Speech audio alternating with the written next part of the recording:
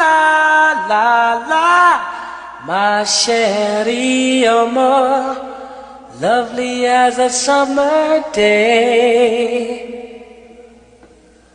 My chérie amour, distant as the Milky Way.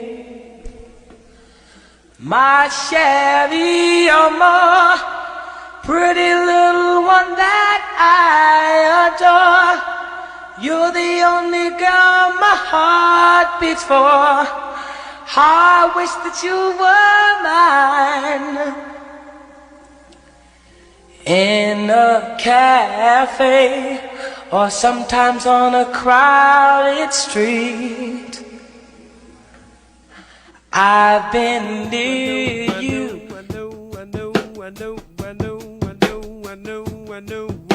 I know.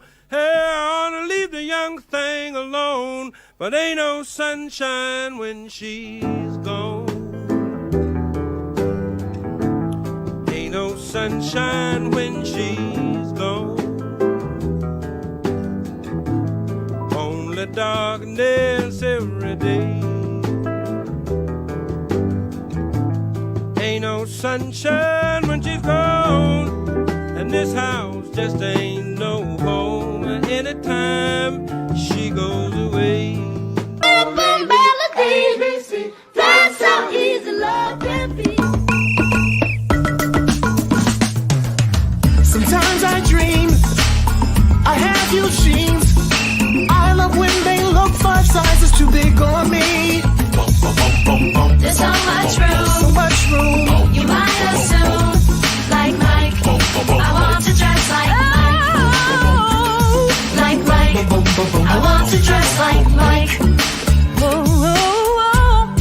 Oh, if I could dress like Mike, I cannot lie. People ask me why.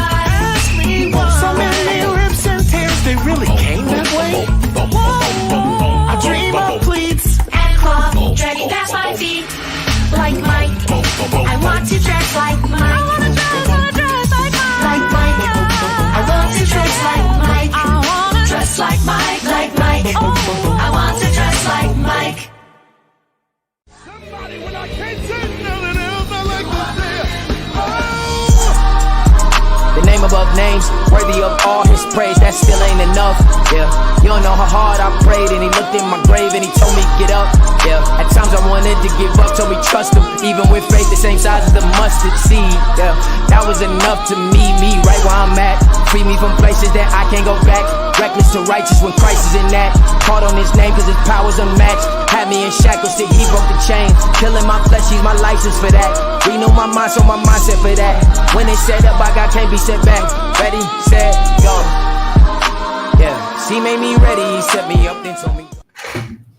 FYF Sports, man. It's Lamont, man. We back.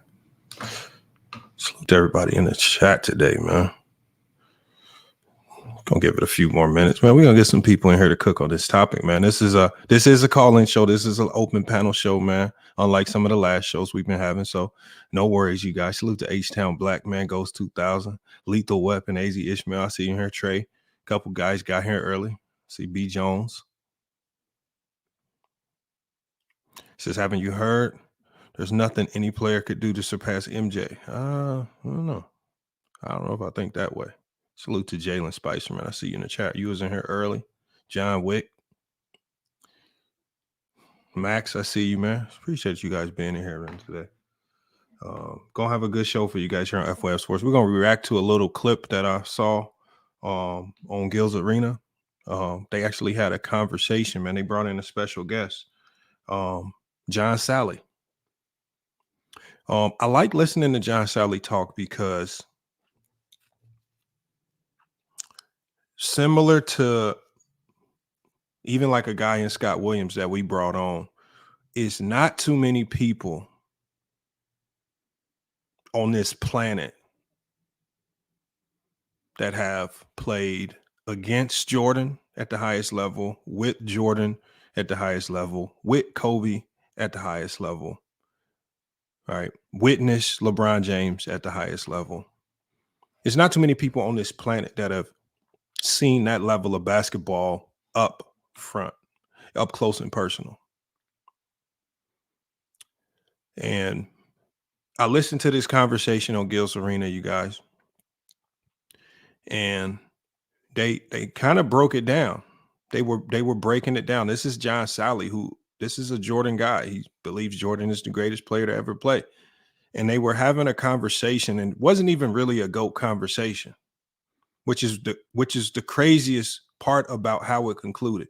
It was just about systems and system players, and if LeBron James would have potentially benefited from having a system. Right? When we talk about Jordan, we know the system that he had with Tex Winters and Phil Jackson in the triangle offense. That same system was elite, just like John Salley mentioned, with Kobe Bryant and the Lakers dynastic run twice with Shaq, and then also the Paul Gasol years with Kobe and Paul Gasol. That system was elite also and integral in the Golden State Warriors run. I'm really glad he highlighted that as well. So again, it's a 30-minute clip. I'm probably not going to watch the entire 30-minute clip, but I want to get through some of it, man, because, man, if you missed this clip, man, you missed a ton, man. You missed a ton. All right, y'all see the link in the chat from Streamlabs. Beat the sports books. Never lose another bet. You guys need to click the link and go to Profit Duel right now. You can get a 7-day trial for $1. Get access to literally hundreds of dollars of free bets, and you will always be in the profit. Guaranteed. Always in the profit. Are you tired of losing them bets? You want to start winning? You trying to make $1,400 to $2,000 a month in residual income without putting in much work? Y'all need to go sign up with Profit Duel right now. Sign up with Profit Duel right now. I'm telling you guys, and next week we're going to have a representative from Profit Duel on to show you guys how it works. We dropped a video earlier this week kind of detailing how it works. Click that link in the chat. The first 10 people to sign up will be getting some free merch. All you have to do is email me your confirmation that you signed up, and we're going to be giving out some free merch, man. He said that was a fire stream on Gills. Yeah, that was, man. It was. And you know, obviously you was getting a little pushback from Rashad. I mean, he has his logic, and he's so grounded in his logic that he's left himself no wiggle room for facts, for when facts come in to reinterpret his decision, as we saw with John Salley. Right? That's one thing you have to respect about John Salley. When you discuss it and when the facts show you that your logic may have been flawed and you have to come to a new conclusion, are you willing to come to that new conclusion? We saw something similar to this over on Go James Kingdom podcast when he did a show. He did a show talking about what player dealt with the most adversity in the playoffs. And I went over it and I said, this is a trick question. I said, this is a trick question designed to see if Jordan fans are actually going to tell the truth. Are Jordan fans just going to come in here and say LeBron has dealt with the most adversities in NBA playoff history, more so than any other player? And it was like a test to see if the Jordan fans would actually come in and be honest. And what I heard was, I heard a lot of pushback, a lot of excuses. Salute to Moose Talks Hoops, man. Make sure y'all go check them out, man. Moose Talks Hoops, man, dropping content daily, man. Solid content creator. We got to get to it, you guys. We got to get to it. Also, you guys, and if you, and most of you guys are aware, and that link is going to be in the chat as well. If you want to support the stream, man, we do have a temporary new Cash App. That link is also going to be in the chat as well. Because our original Cash App, the $ FYF Sports, that got hacked. So here's the new Cash App right here. I'll leave it on the screen for a few minutes, just in case you want to support today's show. We got Mahari. He says, "Did you get the news?" Yeah, but Mahari, to be honest though, I don't really care to speak on boxing.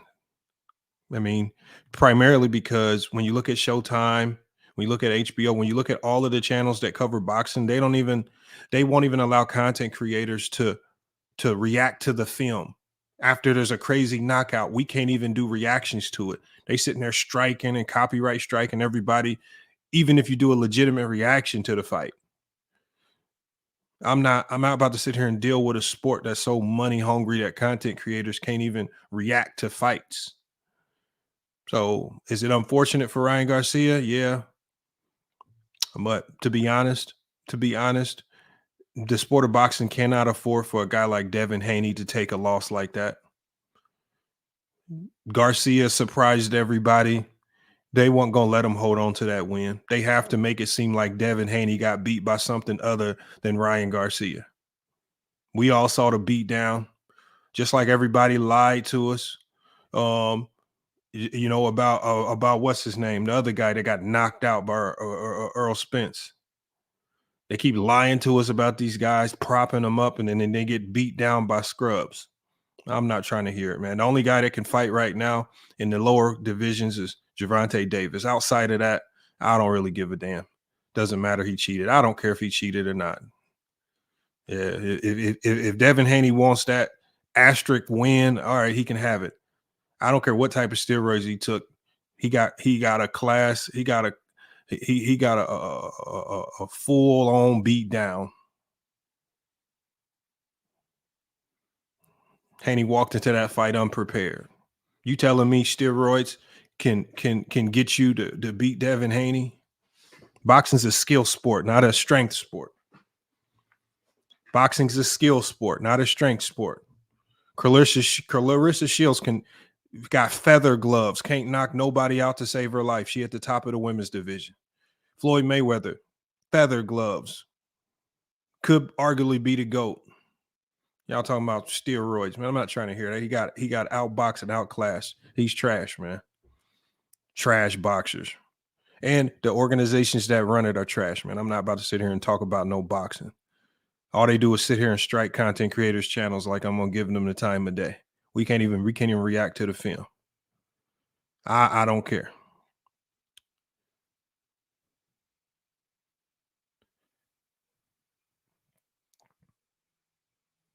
I don't care if it gives you an advantage, Ishmael. You can die from playing football if you get hit too hard. We watched Reggie Lewis die on the basketball court. I'm not trying to hear it. You can die doing any sport. But I'm not about to sit here and waste time talking about a sport that don't let content creators talk about them. They just want content creators to sit on an empty screen talking about just pictures and images. Man, I'm not about to sit here and keep wasting my time with boxing. Just let them fall off into oblivion and be irrelevant, man. We got other stuff to talk about today. Ryan Garcia, it's on steroids. I don't really care. But look, y'all, man, we got some stuff to talk about today. We got this clip. Let me get this clip pulled up, man. We're gonna chop it up. We're gonna talk about it. Oh, also, you guys, man, make sure you become a member of the channel, man. The link is in the chat, man. Become a member of the channel. Also, the first 10 people that become members of the channel, free merch, man. Free merch for you guys, right? The free merch that I'm giving away is going to be in the Discord. We're giving out free hoodies, man, to the first 10 members of the channel, man. The link to become the member is in the chat, man. Become a member of the channel, man. We got H30 in the chat, man. Salley is great personality to represent basketball. Yes, he is great, man. Salute to Brandon Katz. Brandon Katz, what is he in there talking about? LeBron is not the greatest of all time. Okay. It's opinion. It just depends on how you argue it. But if your logic doesn't have him as the greatest, that's great, good for you. But most people are sensible basketball fans, Brandon Katz. And most Jordan fans, what they do is they fudge the logic so that the only person can be the GOAT is Jordan. The greatest thing about how Jordan fans argue for Jordan to be the GOAT is that logic doesn't even put Jordan as the GOAT. It generally will put Kareem or Bill Russell as the GOAT. That's the problem with Jordan fan logic. Jordan fans' logic will literally put Bill Russell and Kareem as the GOATs, and they will deny it. They will deny it, and they will deny it, and they will only say that those two played in weaker eras, and that's why you diminish them. Y'all logic is flawed. Jordan fans are really losing credibility. Y'all really losing credibility. Y'all talk the loudest. Y'all say the least. Y'all lost grasp on common sense. You detach yourself from facts, right? All you do is yell. Jordan fans just yell, try to have the loudest mic, say the least. When we open the panel up, you guys, when we open the panel up, I want you to guys be mindful of that. I want you to be mindful of the people that are talking the loudest but saying the least. And tell me if they're not Jordan fans. That's what's going to happen when we drop the link. They're just not going to be happy.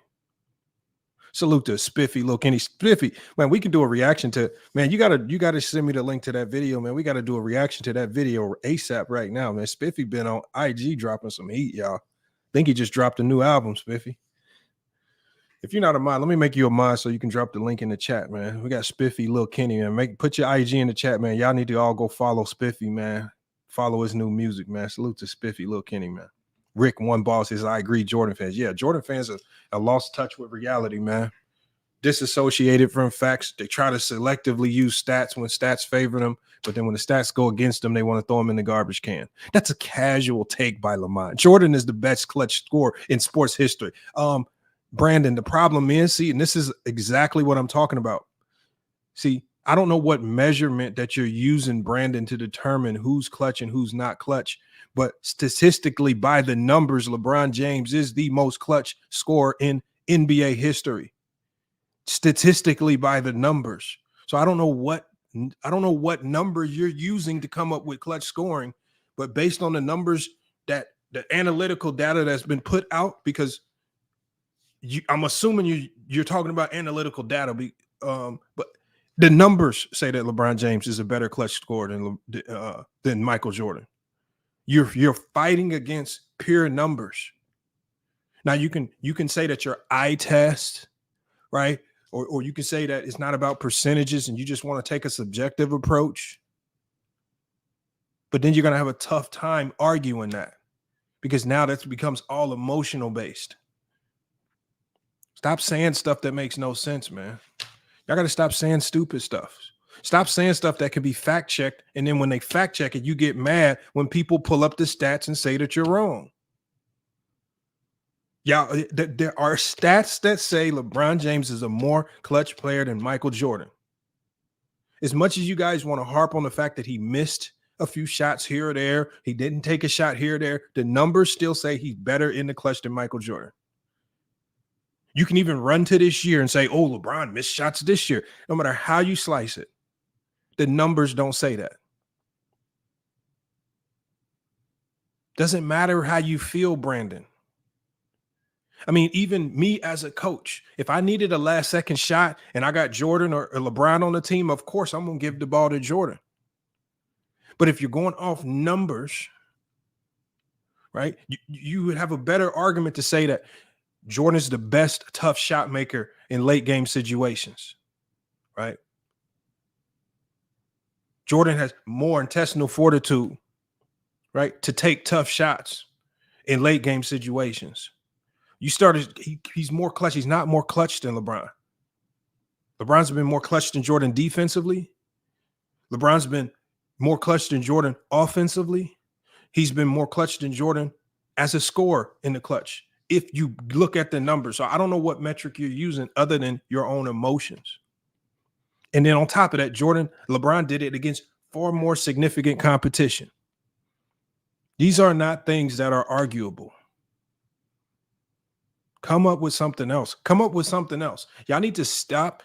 The one thing is that you Jordan fans have to accept that anything that could be measured statistically, LeBron's probably going to beat Jordan out in. Outside of points per game, anything that could be measured statistically, LeBron's probably beat Jordan out in it. You guys need to stop running to things that LeBron James fans can go run and tally up, because none of the running total stats or averages are really going to do you justice. Analytics don't do you justice as well. That's the problem with it. This is why when I say I got Jordan as the GOAT, what do I say, y'all? Do I sit there and run to stats? Do I run to Jordan? No. What I said was, I personally feel that Jordan dominated his era of basketball more so than any of the other players in my top 5.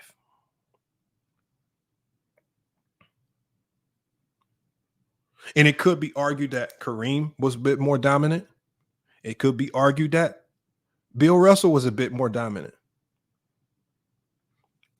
My opinion, it was Jordan. I'm just going off sheer dominance. But I'm not about to sit here and go toe-to-toe with stats versus LeBron James because you ain't going to win. You're not going to win. You're going to try, Brandon. And I know, Brandon, Brandon, when we drop the link, you're going to talk loud, but you're not going to present any real facts. What Jordan, and I'm going to tell you guys the script, you guys, after we get through this film, after we get to this reaction, Jordan fans are going to come up here and they're going to talk about moments where LeBron missed a shot, a series that he lost, when that's not what we're talking about. They're going to talk about 2011. That's what they're going to talk about. They're going to talk about how he's 39, 38, how his stint with the Lakers hasn't been the greatest, which to me, it has been a success because he got a championship in 2020. Most players go an entire career without one championship. So if LeBron James's stint in LA has not been a success, then any player in NBA history that never won a championship, their whole careers were failures. Allen Iverson, failure then. Reggie Miller, failure then. Patrick Ewing, failure then. All these guys got to be failures then. Y'all logic is flawed. MC Darrell says bubble championship. Championships are championships, MC Darrell. So MC Darrell, are you telling me that you and your homies could have walked into the bubble and won a championship? What you saying, Darrell? If it's a bubble, if it's something that anybody could have won, could we have dropped a college team into the bubble and they would have won it? No. You're still playing against NBA players. Actually, the better teams had a disadvantage because the better teams generally, what do you get as a reward for being one of the better teams in the league in the bubble? Home court advantage. The better teams in the league lost home court advantage. The better teams in the league had to play in neutral site games all the way through. So they lost their advantage. So teams like the Boston Celtics, right? Imagine the 60-win Boston Celtic not having any advantage and just having to play all their games in neutral sites. You lose your home crowd. You lose that advantage. Y'all don't want to talk about that. Y'all just say the bubble like it was easier. So if the bubble was so easy, then what's your criticism for the teams that lost in the bubble? If LeBron James won in the bubble and he was the only team to win, then what's your criticism for the teams that couldn't win in the bubble? Are they ultra trash if they couldn't win in an easy bubble setting? See, the problem is that means a lot of your favorite players are ultra trash. If the bubble was so trash and the Lakers won, what does that make your favorite player? The Giannis's, the Jokic's, the Clippers, all these teams. They are all super duper trash if they couldn't win. And it makes the Clippers ultra trash because they're the ones that choked away a superior lead to the Denver Nuggets in the bubble. And players have publicly come out and said they didn't even want to be there. They checked out. They just quit. Y'all talk about people quitting so much. But see, y'all never push them narratives. Y'all never talk about that. Told you.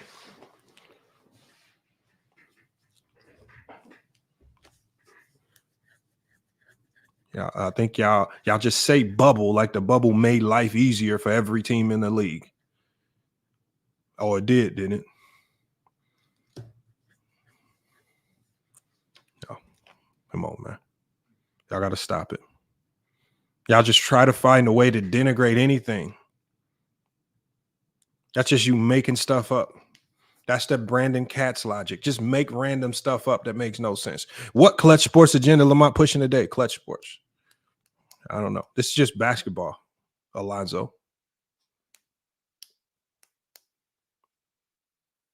Just basketball. And Alonzo. So you see, the problem is How come you don't talk about the agendas that other sports agencies push? Other sports agencies put narratives and push agendas for their own players. You think Clutch is the only agency that does that for their players? Or is Clutch just happens to be the agency that's affiliated with LeBron James, so that's the only one you actually care about? Right? When all of these other sports agencies, even ones that are bigger than Clutch, start putting out smoke screens for their players to propagate and push and get their teams to make certain moves, I don't hear you guys crying about those agencies. You guys probably can't even name another 2 sports agencies in the NBA. Y'all act like Clutch is the biggest. Clutch isn't the biggest.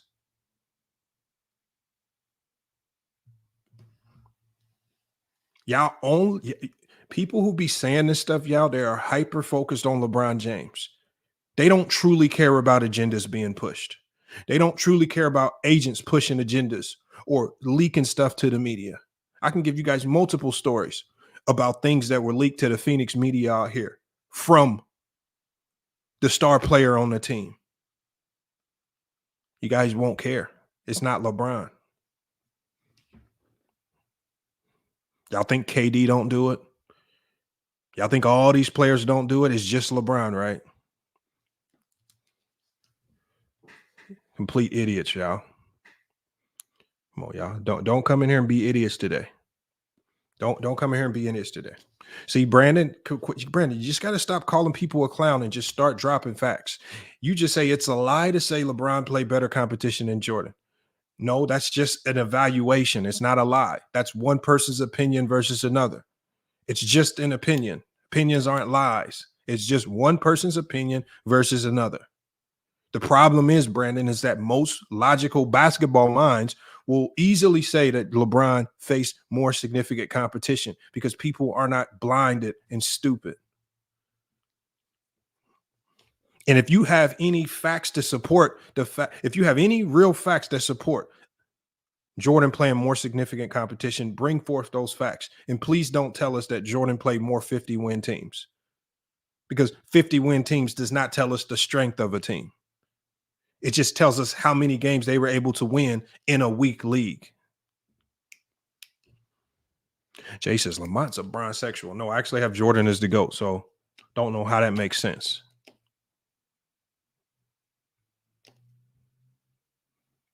I just like Max Ether and idiots like you, Jay. Like I say, it's funny how when I drop the link, you guys don't pull up. Look at Brandon with another baseless statement. Lamont is stupid. Brandon, all you got to do is just start typing facts into the chat and I'll put it on the screen. You keep typing generalistic statements that mean absolutely nothing. He's a liar. Lamont is stupid. You're in the chat typing like a 4-year-old. You haven't typed in one stat, one fact. You said earlier that Jordan is the most clutch player in NBA history. Drop facts to support that. You made that blanket statement and haven't dropped one fact. Like I said, y'all run from the facts, because once you start Googling it, you're going to see LeBron James at the top of all of those lists. So you have no facts to support what you're saying.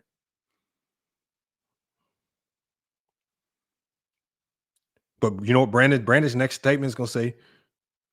I cooked Lamont. That's his next statement. You're getting cooked. You're a liar. Brandon, say something with purpose. Say something with actual meaning behind it. Showcase that you actually understand the game.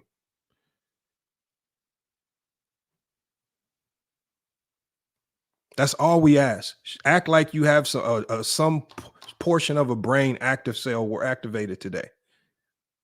Because we know when we bring you up on the panel, you're going to muddy up the conversation because you just want to be loud and say a bunch of nothing. He's not a lawyer, act accordingly. There's no way he's a lawyer. No way in hell. And if he is a lawyer, he done probably got contempted a court maybe 35 times. He's probably spent 30 days in jail from the judge probably 65 times. Ain't no way somebody's going to pay for that type of representation. Got to be a public pretender. Clutch literally pays people to talk about LeBron. There are other sports agencies that pay people to talk about their players. That's what sports agencies do. That's exactly what sports agencies do. They pay people to talk about their players. That's how sports agencies actually make money. You need to go look up, legal. You need to go look up what sports agencies are. That's what they do. That's their job. You cannot make money as an agent if you're not paying people to talk about your players. I don't know. What do y'all think these sports agents are supposed to do? I don't know. I don't get what y'all think they're supposed to do. Jesus Christ.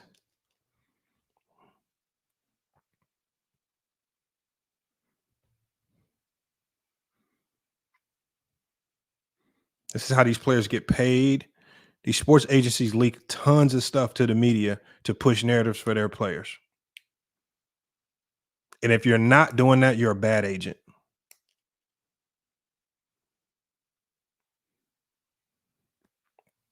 All right, let me get this. Let me share my screen. Make sure I hit that Cash App. Cash App's on the screen, man. Support the channel, man. $ Brook 88B, man. Hit the Cash App, support the channel. Right. Links in the chat as well. If you want to become a member of the channel, watch the StreamYard links that drop throughout the stream today. Make sure you hit that StreamYard, become a member of the channel, or right there, as you can see, you could just tip the channel right there. And if you tip the channel, we're definitely going to put your comment on the screen, and it will be one of the questions that we feature. Rich Paul must have taken Lamont off the block. I don't know what that means. See, and this is another thing, y'all. See, and people like Mr. Winters, see what this is, him and Brandon kind of argue the same way. Salute to the locker room in the chat as well. What they do is they're not going to bring forth any facts. They just don't like what you're talking about. So that they make statements like what Mr. Winters just said. Rich Paul must have taken you off the block. Nobody's getting paid to. YouTube is who pays me. Y'all get mad because no fact supports any narrative that you say. I don't know why y'all sit here and get mad, because we evaluate the facts just like we're about to do with this video. And when the conclusion that they come to doesn't suit your narrative, you get mad. And so you do like a 7-year-old child and you start trying to take shots. Because it's funny, Mr. Winters, when I was being critical of LeBron James, you wasn't saying that.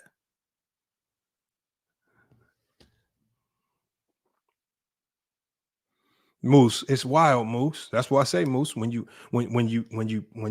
are non-biased, they hate you. The people that are in the middle, the most non-biased, those are the most hated people on YouTube. It's not the extreme fans. It's not the extreme LeBron or Jordan fans. It's the people that are non-biased that get the most hate.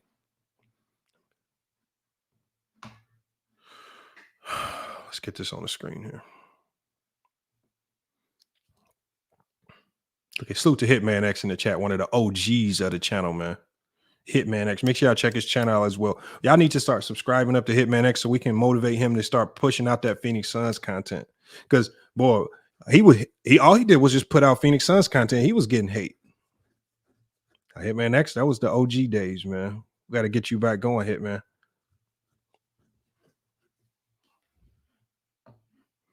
Let's check this video out, you guys. This is from Gil's Arena. Most of you guys are probably already subbed up. If you're not subbed up, man, go sub up to the channel, Gil's Arena and No Chill Gil. Man, hella fire content creators over there doing their thing, man. Let's check out this video. More championships. I think if he had a system. I'm not saying LeBron is better than Michael Jordan. I don't think anybody's better than Michael Jordan.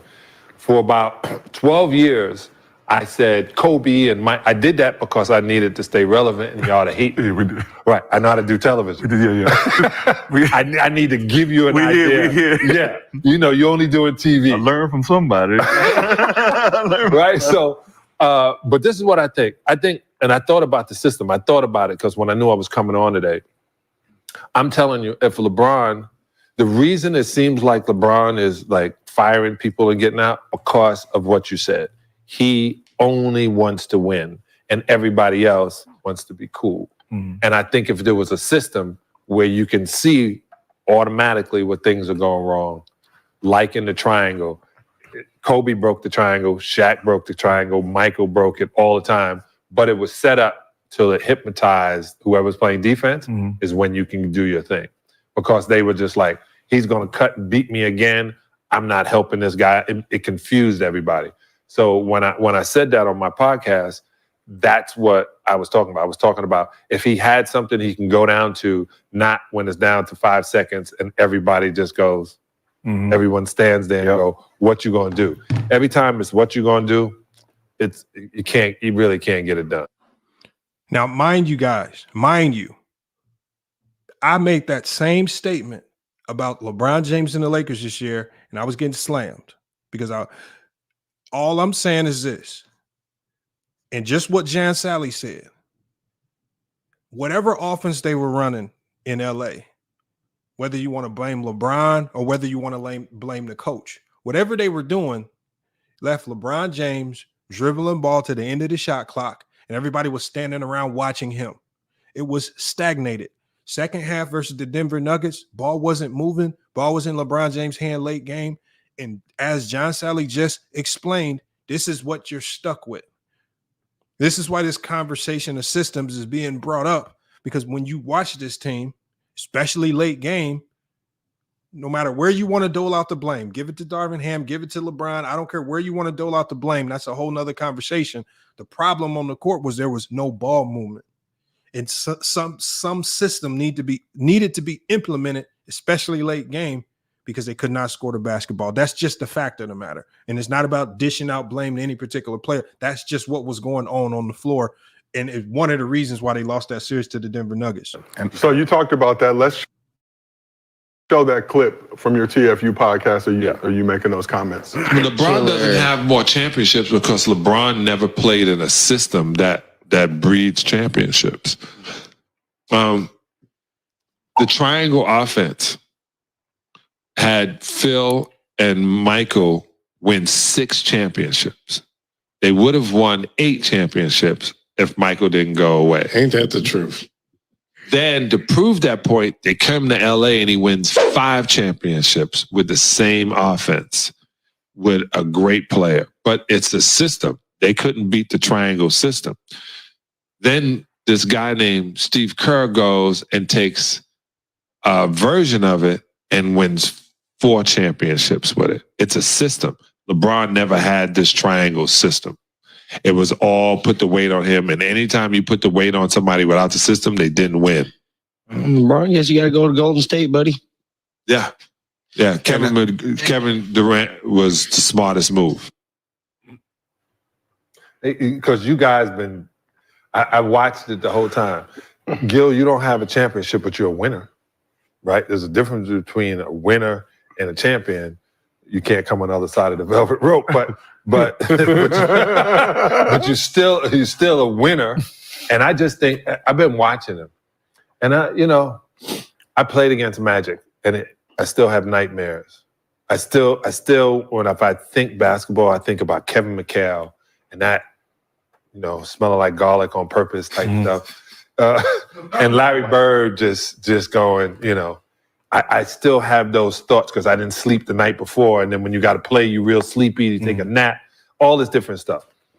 When I think about LeBron, I think about how when you give him the ball and he's dribbling, all of a sudden everybody is just sagging because he knows he's going to pass it first. And he knows when he passes to the guy, it's a 40%, 30% chance he's going to hit the shot.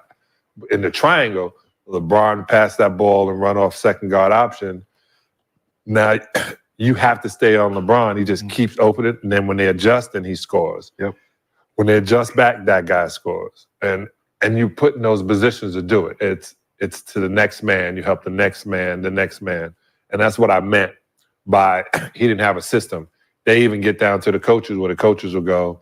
Remember when Michael first time they gave him the ball and Phil was like, my job was give Michael the ball and everybody get out of the way. That's why he didn't beat us anymore, because we knew he couldn't push Joe Dumas. He was going to get smacked coming in the lane. We didn't care that the NBA had an agenda for the Messiah. We were the Romans. Crucify him. And that was the mentality. That's what I think about when I watch the game now. When I watch now, I watched Denver just run out of gas, seriously run out of gas.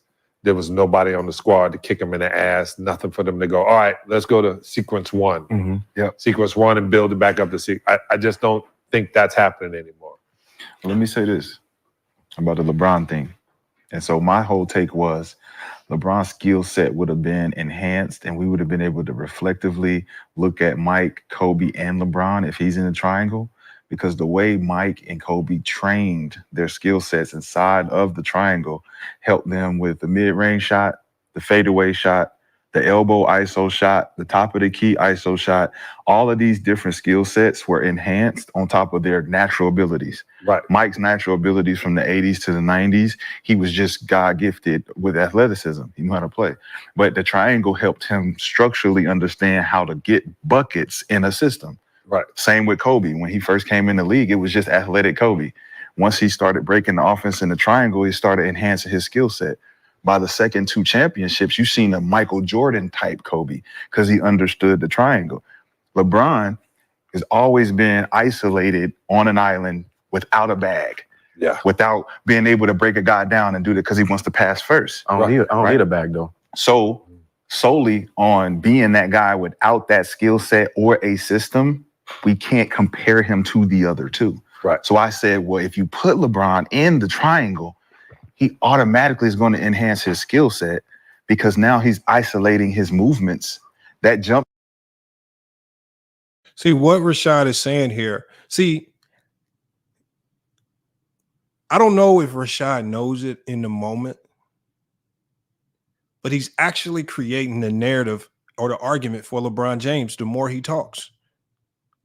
I think this is why a lot of people get on him. And I'm not going to say Rashad hasn't made some good points.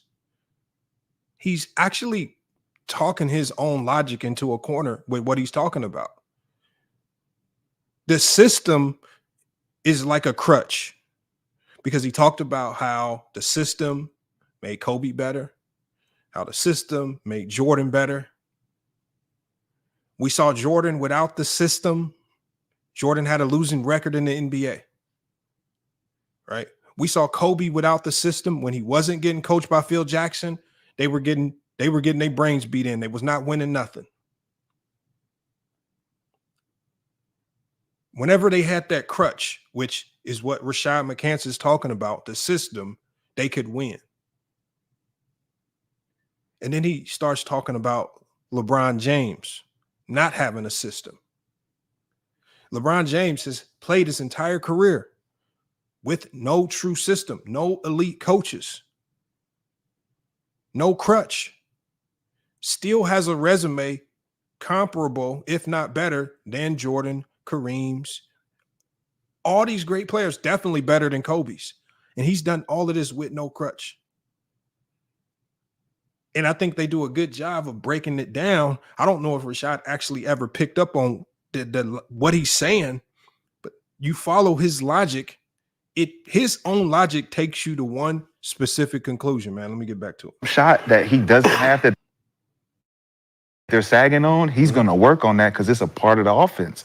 I got to hit this shot. That pop back from the big when you're popping back in that small corner, that shot is automatic for Kobe Mike.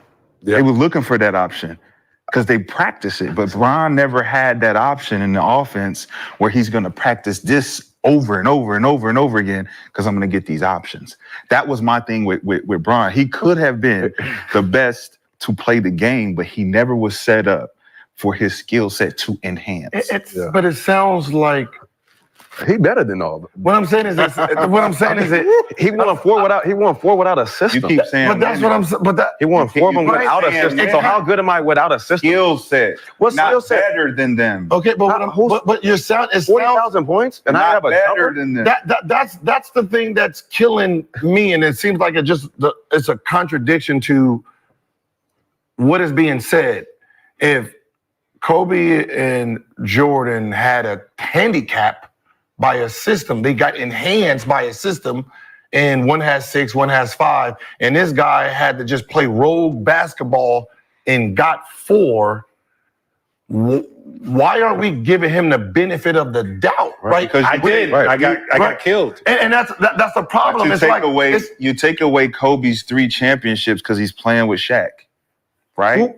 No, right? Nobody does. No, they do. They do. They say, well, that's right. You know, you rode Shaq and you. Well, I can't give it. But then it's like, but you won 2 championships with Chris Bosh and Dwayne Wade, and you don't get no asterisk beside that, right? So if we're going to talk about they. What do you mean, who's they? You mean the guys who never played basketball? So I'm talking about everybody in any conversation when you talk about Kobe Bryant 5 championships, LeBron 4 championships, Michael Jordan 6. That's 1, 2, 3. Isn't it? Yeah. 6, 5, 4 is 1, 2, 3. So where's LeBron on the totem pole of if you're considering championships being you're the greatest? LeBron, Mike has 6. No, he's number 1. No, I think Kobe has 5. He's number 2. No, I think LeBron has 4. Right, but right. the problem, he's number 3. Right, I think Bron is better because he didn't have a system. That's what I'm saying. Like, bro, if he had I don't even think he would be good in the triangle. That's only if we're considering championships to be the metric of being the greatest, in which I do not say. Then that means it would have been Bill Russell. Exactly. Yeah. And we never considered Bill Russell always to be. do it on championships, and I'm glad I have the luck in my life to been granted being on some great teams. But I said if we were going to, because when I watch y'all, I compare LeBron to Magic, and I don't compare him to Michael. I compare Kobe to Michael, but I compare LeBron to Magic, and Magic 6'10". You played Magic at UCLA? Y'all ever? You old enough to caught a lot of fouls. Caught a lot of fouls. Oh, God. Little motherfucker. Best thing to do is be on Magic team. Yeah, you were not leaving that center court. Everybody say that. Hey, I seen Magic lose one time at UCLA, and it was on some janky shit he could not call a foul on, but he still stayed on the court. He still tried to figure it out. That said, though, John. Yeah. That said, you said you comparing to Magic. Yeah, I do. Is Magic the greatest of all time? I said the greatest player of all time was Magic, Larry Bird, Johnson. I tell you this. At the time, I had never seen anybody like Magic. I still haven't. I haven't seen anybody literally just take over the game, talk, convince the refs. Did you get the money I sent you? You know, all that stuff. I'm just being serious. I'm just being serious. Yeah, but I hadn't seen anything like that. But when I saw LeBron and I was standing and he was looking me eye to eye and I saw him jump, look in the rim, dunk first. How tall are you? 6'11" and 2/4. And okay, for because everyone thinks I'm stupid when I say. So you're 6'11". Yeah. Say that again. Y'all was doing what? Looking eye to eye. Okay. Yeah, the guy is amazing. And so he's not 6'8". No. Okay. And he's 265 pounds with 4% body fat and was bred. It's like a thoroughbred. Mm-hmm. He's only bred to run. You know what I'm saying? It's not a horse you ride around the neighborhood. This you put this horse on the track. Mm-hmm. And I just kept looking at him and I couldn't believe I did. I just kept looking at him going, whoa. And I thought Carmelo should have been drafted before him. I had to apologize. Mm-hmm. I apologized on television. I was like, I was wrong. His ass should have been third. You should have been the first pick. Uh-huh. I haven't seen anything like it. But a lot of guys, you know, hey, no one saw anything like Oscar Robertson either. And then they did. Dr. J, they said, had one hand, right? But that one hand was all he needed. I tell you, I think if you're going to say the greatest player of all time, I'm going to stick with Michael Jordan because he was the nucleus or the beginning of what the NBA has become after '94. The NBA became this brand. Mm-hmm. But LeBron, man, when he was 17, 8, and when he was 19, 20, he was destroying old men. And then when he got to the point of winning the championship, I mean, think about it. He lost first. Yeah. He had to deal with that. And I see a lot of people in the chat talking about, did Phil Jackson win championships without Jordan or Kobe? This is the point of the conversation. Phil Jackson is the system. Phil Jackson's system was designed for superstar talent. It was designed to take superstar talented players to another level team-wise. It was designed to take the star players that had great talent, get them to buy into a system so that those talents then became an asset to the team and not a detriment. What do we mean by that? Jordan, before Phil Jackson, was a supremely talented player, but his skill sets were looked at as a detriment because he was called a ball hog all around the league, even to the tune where a guy like Magic Johnson said he can't win a championship playing that way. This is what Magic Johnson said before Phil Jackson came.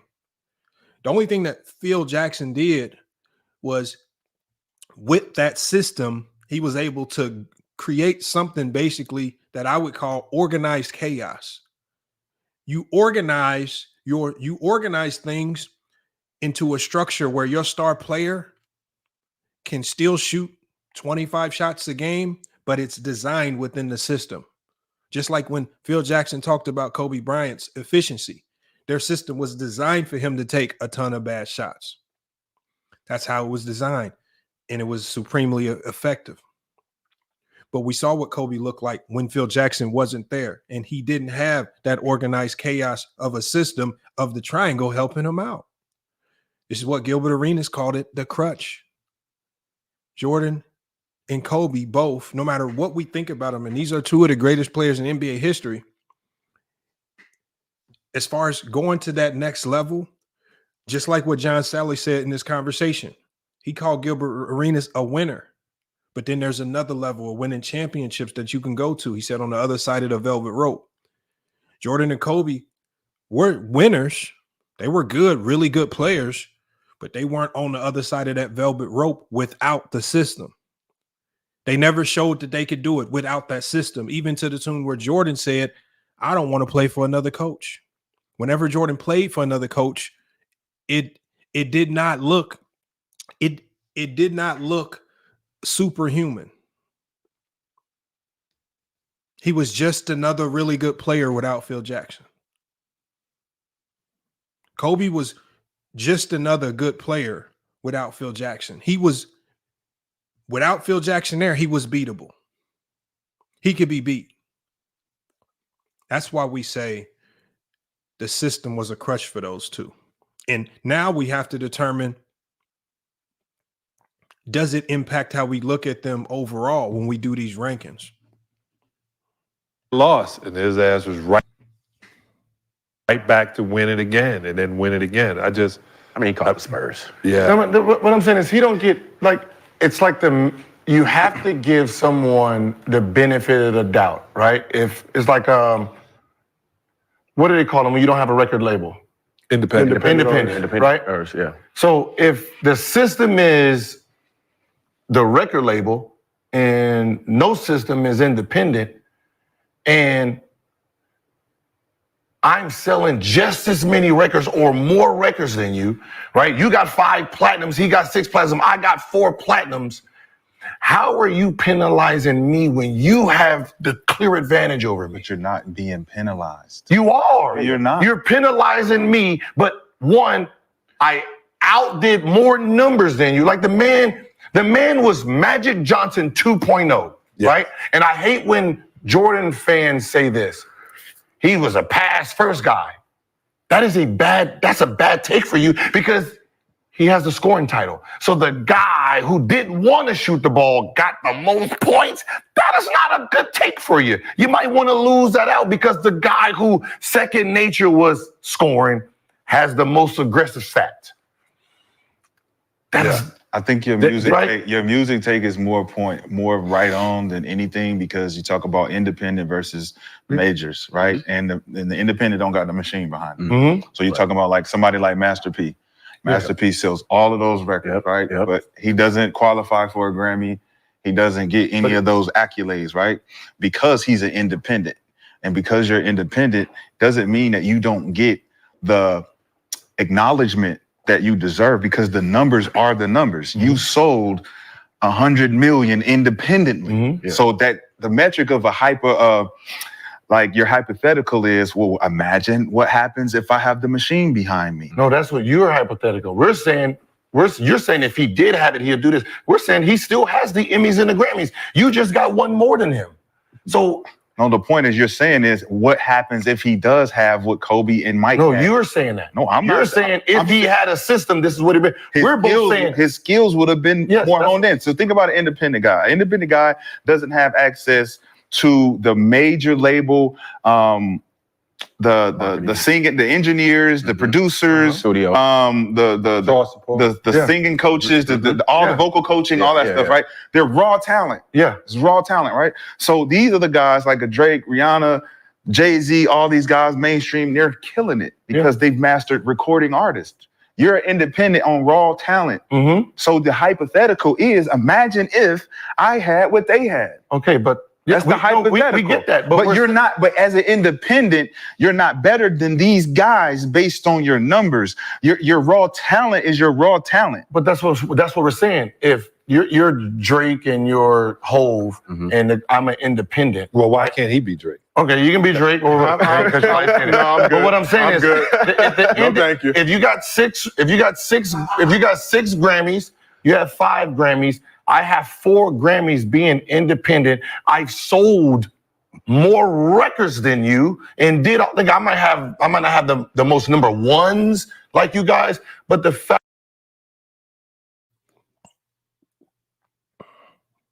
Here we go with Brandon again. He says Lamont gives Kerr no credit for making Curry better. Brandon, I did a stream recently where I talked about the triangle offense making Steph Curry better. Steph Curry is also a byproduct of the split action system, and the split action system that they run just so happens to be the only system in the league that runs elements of the triangle offense. Steph Curry is a byproduct of the system. How do we know that Steph Curry is a byproduct of the system? Because when any piece of that system isn't there, it doesn't look the same, especially Draymond Green. If you look at Steph Curry's numbers without Draymond Green, win-loss and statistically, his numbers significantly decline when one cog of that system isn't there. Steph Curry is not the system. He's one of the most integral parts of that system, but it's not any slander. It's not slander on Steph Curry to say that he's a system player. He is. He's a system player. It's made him a hellified player. It's got him a lot of success in this league, but he is also a system player. They even talked about KD going to the Warriors because of the system in place. Because KD saw that I can fit right into this system. I can be a key cog and everything functions as normal. Me being here just makes the system better, and we're going to have a ton of success. So Brandon, you keep doing these 4-year-old statements. Lamont's lying. You need to be typing facts to support it. If I'm lying, type. You said, hold on, Brandon Katz. Yeah, and I want y'all to be, because this is something that I can Google. Now, y'all see this statement right here is all you need to know. Because even in this video, John Salley says that Steve Kerr runs the triangle. Not only can we pull up video after video after video of Steve Kerr running the triangle, right? It's Googleable that you can, these are things that you can Google. There's film study videos on this. This tells you why you should not listen to people like Brandon Katz. This is why you should not listen to people like Brandon. I could literally put it on the screen now. We'll do it after this video plays. But this is why people like him are not credible. They just say things.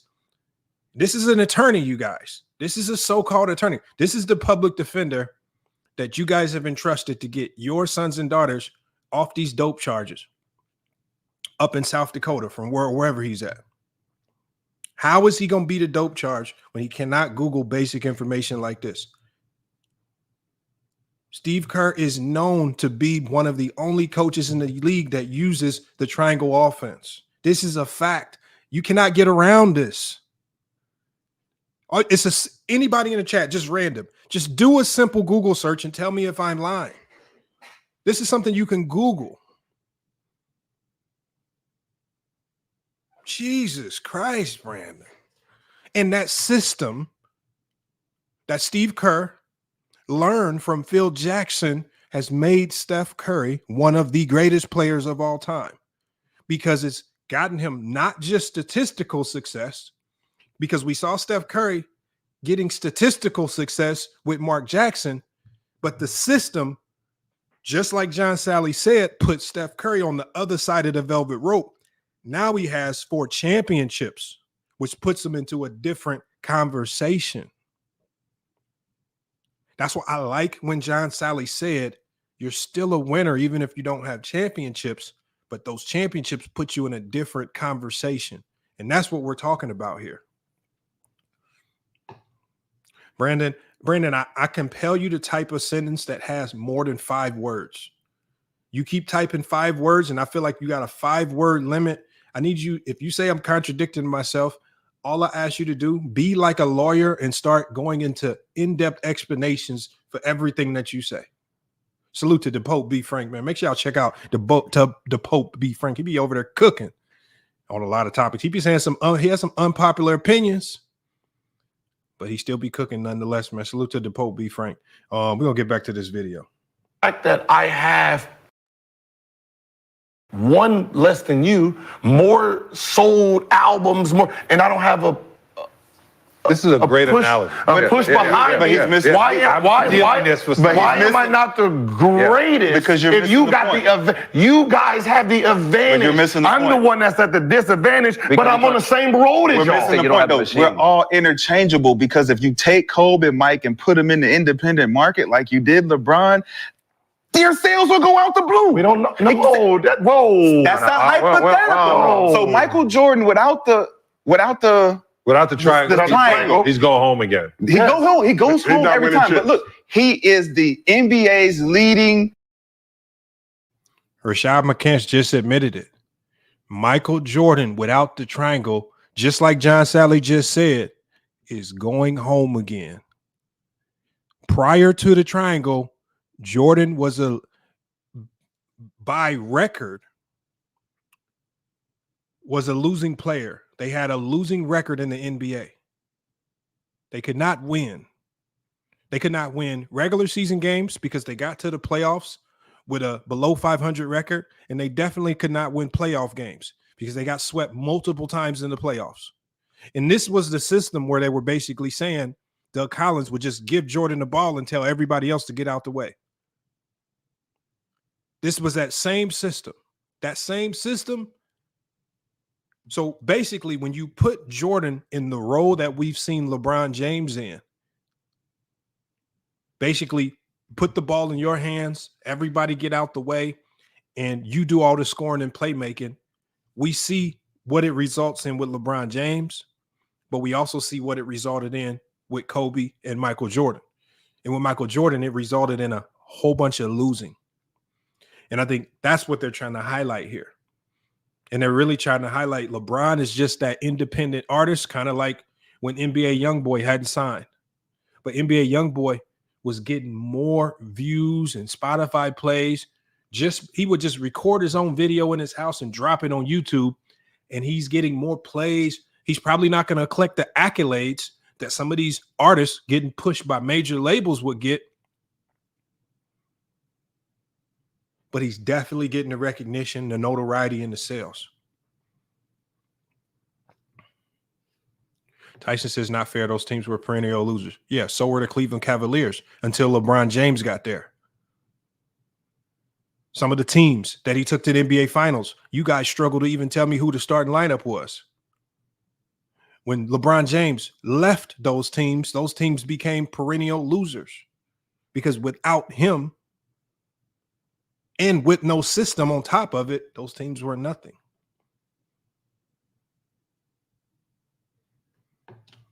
Come on.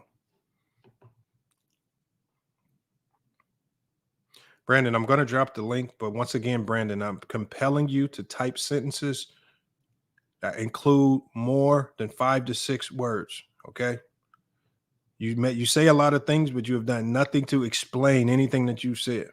He says, Tyson Thomas says, not the same roster. Those teams were gutted. What teams? Okay, let's say that. It is what it is. Let's say they were gutted. But let's not pretend like LeBron James being added to a bad team. Let's not pretend like we haven't seen LeBron James being added to a bad team, instantly turning that team into a playoff team. Michael Jordan on a bad team, it's still a bad team. We've seen that. Let's not act like we haven't seen that. Jordan on a bad team, and they're still 20 games below 500. LeBron on a bad team, they're having an impressive regular season. They're going to overachieve. They're going to be in the playoffs. They might lose, but they're definitely going to overachieve. When can you ever say that Jordan's team overachieved when they did not have Phil Jackson? Did they overachieve in Washington? No. Did they overachieve with Doug Collins? No. Did they overachieve when they were getting all those lottery picks? No, they didn't start overachieving until they got Phil Jackson. That's a fact. And this is not a knock on Jordan. It's just a fact. They did not do anything impressive in the NBA until the system got there. LeBron was impressive in Cleveland in the first stint. LeBron was impressive in Miami. LeBron was impressive when he went back to Cleveland. LeBron has been impressive when he went to LA. I don't know. And when I say impressive, I'm not talking about individually. I'm talking about the fact that he was able to turn those franchises around and make those franchises winners.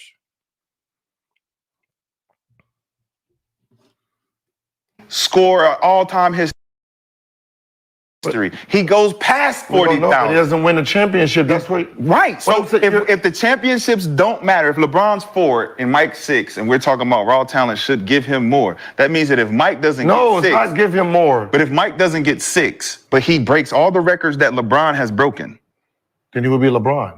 And you would be you're trying to say that LeBron is where he's supposed to be. And if Kobe doesn't go into the triangle and he comes in as a raw talent and never sees the triangle offense, the hypothetical is, man, Kobe could be 40,000 points in the league. He could do the same thing. You're switching it. I'm interchanging all of the pieces because LeBron is no different because he's an independent. Mm-hmm.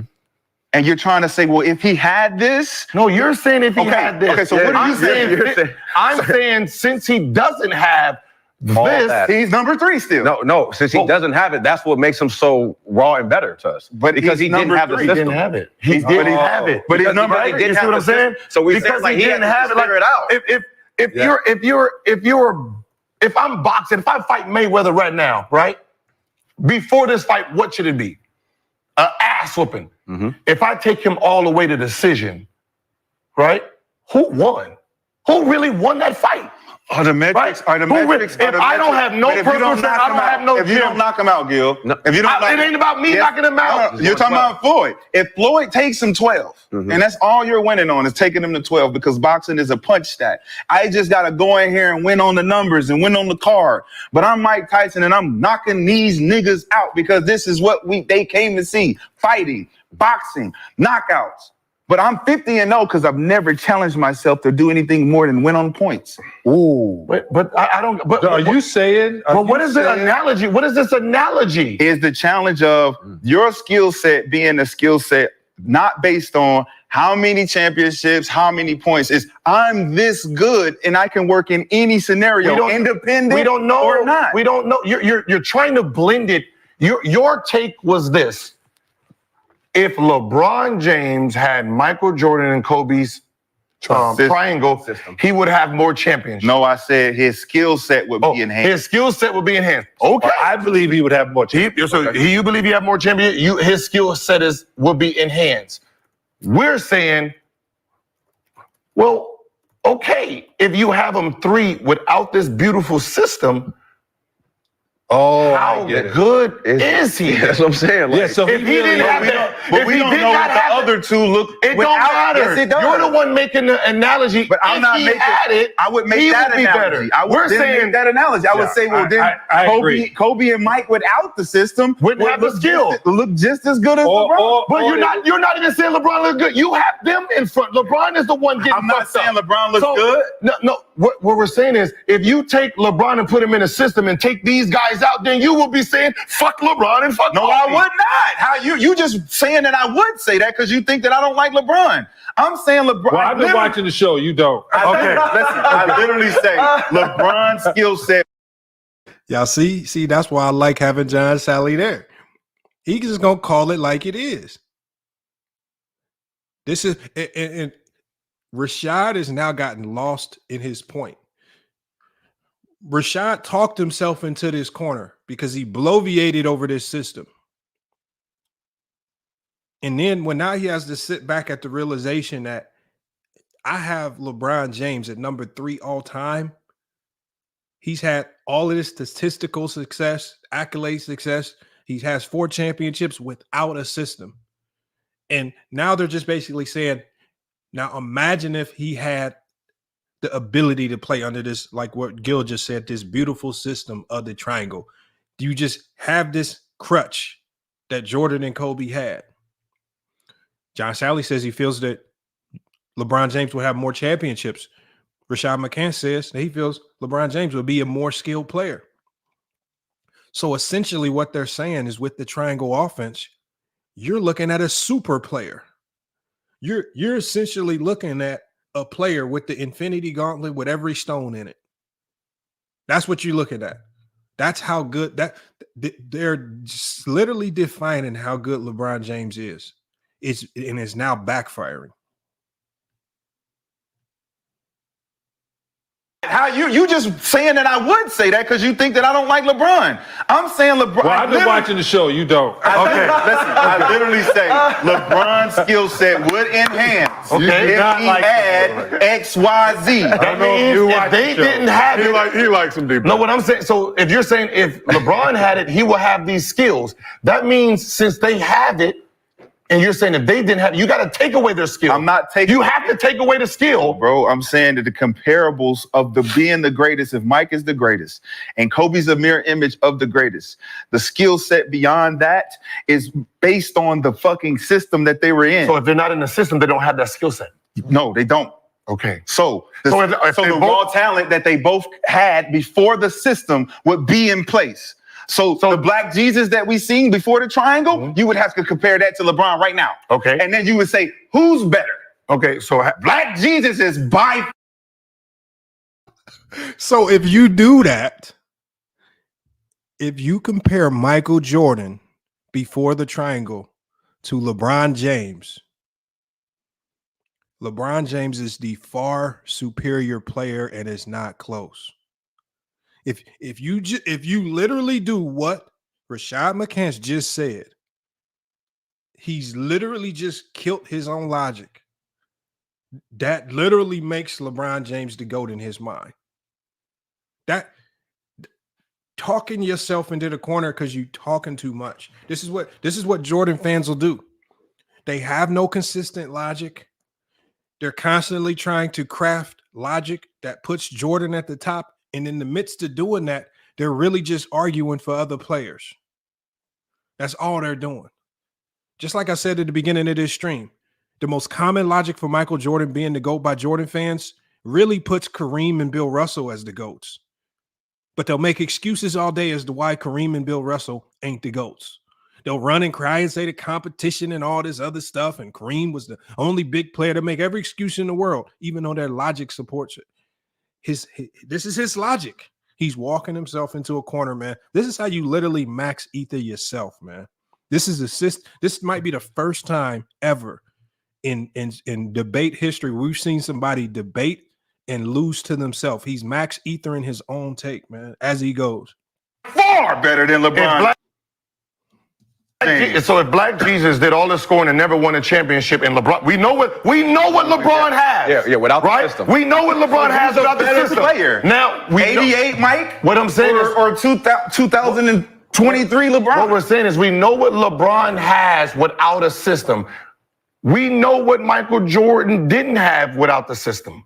Yeah. Right? Yeah, couldn't get now. Does he? You know better than anybody. Now, does he have 6 championships without the triangle? No.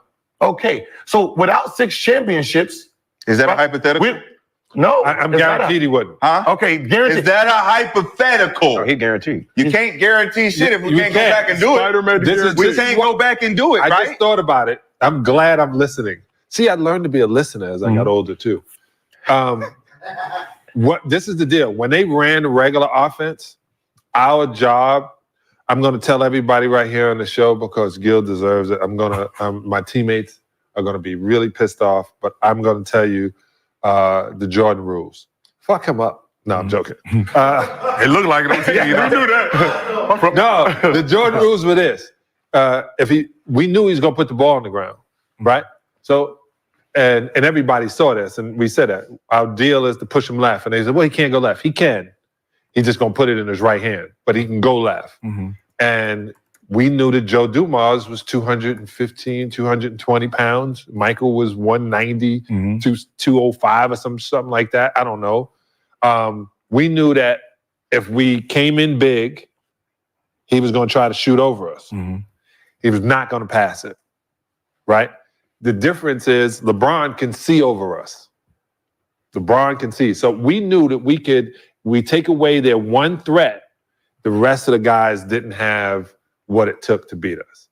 In the triangle, like I said, you get hypnotized because a guy's running to a position. You go, I can't let him stand on the box without me touching him, which opens up the other side. And when the ball is rotated and the guy's running off, and then you're thinking about where's my man, to the point where you become selfish on defense and I'm only guarding my guy, which made the offense work because then we couldn't double Michael. We couldn't push him to where we wanted to because he was catching the ball where he wanted to. That's the difference. And I think that the only way they even beat us the year in 91 is just we were just tired, man. We had been killing ourselves, so we got to 1991. And then they had the offense. Because I watched the Chicago Bulls play the Lakers in game 1, and literally, I thought the Lakers were going to beat the Chicago Bulls. That's the way it looked. And they didn't because they shut it down, like I said, went into their mentality of what the offense was going to be and how to run it. And that's why I said the system, because it can always reset you. And when you're not in this situation, you got to sit around and go, well, he looks gassed. I got to give him some time. This guy was playing good in the last whatever. He's finished his divorce. We got rid of the girl who was bothering him, all those different things that came in. And I say that jokingly, but not jokingly, because like I watch your show and you guys are really, really smart. And I'm so happy that I'm not the only one that's not a dumb jock. No, but it's such a good thing that you guys have pushed it to that point and not being just considered a jock. But in that thought process, a lot of things we leave out is that players are human. And the problems they will have going on, they bring onto the court. For some reason, Phil knew how to get in there, play that drum, let Dennis wander. Michael was making sure his socks is perfectly across from each other. And we watched so much film, we knew exactly how to run an offense, running the offense. Last time they took this away, so we're going to do this. And then when they realize it's happening, they're going to let it open back up. That's what I mean by a system. We knew we would do something in a triangle. You would adjust, which is why we wanted you to do it, so we can run a different way. And I think now sitting here thinking and listening to you guys just sit around and go over it, I think LeBron may be the best player to have played in the NBA. It may, has that come up? Did I just say that out loud? Yeah, you said that. We converted you. Yeah, When you think through your logic, when you put the biases in the garbage can, when you take your favoritism for your favorite player out the way,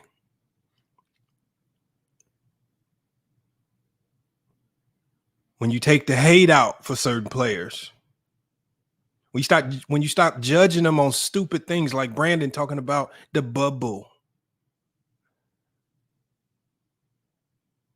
These are the conclusions that you will come to based on the facts, based on logical basketball discussions, man.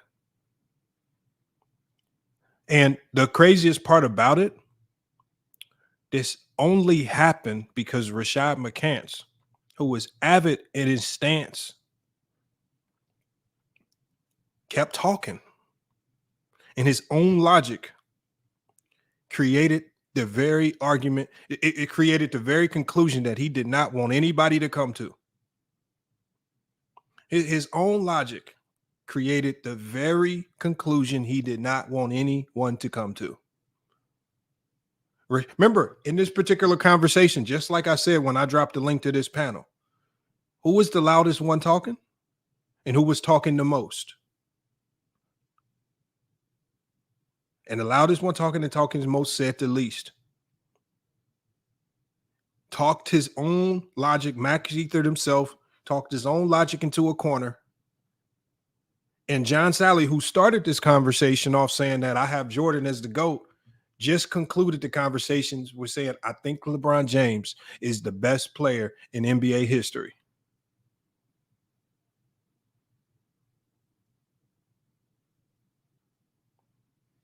Now, rebranding Streamlabs isn't running a tight ship. It's just stopping the spammers. And then again, I literally used AI and I told Streamlabs, please identify the most low-level basketball minds on YouTube. And if those names get typed in the chat, please remove them from the chat. So you can test it, type in a low-level basketball mind, see if it gets removed. It's generally because it used ChatGPT to determine who are the most low-level basketball minds that we can think of. Up y'all says, if you do the math, the conclusion equals LeBron is the GOAT. Come on, we got 2 more minutes of this. Let me play it, and then I'm about to drop this link, get everybody in here to cook. You brought your knobs. Like the reason Suburbans, you can leave now. The black Suburbans can leave.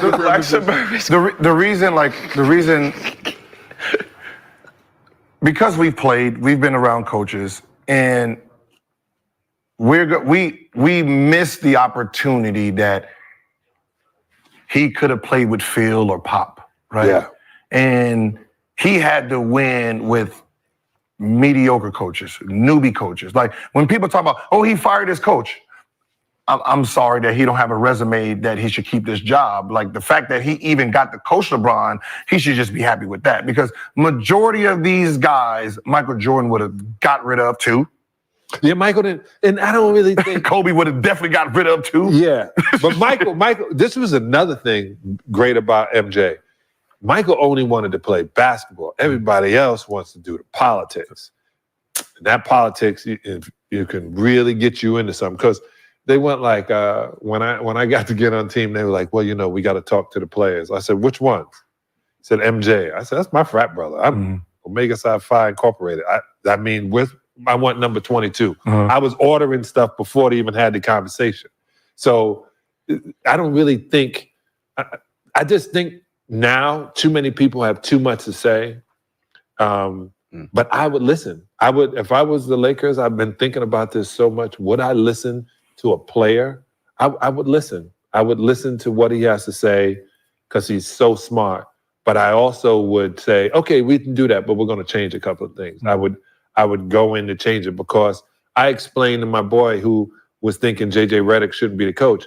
I said, do you know how many players played at Duke? Yeah. I said, how many got their number retired? Like, this dude is brilliant. This dude would be a great coach. I think you'd be a great coach. I think you have a heart attack. Yeah, you have a heart attack. Definitely. He'd be sweating, dying on the job. And you're not allowed to smack players. Have you seen how strong they look now? Yeah. Nah, my whole staff is going to be the bad boys. Rick Mahone, let's go. Let's go.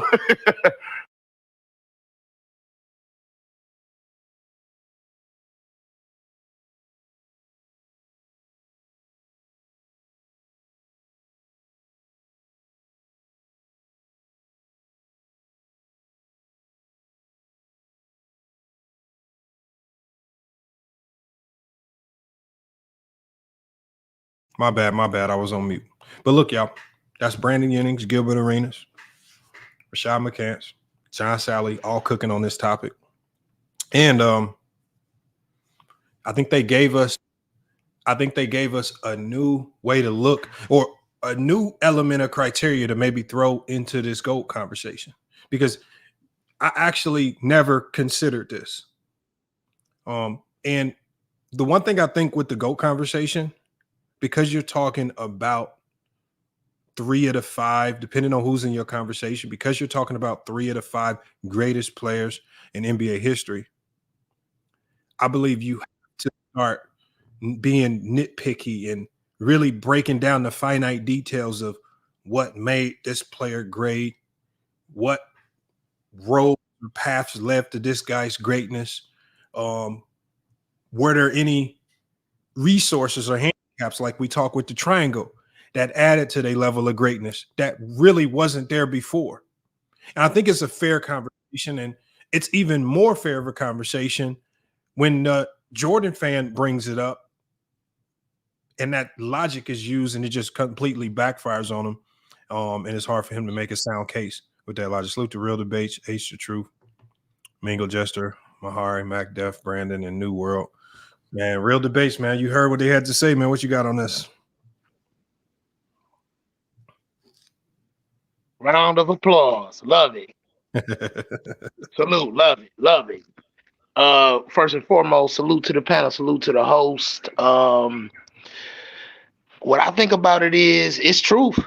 Regardless of whether you a fan of LeBron, Kobe, or whoever else, or Jordan, bro, it ain't no getting around it. If you disagree with real basketball logic from people that's played the game, from guys that's been around the game, these dudes that's sitting at, on Gil's Arena, they land like that, bro. So it ain't no getting around it at that point when you got a guy who played in the 2000s, Gil, and then you got a guy who played in the 80s and 90s, in John Salley, bro. It's not no getting around it.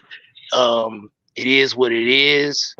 I mean, I figured that this was going to happen. It just took time, and it took the right people to sit down, that got a calm mind and that's rational and not trying to be biased. I mean, that's the result you get. You get McCants deep frying himself, and Gil and John Salley coming to the same conclusion that I came to in 2003. that man is that. He is that. But I respect Jordan too. To me, if somebody come aggressive in a conversation or a debate and say he number one, to me it's a 1A, 1B. You got one guy who's bigger, faster, and stronger. You got the other guy who's a little bit more quick and a little bit more skilled and had the killer gene right away, which John Salley was talking about. But one guy who naturally got his teammates involved right away. Both of them didn't have a lot of teammates and a lot of great things to start off with in the beginning. One ended up getting a whole bunch of Hall of Famers around him and ended up having to only do 2 jobs, scoring and defending. The other guy had decent players and a few Hall of Famers that couldn't stay healthy, and he had to do every fucking thing. I mean, I'm just saying, based on points, rebounds, assists, and all this shit that you seen he had to do. If I said he had to do every fucking thing, and then it just was defending and scoring like Kobe and Jordan, that's one thing. But he literally had to lead in every statistical category just to fucking have a little bit of skin in the game in 2018 because Kyrie ran like a bitch. But I'm gonna pass this over to everybody else. Salute. Okay, I have a question for you. Not on you, Brandon, man. Come on, man. Wait your turn. We're going to get to you, my guy. H, the truth, man. Prime Wade was better than Pippen. Come on, man. Brandon, like I said, we're going to let everybody get their take, and we're going to open it up to everybody. Pippen stayed healthy. Go learn basketball. No, right now we're letting everybody get their take, and then we're going to open it up to everybody. It's on H, the truth now. Go ahead, H. Yeah, man. Salute, Lamont, man. Salute everyone, Good. man. Yeah, man. Just here, man. Just listening, and yeah, it was good content. First things first, John Salley's very smart, but he exposed himself in the first 10 minutes. He said that he compares people to Michael Jordan to stay relevant. So there's only so much I can take with the tape now after he said that. Because at the end of the day, he said LeBron was better, but then he was saying Kobe was better back in the day. So is he doing it to stay relevant, or is this his actual opinion? Who knows? I don't know. But end of the day, if someone wanted to say that LeBron was better than Jordan, so be it. It's that's all you've seen, and that's all you know, and that's all you've grew up with. Then that's perfectly fine. Well, how do you feel about this? What they were discussing when you're looking at these players in the context that they were discussing, not not in the grand scheme of things. Everybody's going to weigh this differently, but just in the context that they were discussing, how do you feel about that? Okay, I put it this way: if we're talking about statistical output as an individual player, then I would say LeBron was better. I think Jordan for me is the prototype, but I think many other players after Jordan were actually better than him. So I think in talent wise, I think skill wise, Kobe was better than Jordan. I think KD was better than Jordan. I think LeBron was better than Jordan in terms of skill, not in terms of greatness, but in terms of skill. But when we're talking greatness, I think greatness is more than stats. When we talk about the greatest player of all time, that's more than stats. So they use the example with album sales or single sales. So let's use LeBron's counting stats as singles. And I always try, and you do the same thing as well. I try and use everything relative to every type of sport or every type of industry. And he brought up music, so I give an example. LeBron has the most points of all times, and he's also, I think he's got 40K in points, 10K in assists, and 10K in rebounds. So let's look at it in music. Ed Sheeran I think he has the most single sales of all time. But would you say that Ed Sheeran's a greater artist than Bob Marley or than Michael Jackson? No, you wouldn't. No, but what they were saying was, so the in the context of the conversation, just to keep it in the context of the conversation, they said if you have an independent artist who's having, without the push of a major label, because we know what major labels can do. They are a crutch for artists. There's a lot of artists who are only where they're at because of major labels. As an independent artist, where you haven't, and they were basically calling Phil Jackson the major label. Okay. He's the major label in this context of this situation. So when you look at Phil Jackson as the major label, and LeBron's been signed independent, yet he's been getting the same results, but better statistical results and the same level of winning, if not more, depending on what you want to define as winning. I mean, if you only want to say championships, I'm fine with that. He has 4 of them, which is a ton. If you want to look at winning overall, well, he's probably the most winningest player in NBA history, regular season and playoffs at the end of the day. So what I'm saying is, without the push of having that elite coaching staff of Phil Jackson's system behind him, he's been able to accomplish all of this. They were basically saying, Rashad McCants was talking about, if LeBron James had the system, they were basically saying, if you give LeBron James, who without the system has accomplished all of this, if you give him this system, it's without a doubt the best we've ever seen with this system. That's the logic. That's the logic. So how do you feel? Do you feel that the triangle independently or any form of a system, an elite championship system, could have propelled LeBron James to another level higher than what he is now? I personally think, I think the system would have restricted LeBron James, because we look at a lot of freestyle artists, let's use that term, or people who are very ball dominant, and we know that through the NBA now, being ball dominant increases your stats or increases your statistical output. So we have Russell Westbrook when he got the triple-double. We've had Luka this year. We've had Harden. People who the system, I won't say they are the system, but they generate a lot of the statistical output on the offense. It helps you to be to have greater statistical outputs. In the triangle as an offensive system, as you already know, Lamont, it was predicated to just masquerade Michael Jordan's, in terms of going to double teaming or going to attack him and then create one-on-one situations. That's really what it was about.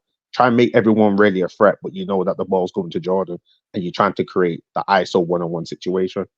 Doing that for LeBron, I think personally, that restricts all other parts of his game. LeBron's better in a 5-out offense. So I think personally, LeBron in the system or the style of play that he plays in is good for this era. Whereas if you implement the triangle or put him in the 90s to play the triangle, I think that restricts his ability. I think LeBron as an individual statistical output machine is a lot more, how can I say, he's a lot more efficient than Michael Jordan. But if you narrow Michael Jordan's game to say all you need to do is put the ball in the basket, I think Jordan excels more than LeBron in that aspect. And I think you're right to a certain degree as far as the system impacting him individually. But what John Salley said was he feels the system he would have more championships, which for me, I agree with you when you say it would affect LeBron's stats, but I also agree with John Salley when he says a system would add to LeBron James' championship count total. I do agree with that. That's one thing, because I saw like night and day just even in this past playoff series, where in the first half when they were running that Princeton offense, they were up on the Denver Nuggets every single game. When they went to that 5-out system late game versus the Denver Nuggets, they struggled to score the basketball. It didn't have the same impact because they had no real organization. They went away from the system. So I feel like if they had a system that they would stick to, and that system was known to be a championship system, and guys like LeBron weren't so quick to defer from it, I think he would have a lot more championship success. But again, that's all opinionated. Let me go to Mingle Jester. What you got on this? Mingle, you with us? All right, let's get Mingled out, man. Mingle's on mute. Let me go to Mac Def. Mac Def, what's good, man? It's been a minute, man. What you got on this conversation? Chilling. Great convo with Gilbert Arenas and John Salley. I enjoyed the conversation. My thing is with the system, whether Kobe or Jordan or LeBron played within a system, they were not gonna they were still gonna be the same players. They were still gonna have the same mentality. Jordan was gonna be a scorer no matter if he was in a system or not. Kobe, I think, was gonna shoot the ball whether he's in a system or not. And LeBron James was still gonna be a pass first player and get his teammates involved whether he's in a system or not. I think the system enhanced the teammates around them to make the team better, and to win. But I don't think the system made Michael Jordan a better player. It helped him win. Yes. Would he have won 6 championships without the system? No, I don't think so. Well, And that's what we we're can't talking say about, though, Mac Def, because but we we all can't say, but I think he doesn't, but we don't know because no, it's but hold on, hypothetical. but the thing is, Go we ahead. saw Jordan's career play out. Before the triangle, Jordan was statistically great. There was no doubt about him as an individual player, but he was not winning. With the system, he started winning, and this is what I said. Jordan was He played weaker competition too. Come on, damn, shut the hell up, Brandon. Jeez.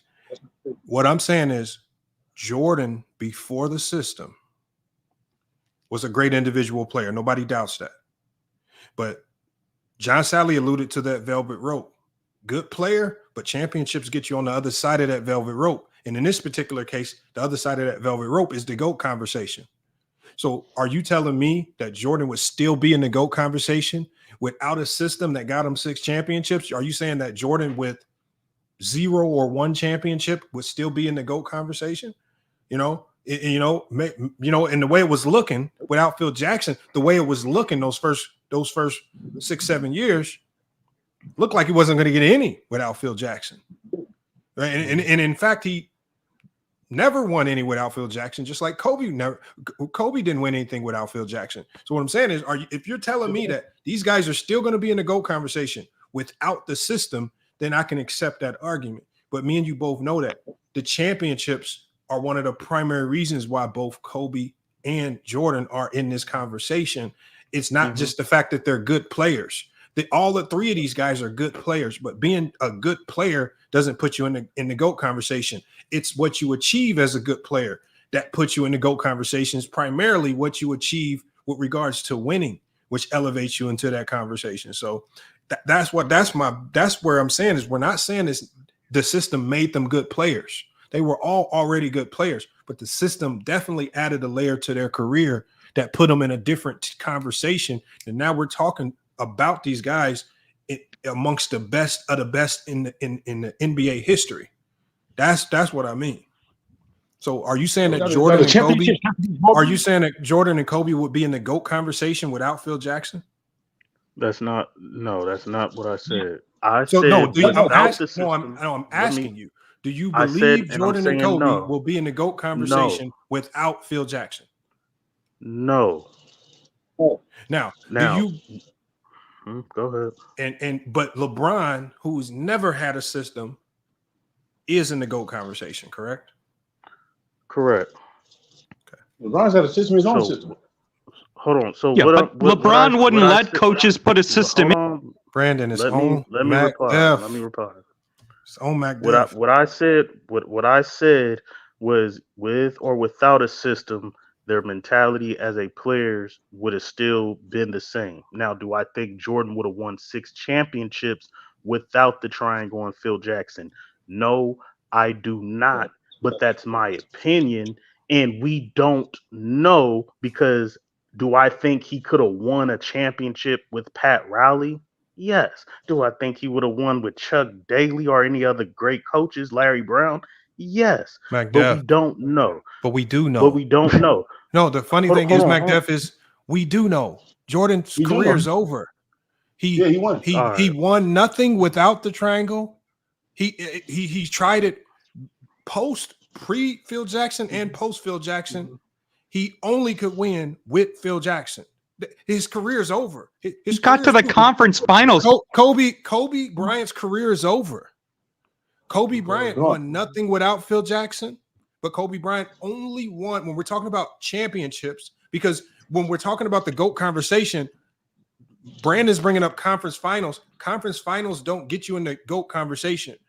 When we're talking about the GOAT conversation, the championships you win enter you into that category. Correct. That's what John Salley said about crossing the velvet rope. So when you talk about getting close doesn't count when we're talking about the GOAT conversation. You have to get it done because that's what separates. We're talking about the top less than 1% of all NBA players. And so we have to be more finite with what we say. So that's why I asked you a clear-cut question. Is Jordan in the GOAT conversation without Phil Jackson and the triangle? No, but he's not in there without the. We don't know. We know because we watched his career. If you let me hold on, let me respond. If Jordan, because Jordan, let's just say he stacked the deck, he had a system, and he never lost in the finals. Because he had a system, it doesn't diminish him as a player. It doesn't diminish his skill set. It doesn't diminish him as a winner. Not what we're asking either. you. It doesn't diminish him in the GOAT debate. That's not what I'm saying. MacDuff, I asked you if you feel that way, I'm asking you this clear-cut question. We don't know. Okay, so you know who you saw Jordan with Phil Jackson and without Phil Jackson. Let's say Jordan would have continued his career on, he would have played another 10 years with Doug Collins as the head coach. Is Jordan in the GOAT conversation without Phil Jackson in the triangle? Absolutely. MacDuff, that's for you. Hypothetical. And knowing who Jordan is with that team, yes, he still would have won. Okay. If you say that. Now, if you say that, you just said the opposite, though, MacDuff. But let me go ahead and let me get to New World. Because it's a hypothetical. He would have won that. Go ahead. Hold on. Jordan only had 1 year with. Let me get to New World, and then Brandon, you're gonna be right after New World, so we'll be able to hear you run your mouth in a second. New World, what's good? Go ahead and cook. Hey, my man, can you hear me? Yes, sir. All right. Good show. Shout out to everybody on the panel. Shout out to Lamont. Shout out to Gil and Gil's Arena because that was a really good podcast special that they had.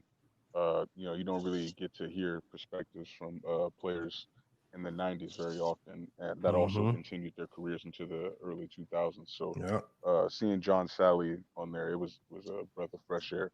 But going to what they were talking about, we've kind of been making this argument, like they kind of dressed it up a little bit and made it sound nice with the music and the label industry and all that. But we've kind of been making this same argument, like it's a blessing to be able to be in an organization where you have the best GM of the decade, arguably the best coach of not even just the decade but all time, and you have these people putting these pieces together. Like Wasn't Jerry West the GM when Kobe was going through his run on the Lakers? Mm-hmm. So, you have these perspectives. You got to put it in the full context. Not everybody is going to be drafted or be in that kind of situation from the beginning. So, it's like a nice analogy when they use the record label, because you got LeBron as this unsigned, guy. But I don't really think it's right to say that LeBron hasn't played in the system, because in Miami, you know, you could clearly see like the way that he played. It was a lot different from how he played in Cleveland. Like if you said Cleveland was like the LeBron system, I would agree. But like if you say Miami, and even on the Lakers, with that championship run with Frank Vogel, like even when they had LeBron running the point, like it wasn't really, like, I don't know, like I guess because he's controlling the ball, people will say it was like the LeBron system, but I kind of felt like his play style was completely different when he was in those situations that led to championships. But for the most part, outside of 2016, LeBron has struggled to win championships by playing in that kind of way. So, well, I don't know, man. the one thing New World that John Salley said that separates this is he says LeBron has never played in a championship system. So when he talks about a championship system is, well, when we think about systems, a championship systems, I think one of the few that we think about in NBA history is Phil Jackson and the triangle. And when you look at how that triangle impacted Jordan, Kobe, guys like Steph Curry's career, this is why we can label that system as a championship. We know that there are other systems, but he hasn't played in a system like that. That has that label attached to it, with the greatest coach of all time also attached to it as well, or in some way, shape, or form, because Steve Kerr, even with the Warriors, has an attachment to Phil Jackson as well, because he won 3 championships with the man. We can't act like he didn't bring any of those elements. Obviously, you can see it on the play, but those elements also impacted Steph Curry's career as well, even in today's day and age. So I think that's what he means by championship system, not just any system. So you are right. I do believe that LeBron has played in systems, but I don't know if he's played in a system like what Phil Jackson had. Yeah, like Phil Jackson, I mean, outside of Phil Jackson and like Greg Popovich, Pat Riley is kind of sus because of, his attempt at coaching in Miami that didn't really work out so well, because, he didn't have Kareem Abdul-Jabbar and Magic Johnson. He didn't have that kind of situation. So, he struggled. But, those two coaches, outside of them, I wouldn't really see anybody that in LeBron's era per se, aside from like Steve Kerr, that would be like a good coach for him to like go on a run with and have like a solid tenure as well. Because like we didn't really get to see that Lakers team, go on a run, unfortunately, because injuries, and a lot of those players are just, they're old, they're out of their prime. You have Rondo, LeBron, Avery Bradley, Dwight Howard, JaVale McGee. These are all like veteran players that have been in the league for like 10 years. So, it's unfortunate, because I feel like maybe we could have seen that if they were able to develop it more. But, just I feel like it's different now. Like I don't really feel like we're ever going to see like any coach put together like an actual championship system, like similar to what Phil Jackson did, aside from like Steve Kerr. But even then, like Steve Kerr is, like you said, that he's basically a protege of Phil Jackson. So you can't even really give him full credit for the Warriors' success. I got you right there. All right, it's on Brandon. Brandon, go ahead and cook. Yeah, so I want to make 3 basic points. The first is, when people say LeBron didn't have a system, LeBron didn't have a system because he didn't want one. The first day of practice, when LeBron went back to the Cavs, David Blatt said he wanted to run the Princeton offense that you mentioned, LeBron. The Lakers were running with LeBron a little bit there. And LeBron said, fuck it, we're not running that system. So LeBron chooses his coach, and he chooses the system. So when people say LeBron didn't have a system good enough to be as good as Jordan, they're actually cooking LeBron, and they're cooking LeBron both as a player and as a leader, because part of the reason LeBron didn't have the GM or coach to have the system or roster that Jordan did is LeBron wanted to pick the coach, pick the system, and he wanted to be the GM. The other thing is, it's a lie, and I've heard this repeatedly. It's a total lie that LeBron played better teams than Jordan. LeBron played better teams in the finals. Jordan played better teams the first 3 rounds of the playoffs. Jordan played the Celtics with Mikal, Bird, and Paris. He played the bad boy Pistons, and in the first round, he played the Cavs. The Pacers team Jordan played with the Davis brothers, Mark Jackson, Jalen Rose, and Reggie Miller was far better than the Pacer team that LeBron struggled with. But to your main point, Lamont, the main point you're missing is Phil was always more lucky than he was good, because the reason the Bulls started winning when Phil got there was the Bulls had gotten to the conference finals and lost in game 6 to Detroit with Doug Collins. Doug Collins only coached Pippen, Grant, and Jordan 1 year. 1 year. They were babies. They weren't ready to win. But when Phil took over in Chicago, the Celtics were old. Bird was breaking down with back issues. The Lakers were old. They were breaking down with injuries. The Lakers were not healthy in the finals. And the Pistons were old. The Pistons were breaking down with injuries too. When Phil took over in LA, Kobe was beginning to enter his prime. And the best teams of the 90s were old when Phil took over. The teams like the Rockets, Utah, those teams were old and finished when Phil took over. Phil was always luckier than he was that special of a basketball mind. And Phil got exposed as a basketball mind that wasn't elite when he was with the Knicks. He gave Joakim Noah a huge contract. The triangle offense was a complete disaster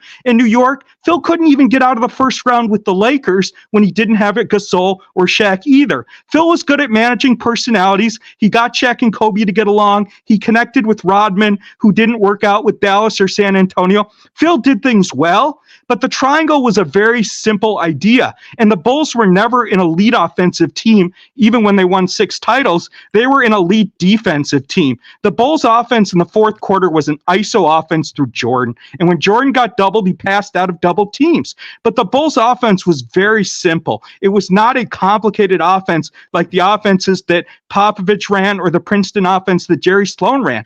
Phil Jackson came at the right time when the best teams at the 80s were getting old. He was always more lucky than he was a great coach. Can I ask you one question, Brandon? Yeah. Who had the number one offense in the NBA for 96, 97, and 98? Yeah. Mike, any coach who had Michael Jordan was going to have the best offense. Hey, so hold on. First of all, Brandon, we're going to start answering real Why are you? Hold on, we're going to start answering. I just asked him a very simple question because he made this statement. He made the very uneducated statement of saying the Bulls didn't have a very good offense because he's trying to give the implication that this system wasn't that good. Who had the number one offense in the NBA 96, 97, 98, and also 1993? I just want to know. And then even when Jordan wasn't there, if it's Jordan, the Bulls were still a top 5 offense in 94 and 95 when Jordan wasn't there. He keeps trying to say stuff and he just lying. So I'm asking you, how were they always a top 5 offense with or without Jordan if the triangle offense wasn't elite? Because you just cooked yourself. The Bulls. How? Very simple questions. How? He said you don't need to go into a long diatribe, Brandon. You just said it wasn't a very good offense. 94, 95, they were a top 5 offense in the NBA. That's without Jordan. You tried to say it was only because of Jordan. They were still a number one offense. 96, 97, 98. They were the best defensive and offensive team in the league. The system worked. You can't give all these excuses. Then the dude actually says he got lucky. Phil Jackson just lucked his way into how many championships, y'all? How many championships is that? 11. 12. Phil Jackson just lucked his way into all these goddamn championships. Luck? I'll give you one if it was one. I might even give you 2, like the Rockets. Goddamn 11 championships. You talking about luck? Man, you gotta stop, man. Okay, you keep asking me questions and then kicking me off the panel because you know I'm going to cook you. First of all, I just want you to answer one question. How were the Bulls? Leave that nigga off the panel. No, I'm trying to ask. I want him to answer. If he can't answer this question, he got to go. You just said it wasn't a very good offense. The Bulls had the number one offense in the league in 93, top 5 in 94 and 95, number 1 in 96, 97, and 98. You just told the people it wasn't a very good offense. They were built around defense. Please explain to me how they weren't a great offense when they were one of the best offenses in the league. Answer the question. Because you just For told real, me it bro. was bad. Right. I never said the Bulls were not a good offense. I said they weren't an elite offense. The Bulls. You got to go. He just lied. How is it not elite? You best in the league for damn near 10 years. How is you not elite? And you the best offense in the league for a 10-year stretch, Yeah, and it's man. not elite. What the hell is you talking about, Brandon? Let See, him- this let him is the cook stupid himself. stuff. Then he No, you got to go. Let him contradicted himself. This would be the stupid Lamont, stuff I then be he talking about. contradicted Please kick himself. that motherfucker out of here, That'd be the bro. stupid For stuff. real. He just lied because what he's doing is he tries to make stuff up on the fly. He's making it up as he goes because he tried to say it was just because of Jordan. He forgot about 94, 95 when he made it work with Tony Kukoc and Scottie Pippen. He just forgot about that. He just be lying as he go. We can't have that here, man. Bees, what's good, man? Go ahead and cook, Bees. Sorry, but what most of them guys do, the Jordanites, is the reason why they say that, Lamont, is because they reference the late 80s. They try to push Mike back into the 80s. They don't really talk about the 90s. Most Jordan fans will tell you about how tough the league was. They're talking about the 80s when he wasn't winning. But they preface that by putting that together. As far as the system go, I don't know if LeBron can play in a system. I don't know if his skills would allow him to. Come on, this chance. I'm gonna come right back on, bro. Hand me back. I got you. What? Oh, you All right, know look what I'm at me. saying? It's all hypothetical because I'm judging it based on what I've seen of LeBron and how LeBron has played. I don't know how he would have fared. He would have a completely different game, I think, if he was in one of those systems. But I do think he would have won more.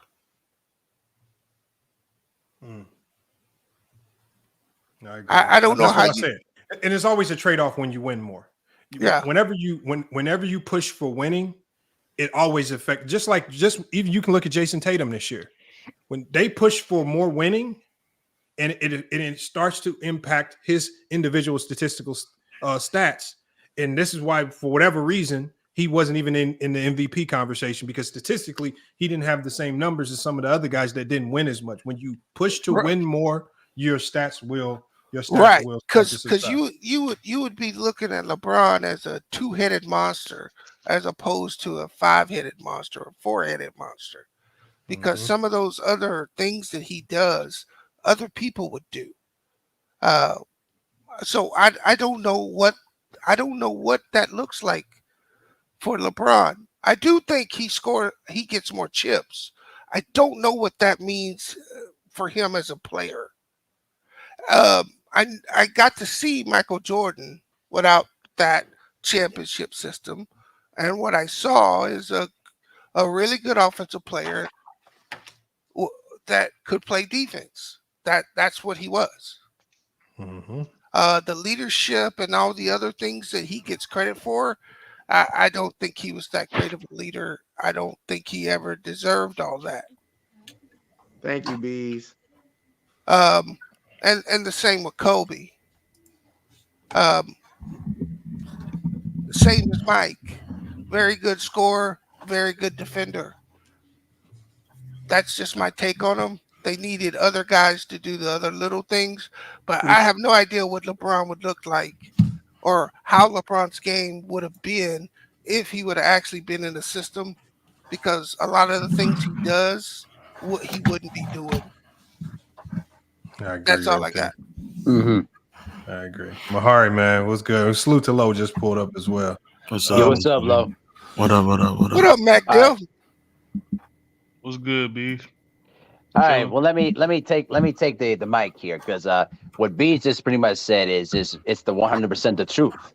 Because the thing is, people like to tend to look at the 6 years that he won championships and use that logic to try to big up what LeBron did. And that's the problem. If you don't look at Michael Jordan in terms of how his career started and how it ended, you're really doing yourself a disservice by basically trying to big up another player to try to denigrate another player for your own personal agenda. When you hear Brandon Katz come around here and say all that ridiculous, jibber jabber, It's just that the fact that he does not like LeBron and he's trying to take away everything that LeBron did and make him put the narrative on him as a selfish basketball player, when in actuality, LeBron is not as selfish as many people think as a player. Now that there are times where he does some selfish things, yes, of course. All star players are selfish. If you're not selfish, then you're not trying to push the level of greatness that you want to be in. But also the fact that Michael Jordan early on in his career was selfish. He would take extra shots. He would not pass the ball, and he would accept the triangle offense because he wasn't willing to accept it initially winning championships. But when you really think about that, and you really think about what LeBron has been able to accomplish, throughout his career, it's been an amazing thing because he's been able to achieve, winning championships or, achieving all of these records in spite of the triangle system. And here's the other thing too. I think people tend to, give Phil Jackson a little too much credit about the triangle offense. Let's be real. The triangle offense was created by Tex Winter. Every time Phil Jackson was in Chicago or when he was in Los Angeles, he always had Tex Winter on the sideline because he was the innovator of the triangle offense, and he was the guy that pretty much ran into X and O's. All Phil Jackson did was pretty much control the Eagles and a lot of the personalities on the team just to buy in and win championships, and then that's what happened. So that's pretty much my take. All right, let me get over to Low real quick. Low, what's good, man? Man, not much, man. It's great, man. Thank y'all for having me on. Low, man. Low. Like just a little off topic, man. You pissed locker room off, man, when you exposed him for that take, man. He been heated at you for some reason. He won't let it go. I tried to talk him off of it. I said, you gotta just let it go and just take the L. Why he mad at me? He need to be mad at himself. He was debating himself. I was about to say he was debating himself. I don't understand what's going on. Yeah, he took himself the whole stream though. What up, Tyson? I ain't seen my brother. What's Tyson. up? Long time, my bro. How you been, man? Man, been busy, man. Been busy. So locker room cooked himself again, huh? Yeah, locker room was ridiculous. Health and wealth, my boy. That's good. That's great. That's great.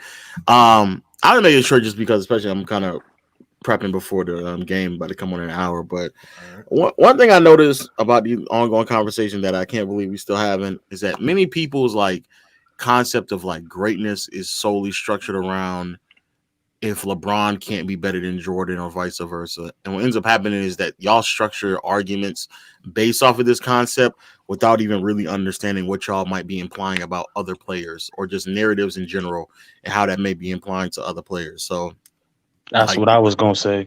Yeah, and I to me it is getting just tiresome, bro. It's getting real tiresome because the idea that LeBron not being in a system, I think is a bit of an exaggeration. Just because the system isn't the triangle system doesn't mean that it's not a quality system or a system that you can't win in.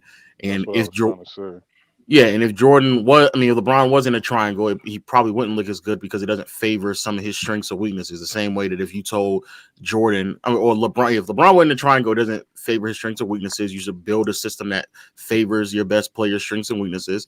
In the same way, if you just told Jordan to play pseudo point guard the way that LeBron does, that's also not his strengths and weaknesses either. So, I don't understand why people get caught up in this idea, but I think people don't really understand when they push narratives what they may be implying about other players. Same reason why you got people running around here talking about Rudy Gobert is a bad defender because he's a 4-time DPOY and can't win a championship, but then somehow will say Dikembe Mutombo is an all-time great defender when it's literally applicable to the exact same thing.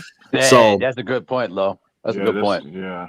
So because you know what, Lo, let me tell you something. I had a friend of mine that was pretty much saying that Rudy Gobert was playing trash in Game 7. I'm looking at him like, dude, what do you expect Rudy Gobert to do? Do you want him to score 20 points a game to make you feel like that he's a really, really great player, that he does everything well on the defensive side of the ball?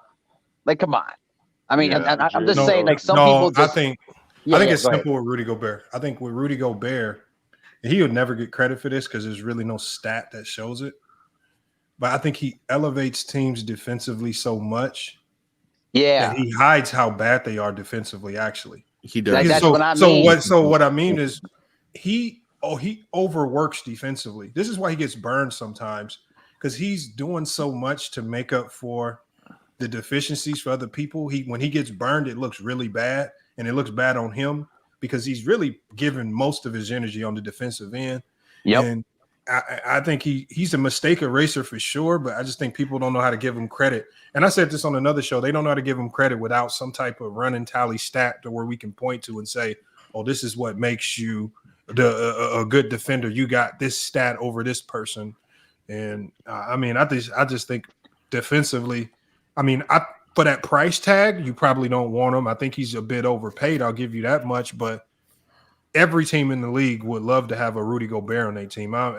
If you can get him, nobody's going to turn him down. Nobody's going to cry about the fact he's not out there chucking up threes.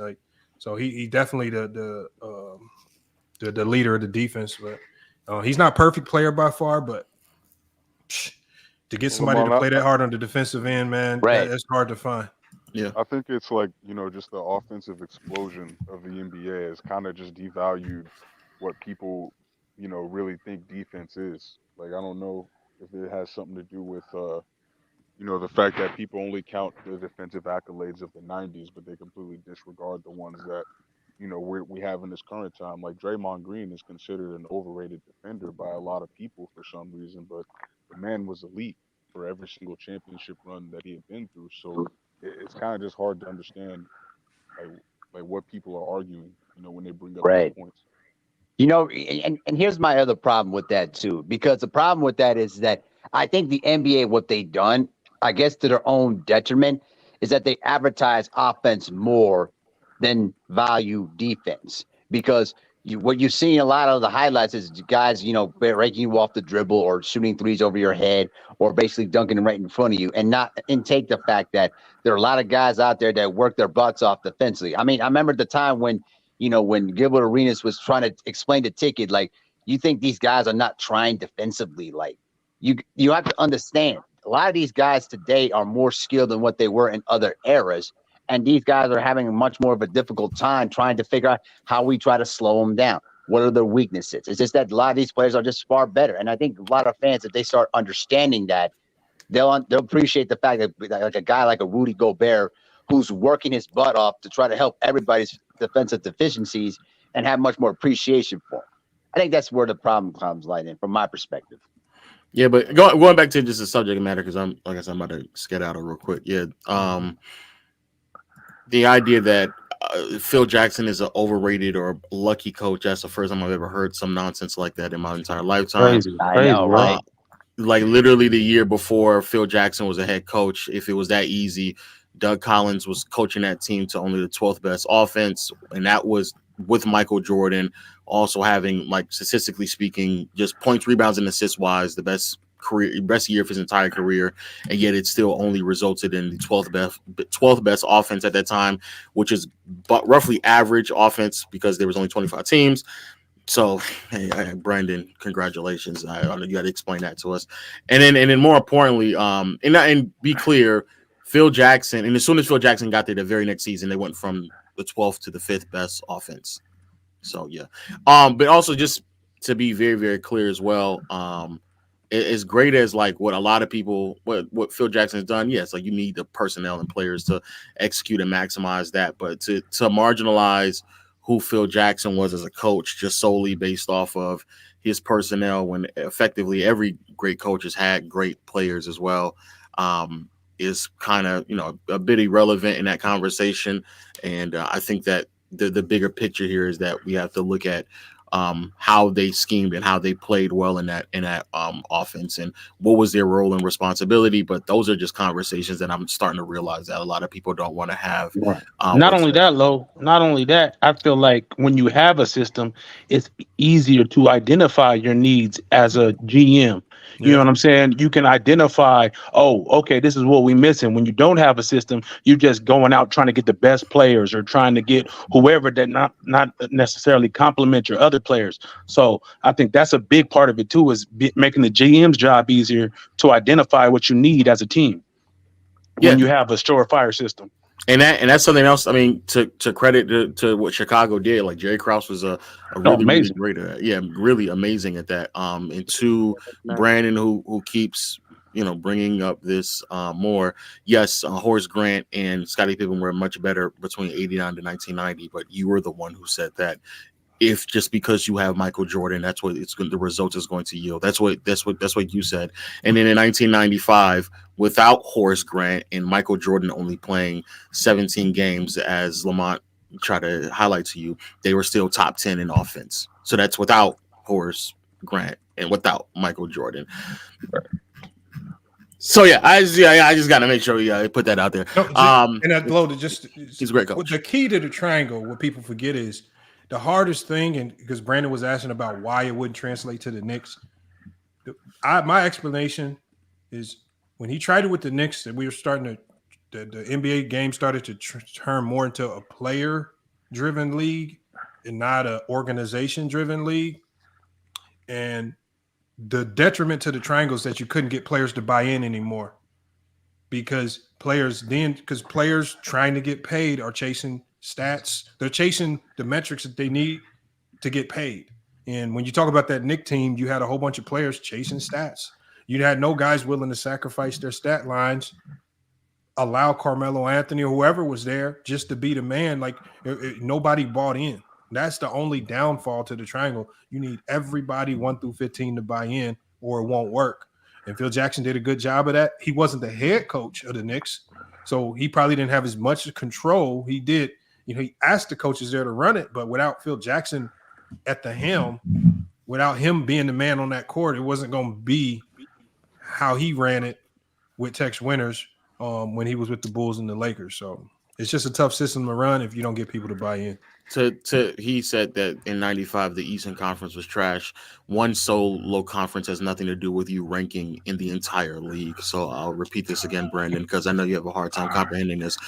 In the entire league, they were a top 10 offense while Jordan only played like 15 games and Horace Grant wasn't there at all. The entire league, they were a top 10 offense. And even in those years in which because everybody, trashes Kobe's teammates, and rightfully so. I think they're not really great teammates.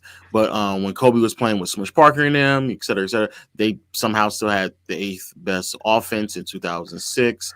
The next year they had the 7th best offense in 2007. Sure, Kobe had a lot to do with that, but being able to coach a team to a top 10 offense while effectively only having a volume scorer and the next best offensive player being Lamar Odom should furthermore speak to that point. But again, Brandon, you don't really talk about narratives, so it doesn't really matter. The biggest difference maker with the triangle offense and everybody else's offense is that for that point in time, it definitely was sophisticated because it predicated off of spacing and positioning. Everybody knew where they needed to be.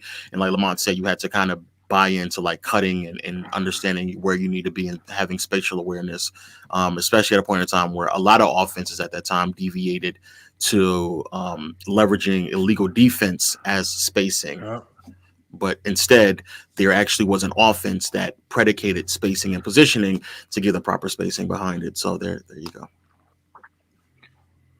That might have just went over his head. I don't know. Yeah. He didn't. He doesn't really. Lamont, this notion that the Lamont, this twin. The notion that my bad, twin. My bad. Notion that Jordan would have been held in the same esteem as he is now without Phil Jackson is ridiculous. And I don't understand, and I think Mac Def tried to make this argument that it's a hypothetical. No, we saw him before Phil Jackson. We saw him before they actually started loading up that Bulls team for Jordan, what he was. He couldn't get past the Celtics. He couldn't get past the Pistons. Jordan probably would have won maybe 1-2 chips. Maybe. He wouldn't even be in the GOAT conversation if it wasn't for Phil Jackson and the system and the GM and the organization doing what they did to put the players around him. Let's just be real here. Jordan was a great player, but he couldn't carry. He just couldn't lift. He couldn't carry the way, LeBron can, and in some cases Curry can. He couldn't do that because he was selfish. I'm sorry. Let's be real. He was selfish. He was about filling up the bucket, but that was his job. That's what he was supposed to do. So putting him in that system actually, in my opinion, helped Jordan. It helped him a lot. And then Jerry Krause, in my opinion, the best GM at the time, put a fantastic team around him. And then he had the best head coach. Why are we acting like that system didn't help Jordan? Why are we acting like the system didn't help Kobe? And well, the one thing I'm going to say is, and this is going to be the Jordan, is back in 88, 89, 90, 91, when Jordan was looking like this might be the best player we've ever seen to date. They didn't judge players. You could remember, just like Gilbert Arenas talked about, Jordan got labeled as the GOAT well before he won 6 championships. You didn't need championships to be labeled the GOAT. The championship attachment of having X amount of championships to be the GOAT, that all started when Jordan went 6-0 and people just wanted to create some type of criteria that they knew no one else could catch. But Jordan got labeled to GOAT. No, but all I'm saying is people, rightfully so, people were saying Jordan was the best player that they had ever seen. Up until that point, that was the best player that they had seen pick up a basketball and play in the NBA. Win or lose, championship or not, that was the best they had seen. They had labeled him correctly in the moment, and he didn't need a championship to prove it. What we've done now is, the fear is that if Jordan fans go back to that type of thinking, probably Jordan isn't the GOAT. If you have to have the championship attachment, then it makes it much more difficult for guys like LeBron or whoever to contest with Jordan, because Bill Russell and those guys are going to struggle with the individual accolades and statistics. Guys like LeBron are going to struggle because they're not perfect in the NBA Finals. So what they've done is they've created a groundwork to where it's almost impossible to catch him, because they've created a criteria that just only mirrors Jordan's career, when Jordan had no criteria to be the GOAT. He didn't have to go mirror or match what Kareem did. He didn't have to go mirror or match what Bill Russell did. He was the criteria. And as his career went on, they started creating new criteria year after year until when he retired, 6-0 and 6 finals MVPs. And this is what you got to be the GOAT. Nobody's going to touch it because nobody else is going to be perfect in the finals. And there's going to be a day that comes where somebody's probably going to go 8-0 in the finals. And they'll probably create some new criteria that for Jordan to say, well, Jordan's still the GOAT because of this. Like, Jordan fans are wild, man. They just like Rashad McCants in that video.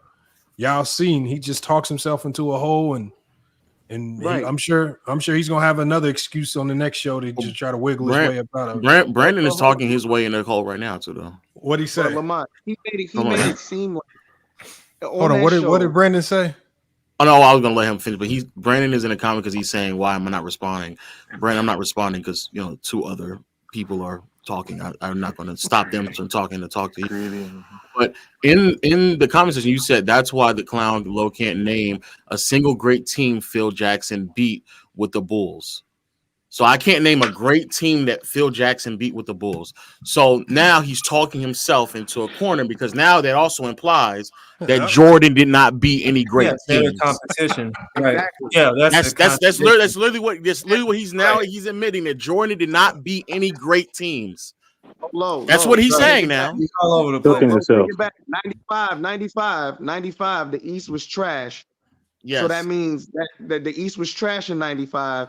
That's why the Bulls had such a great offense, even though you masterfully explained that it's a league stat. They was across the entire league. So I need to ask Brandon, was the Bulls cakewalking in the East that year when they made it into the playoffs?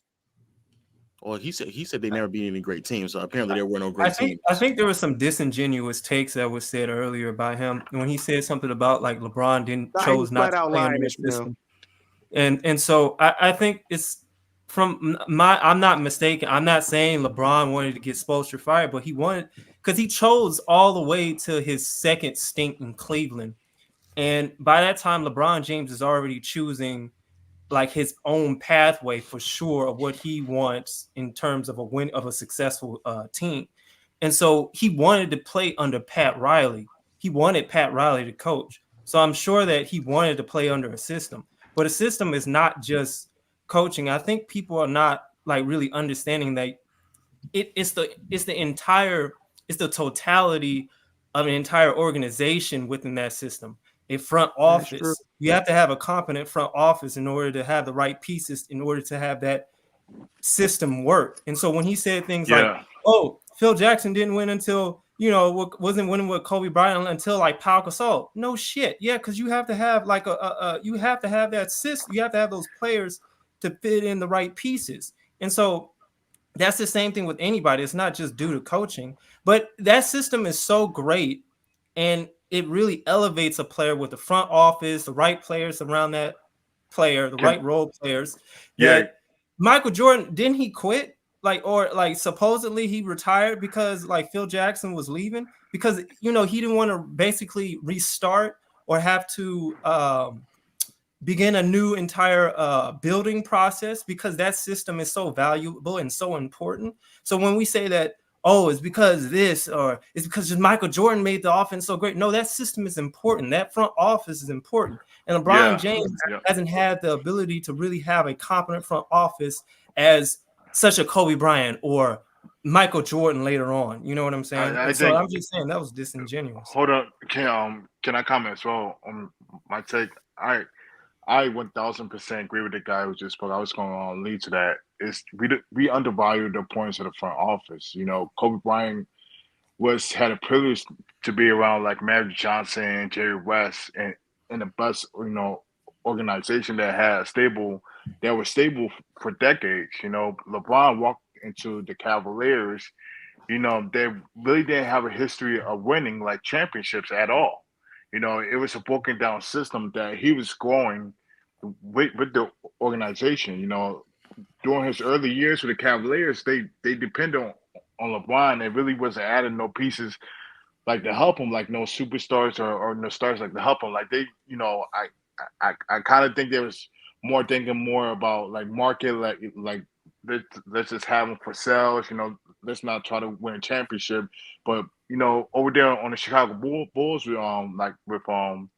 with Michael Jordan, man. I mean, that organization, they made trades. They got rid of Charles Oakley, and brought in other people to enhance that team because they know the end goal is, we want to build a dynasty. It's easy to say if LeBron was in a system, he would win more championships, but we just don't know. This is the first time we've seen like. Well, the reason why they say that is because teams with systems have won the lion's share of the championships in NBA history. Teams with organizational structure, like we think of Adrian Griffin. Adrian Griffin was 30-13 and got fired. One of the gripes that was coming from the players was how he ran practices. So when you talk about the system, you were right. It has a lot more to do with just the X's and O's of what you're running on the court. It could be just your approach to practices that can lose you the locker room. And that's what ultimately lost him the team in Milwaukee. Is just some of the players didn't feel like practices were being taken seriously, and certain things were, small attention to detail, small things were getting glossed over. So it can come down to a lot of different things, but systems, organization generally wins out over this free flowing style that can be ever changing. And LeBron's done a lot with he's done a lot with some messy situations. Some situations where I didn't think he could win, injuries, all types of crazy stuff. So can we only judge players by what they've done and not base it off, what system? Because now we rating systems, and how are we rating Hakeem Olajuwon? And was he in a great system? Is he the best player that ever played? Or are we saying he played in a bad sense? How are we rating Charles Barkley? How are we rating, all these Luka Doncic and all these other greats? How can we, break it down like, oh, well, I don't know if his system was good as Michael Jordan, so maybe he's a better player than Michael Jordan, but he wasn't in the right system. You feel what I'm saying? So how can we break it down if we go on player by player? Can't we just judge by what they did and what they produced on the court? Yeah, because what we were talking about was players in the GOAT conversation. And Hakeem Olajuwon, or Hakeem Olajuwon's not a top 10 player. You know what I'm saying? He's not. I don't think he's a top 10 player. But most people do. But Hakeem is still applicable to the conversation in essence, because Hakeem, who he was as a player and the success that they had, didn't translate into Rudy T came a head coach. So even until he was able to get into a system that elevated his style of play, he wasn't as successful either. And I don't want to end. It's not like that was the greatest bunch of pieces. They needed to be properly utilized. I feel like the only reason why we really had this conversation is, again, like I said before, because people are trying to figure out new ways to leverage. That's what I'm saying. So I agree, but I think our response is also in response to that as well. That when we have these conversations about why some team or player may win more than another, it may not necessarily mean how much better they are versus someone else. It may just be indicative to the system and the player that they're in.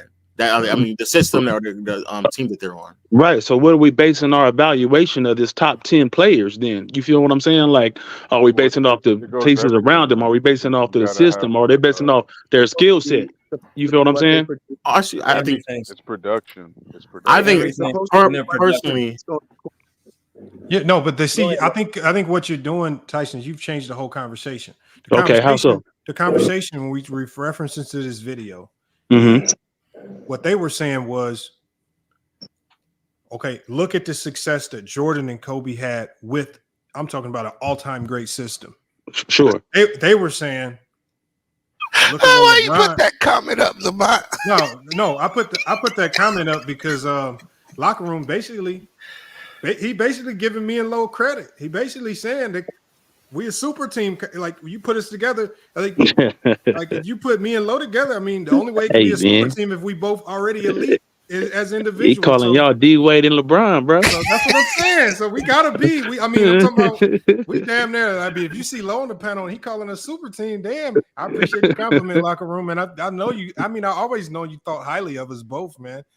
So it is what it is, man. Who Chris Bosh? Can I get a Chris Bosh reference at least? I don't know. Maybe locker room wants to be Chris Bosh. We gotta let locker room know so he can be Chris Bosh. Well, locker room, he just asked. I'm trying to figure out how y'all supposedly cooked me. I think you just cooked yourself because you were arguing against your own self. I didn't necessarily. I thought the video was very self-explanatory. Pretty self-explanatory myself. Yeah, I thought so as well. He said he watched the video. He said him in his chat. He said we were wrong, man. He says he didn't cook himself. So. I said, all right. Can I ask a question? What you got, George? I want to ask you guys, if Michael and Kobe knew that the plateau was to have the best stats or chasing stat records, what do you think they would have done? That's not the plateau. What are you talking about? I'm going to ask you a question. Just answer the question. That's exactly what they did, though. Jordan has. No, they didn't. No, they did not. They were the biggest shot chuckers in NBA history. Championship, bro. They were the biggest shot chuckers. Was to win championships. They did not chase stats. What do y'all keep doing that? But George, you can't tell us. You cannot tell us the two biggest shot chuckers in NBA history weren't chasing stats. Michael Jordan was known for looking at the score on the scores table, dude. Like I know that. Like I was. Wait a minute. All players do that, bro. What are you saying? So why you think are you implying so maintain his pace for the scoring record, bro? He did this during his championship runs. Like it's literally documented, bro. They have articles about him. Literally stat watching. Let me ask you a question. An article. Wait. An article is written by a person who believes in what he's writing with the fact that he tries to get from the NBA. So every article you read, you're going to believe? Michael Jordan was also trying to pick up his triple doubles as well. Anytime he gets the people that. But I want to be clear. Why do you are you implying that what like LeBron is rushing up stats? Or you just believe like that? No, I'm applying that way you guys are judging these athletes, these basketball players, by their stats. And I'm saying in their mind, when they were playing, their mind was to win and to win championships. That's not true. Wait, that is true. No, it's not. Lamont wants to call Kobe a shot. Stop, George. This is the business. Stats is how these dudes. So does he think LeBron's not trying to win, or what? I'm about to say, do you think we? No, I said. By the way, you guys are judging. Who said anything about stats up here today? No one has said anything about stats at all. We're talking about a system and how somebody operates in the system. Okay, if you want to say a system, when have on this show you guys brung up because they had the best system, they won until you heard what's the name said. But that's why we're talking about it. I know, because every narrative that comes up to push down the other two guys, you guys run with it. No, there's nothing pushing anybody down. That's a narrative. What he said. The crazy part about it is Lamont earlier was praising Jason Tatum because he was sacrificing numbers because of the situation that he was literally just praising him because of that. Where have you been? Jason Tatum ain't got nothing to do with what Salley said. The concept of you sacrificing numbers because of the system or teammates that you're around to accomplish more wins is effectively what you're talking about. And Lamont went as far as to even praise Jason Tatum in that, and how he unfortunately may not get the same recognition. But no one is degrading anybody. Your numbers are more or less. Your numbers are more or less indicative of the system that you play in anyway. No. So now what you're saying that Michael and Kobe didn't sacrifice doing those championships? No one didn't say to win that. them. No one That's didn't what you say just that. said. No, I did. If you listen to what in the context, that's what you said. before you cut me off, just said when you push to win, you sacrifice. I literally just said that. I just said that. He just said that. I'm saying that. If you stop interrupting me, I'm going to continue to say that as well. We all understand that the system that you're in is indicative or a better indication of the type of stats you're going to put up. And some of those, a lot of times, that is being sacrificed to winning. But I don't think that is a necessary depiction of how talented you are as a player just off of purely stats. No one's not saying that Michael Jordan became a significantly worse passer because one year he averaged 8 assists and the next year he's averaging 5, when we all know the system of the triangle offense is not going to allow him to average a lot of assists with Scottie Pippen managing the offense at the top of the key. But that doesn't mean he's a worse passer though. So these are all things we've already kind of talked about already. No, that's what you're talking in circles around. Because just said that this is what's killing me. Nobody ever was propagating stats. You just made that up. But you just changed the narrative 3 times on this show. First, you just made that up. Nobody up here said chase stats. Nobody said that. First, you guys said it was the system because Salley said it. Then you start comparing it to music companies because they were. This is what I'm saying. You guys hear something and you run with it, but you don't think back on what you're saying. George. What is your take on the conversation, George? Jordan wins 6 championships without the triangle offense. Like, you up here attacking what people saying that they didn't even say. What was your take on it? I believe, like I said. Oh yeah, let me hear what George. Let George answer that question. I want to hear this. Let George answer that. Let George answer that. Could you repeat it one more time? Because all these guys are talking because I'm like McCants. Championships without the triangle offense and Phil Jackson. That's something you would never know. Actually, we do know. No, you don't know. And that's I'm about to say that's, if you want to say that's fine. But I think what we're also indicating is that the triangle offense has a lot to do with his success. That doesn't take away from it, but that's just giving an accurate depiction of his career. Like the success that Jordan breeded has a lot to just do with what you call it. But we don't know. After Boston, we don't know. Got out of the East. Was a lesser team in the East. After Detroit was done with their run, I don't think that the Bulls would have had a problem, or a great player like Jordan would have had a problem getting through that gauntlet of the East after those teams were gone. So to say that he wouldn't have won or run at least 3, maybe even 4, I don't know. It's tough to say. So after Boston and the Detroit left, he could have won some championships. We don't know that. But I'm not going to sit here and say that Phil Jackson is lucky. But yes, Phil Jackson helped, of course. Don't know. Well, I'll say this, Tyson. I don't know if he wins or not. He's good enough to win, right? But without Phil Jackson and Tex Winters, they draft totally different people. I agree with that completely. I agree with that as well. So I agree with that. I agree with that. So I think the whole thing is. We don't know who they draft though. Exactly. So it's all hypothetical. Right. But I'm saying the whole thing's up in the air because he doesn't end up with Scottie. If that system wasn't in place, there would have been no need for Scottie. They probably would have kept their pick and not traded it. And Tony Kukoc having like 2 forwards like Pippen and Get what Kukoc can big. handle the ball and Right, initiate right. All that stuff. Those defensive point guards, all the defensive things point they guards, had. point guards who more so are like two guards who kind of like off ball guards, like all that personnel is specifically tailored to that offense. So I don't necessarily know. Yeah, we're right. We don't know. To be fair, we don't genuinely know. But what we do know, however, is that it's really, really They hard maximized to it. Sure. Without a doubt, that personnel was maximized because of that offense. But see, the reason why I say not lucky. The reason why I say we do know is that we got 8 years of Jordan in the NBA without the triangle.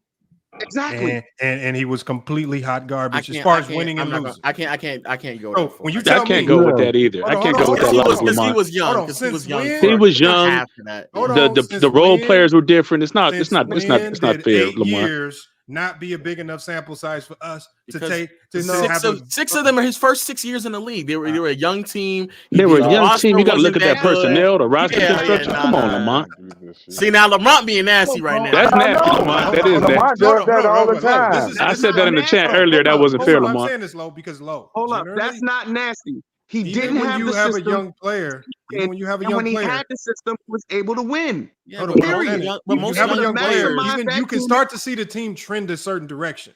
Like with OKC, before they won this year, we could see them trending this way last year. Maybe not as much, but they were trending this way.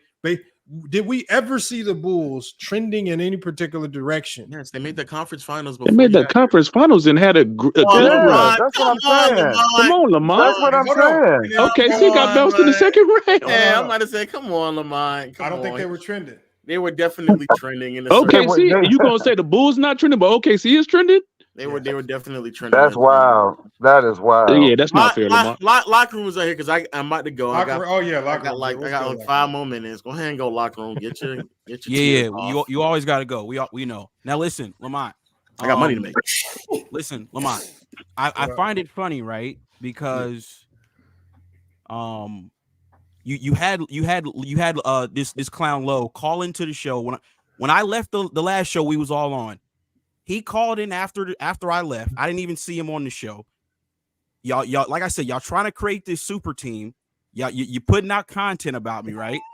And like I said, Lamont, it's all good. I just checked the numbers. The last 2 videos that you've done on me, those have been your best performing videos in the last 6 months. So I'm helping. That is not true. Why you gotta happy lie? to help your channel, Lamont. Right? But here's my issue though. Right now, we did when the Lakers got bounced out. I got on the show. And I said verbatim, the Lakers should have stuck with the lineup that they were running in December, the all-wing lineup that was LeBron, Cam Reddish, Vando, Taurean Prince, and AD. Low goes and finds a clip from 6 months ago. Now he claims he doesn't care about me. Hold on. He claims I'm irrelevant. He doesn't care about me, but he went and dug up a clip from 6 months ago. In December. That I completely forgot about, right? In December. Can I finish? We know you got to go. Let me finish, Low. Yeah, go ahead. Go. So in the clip, I said, right, the Lakers with that lineup, it was a small sample size. They only had played about 30 minutes in total with that lineup, and they had the worst offensive rating in that lineup. So on the video back in December, I said what I would do if I was Darvin is I would put in Christian Wood. And I would put in Rui Hachimura into the starting lineup, right? And so then Low brings this clip up, and then he calls himself trying to cook me, but I'm trying to figure out where I got cooked. I said we should have stuck with that lineup, the wing lineup in December, over going back to D'Angelo Russell and Austin Reeves in the starting lineup. Low then asks, he says, well, were we winning or were we losing with that lineup? I said, you changed the lineup in the middle of the season. Obviously, you're going to go through growing pains, right? But at the end of the day, that lineup, in my opinion, would have still been better than going back to D'Lo and Reeves. But like I said, I think that point flew over your head, Low. So, like I said, you call back in. I didn't even see it, but I saw the video, and you call yourself trying to cook me or expose me. So, can you please explain this to me? Because you said, you just acknowledged that you said that we should have stuck with the lineup in December. No. Going back to D'Lo and Reeves. Yes. Going back to D'Lo and Reeves wasn't even an option because up until that point, we weren't even playing D'Lo and Reeves in the starting lineup at all. That wasn't even an option, period. No, it was. But no. Reeves. What are you talking about? I didn't interrupt. I interrupted one time, but then I stopped. No, you're not gonna lie. We started the season. Reg, you gotta let him finish. See, Lamont, what are you trying to do here, man? Reg, he's trying to let me talk. That's what he's trying to do. He's trying to let me talk.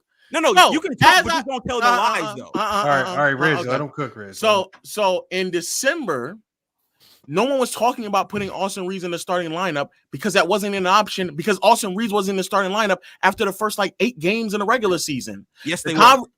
Well, at that, let me not say anyone. At that time, what we were discussing were players such as Max Christie and Christian Wood. And I think even in that video, I agreed that, hey, I'm not the biggest fan of Christian Wood, but fine. If you want to throw Christian Wood in there, that's fine. I even conceded to Max Christie in the other stream as well. I conceded to that point as well, because as I said also in the other stream, that I thought we was probably going to run Gabe Vincent anyway. So I conceded the concept of Austin Reeves. The point that I'm making, however, is that you said we should have stuck with the all-wing lineup in December.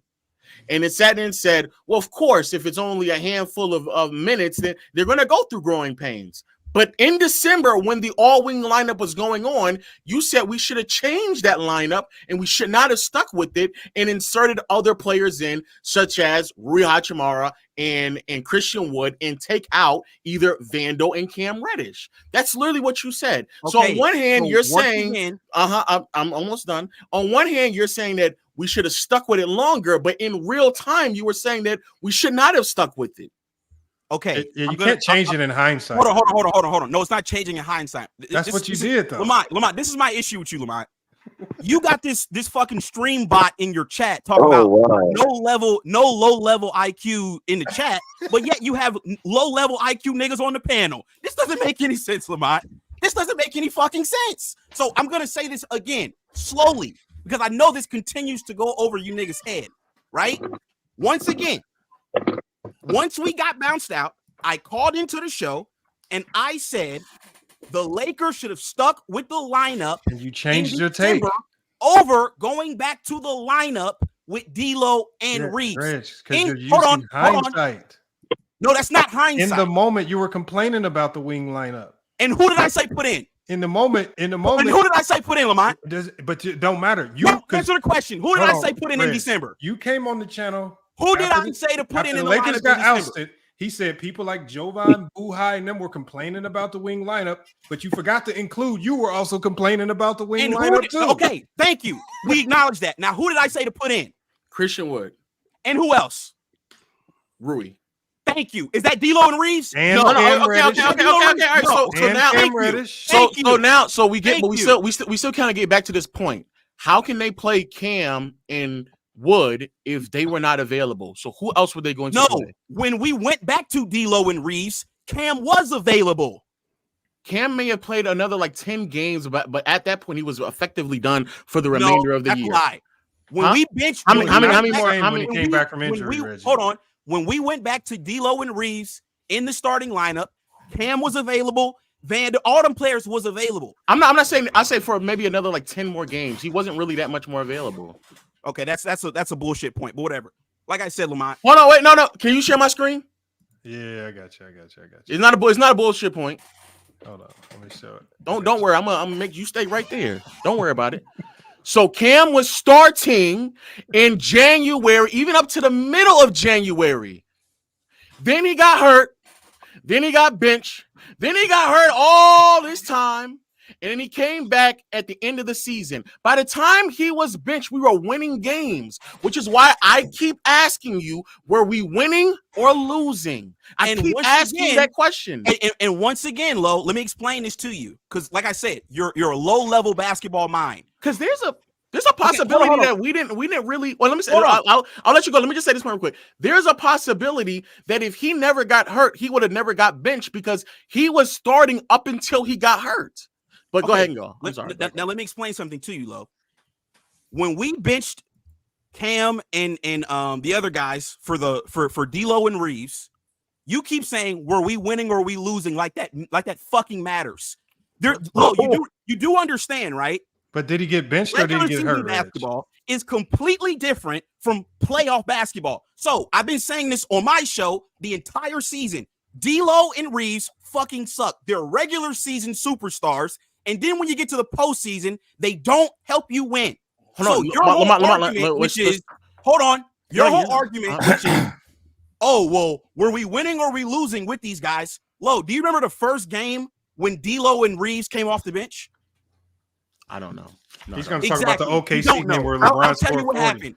The first game where both of them frauds came off the bench, we played the #1 seed Oklahoma City Thunder in December. Go check the stats. D'Lo and Reeves actually talk about the rest of the games. Hold on. D'Lo and Reeves actually played well off of the bench. Talk about the rest of the games. Hold on. LeBron goes for 40, shoots 100% from the 3-point line. He was 5 for 5. Torian Prince, Rui Hachimura, these guys played decent games. Cam Reddish played a decent game. AD. What is a decent game for Cam Reddish? I think he might have had 4 points in that game, but he played good defense. Okay. So but what was the record? What did the record? You name it. You name me one game they won. Okay, they had a losing record, right? Right, Rich? You gotta let me drive my point home. No, Rich. So here's what I'm saying, right? Rich, they had a losing record playing like that. Lamont, be honest. What was the Lakers' record this season with D'Angelo Russell coming off the bench? Hold on. What was their record with D'Angelo Russell starting? Okay, are you going to answer my questions with a question, or are you going to answer my question? They were 10 games over 500 with D'Angelo or are you going to Russell. answer the question, Lamont? What was the Lakers' record when D'Angelo Russell came off the bench? It was like 500. No, I need the exact record. Okay, I'll give it to you. But me and you both know. We looked this up. No. Just find the record.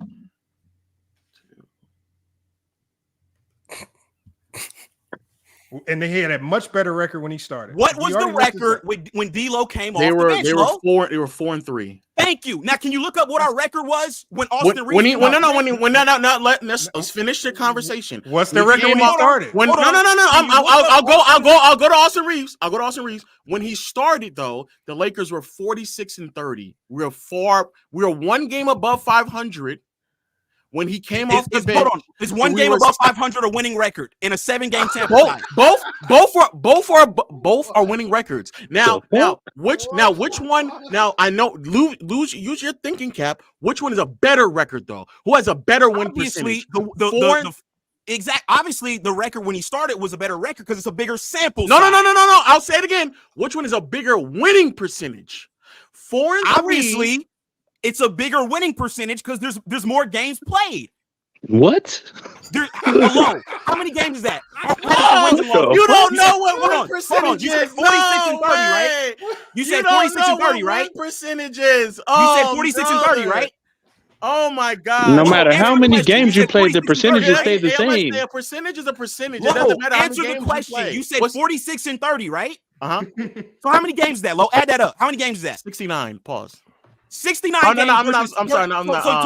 So you're over here laughing, comparing a 69 game sample size to a 7 game sample size. 46 and 30, 76. Yeah, 76.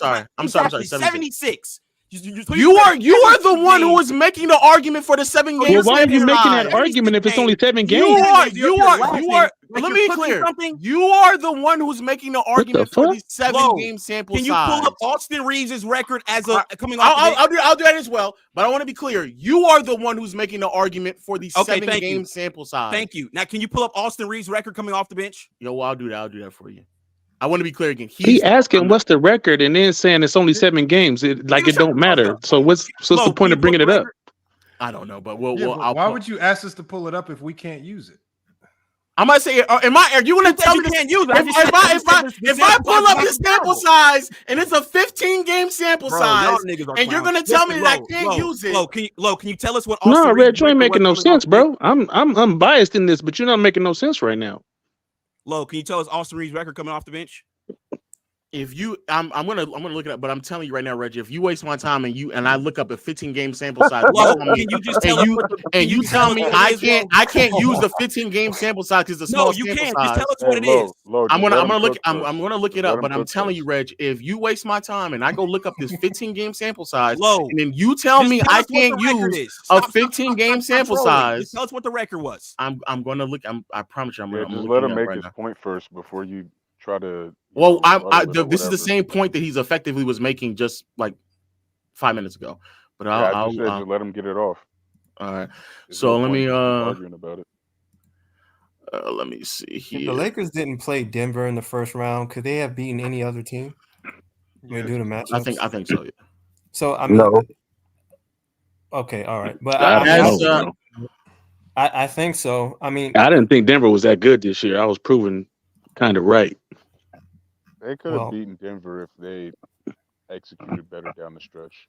I mean, during the regular season, they were beating like some of the top Western Conference teams. They were beating Dallas, and I know sometimes some of the games he played 25 games. He came off the bench for 25 games. I'm trying. I can't find the win-loss record. Reg, you're gonna have to tell They us. wasn't beating Dallas, bro. Not the way Dallas playing right now. They wasn't Reg, beating just Dallas. tell us what it was. They did beat them in a regular season. I know it was game. 25 They wouldn't games, beat Minnesota. They wouldn't beat none of these teams that were Nah, I playing don't think right so, now. bro. I really don't. Are you saying like they couldn't beat them in playoff basketball? Because I mean, both teams played different. They won 14 games with him coming off the bench. And how many games did they lose, Lo?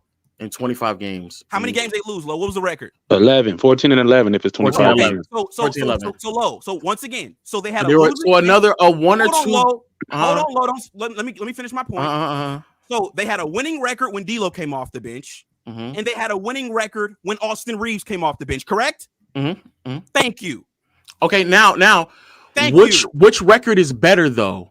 The record when they started. You got it. I'm not arguing that. Reg, stop. I took the time out to go look this up, and I respected you by giving you an answer. This is the reason why I don't had like to answer the whole time. You're just okay. I'm waiting on you. Okay, now I'm asking you a question. Which record was better by win percentage? I just told you. I agree with you. Okay, so what's the point of us arguing this then? Because your whole point. My whole point that I was trying to make when the Lakers got bounced out is that they should have stuck with D'Lo and Reeves off the bench. You came on the show and you were talking about, well, how you gonna bench their best shooters and blah blah blah. Well, guess what, Lo? How did D'Lo shoot in the playoffs in round one? Do you know D'Lo's 3-point percentage in the playoffs? He was terrible in the playoffs. What was the percentage, Lo? 32%. What was Austin Reeves' percentage from 3-point line in the playoffs? I think like 28 or something like that. Thank you. What would have been Cam Reddish that he was shooting in the regular? What would have been Cam? What would have been Cam Reddish's 3-point shooting? Hold on. So that probably 32 with better defense. That he was shooting in the regular season. That 42% that he was shooting in the regular season that you were gassing up saying, well, were we winning games? Guess what? Yeah, we were winning games. And guess what? When we got to the postseason, guess what? All that 42% shooting he was doing didn't mean a fucking thing. Okay, and so if your response is to give Max Christie minutes, which I don't know what Max Christie would have done in the postseason either. Mind you, Max Christie last year in the playoffs shot 25% from three. So congratulations. Furthermore, when it comes to playing, why are you bringing up his 3-point percentage when he didn't play? I'm talking about last year. There's no sample size that we have off of him whatsoever. So why are you bringing it up? Because there's nothing else that we can go off of. Nothing else. Listen. No, stop. I'm allowing you to talk. This year, Taurean Prince shot 29% from three. So he also didn't perform. And Cam Reddish, I don't know if there's ever been a point in time in any point in his career where he has shot good from three. So effectively, the point I'm making is that you're not getting 3-point percentage from any of these players. I agree. It's not like D'Angelo Russell has provided evidence that he's a quality playoff performer, but putting ourselves in a better position in the regular season would have been much more suffice for playing those two players than anyone else. That's it. But at the end of the day, you sat here and chastised us for making assessments on a small sample size when in the moment from the small sample size, you also was quick to just turn it off. Yeah, and I turned it off for Christian Wood and who was not available. Yes, they were available. What are you talking about? What are you talking about, nigga? He was out, man. He was not coming back. Christian Wood and Rui Hachimura were available. Christian Wood stopped. When do you think Christian Wood stopped playing basketball? He wasn't healthy, man. No. I'm at, when do you think Christian Wood stopped playing basketball this year? I want to say because Lamont, he had two things. Just answer the question. I need you to hurry up because I'm trying to remember. Hold on. It was February. He stopped playing games in February. Relax, calm down. In February is when things started to change because Cam Reddish also wasn't available. So you're talking about putting players in lineups that literally were not available. So Christian Wood wasn't available in December. December, yes. So what the fuck are you talking about? Because after December, and then when we had this conversation, after that, mind you, in December he actually played quality minutes. We went on a 4-game losing streak with him playing 20 minutes as a sidebar. So hold on. Did you not just pull up a clip from December? I want to further the point though. If you're arguing about how we're going to end the season and go into the playoffs, how can we do so with a player who's not even available when he stopped playing games in February? Okay, and like I said, they should have never went back. When did they insert D'Lo and Reeves back into the starting lineup? I want to say like the end of January. The injuries. When Reddish was no longer available in the middle of January. In January 17th, we ran a lineup of Reeves and D'Lo. So in the middle of January, when Reddish is no longer available, that's when we went back to it. So how can we start Reddish or play Reddish when he's no longer available? If you want to say that we should have, if you want to say we should have, I'm almost done. If you want to say we should have went back to Vando, sure, but Vando would have only played effectively in the starting lineup for another 8 more games because in February he was no longer available. So in February he wasn't available. In February Wood wasn't available, and in February Reddish wasn't available either. There were 3 players that you were highlighting that were not available from February on. And once again, when you came back on Lamont's show and you found that clip from December. What is that? Is December before February? Yes or no? No, December's before. I'll say it one more time. The point was being made is that you were chastising us for being critical of a small sample size, while during the same time that small sample size was happening, you also was being critical and wanted and to who did I say? Lineup. Okay, you're right. We're not talking about who you said. I've already said I agree with you that you can give you.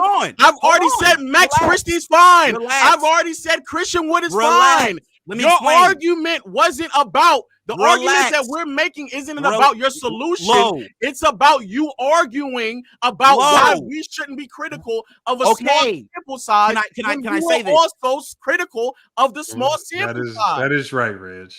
Okay, Lamont, get off his dick. That's number 1. Number 2, he's just I have to go make money. It's the 6 o'clock. It's 8 o'clock. The game is already going. I have to go make money, bro. That's the whole argument. You were critical of a small sample size in real time. So once again, before you go, I'm gonna say this one last time. I'm done with this.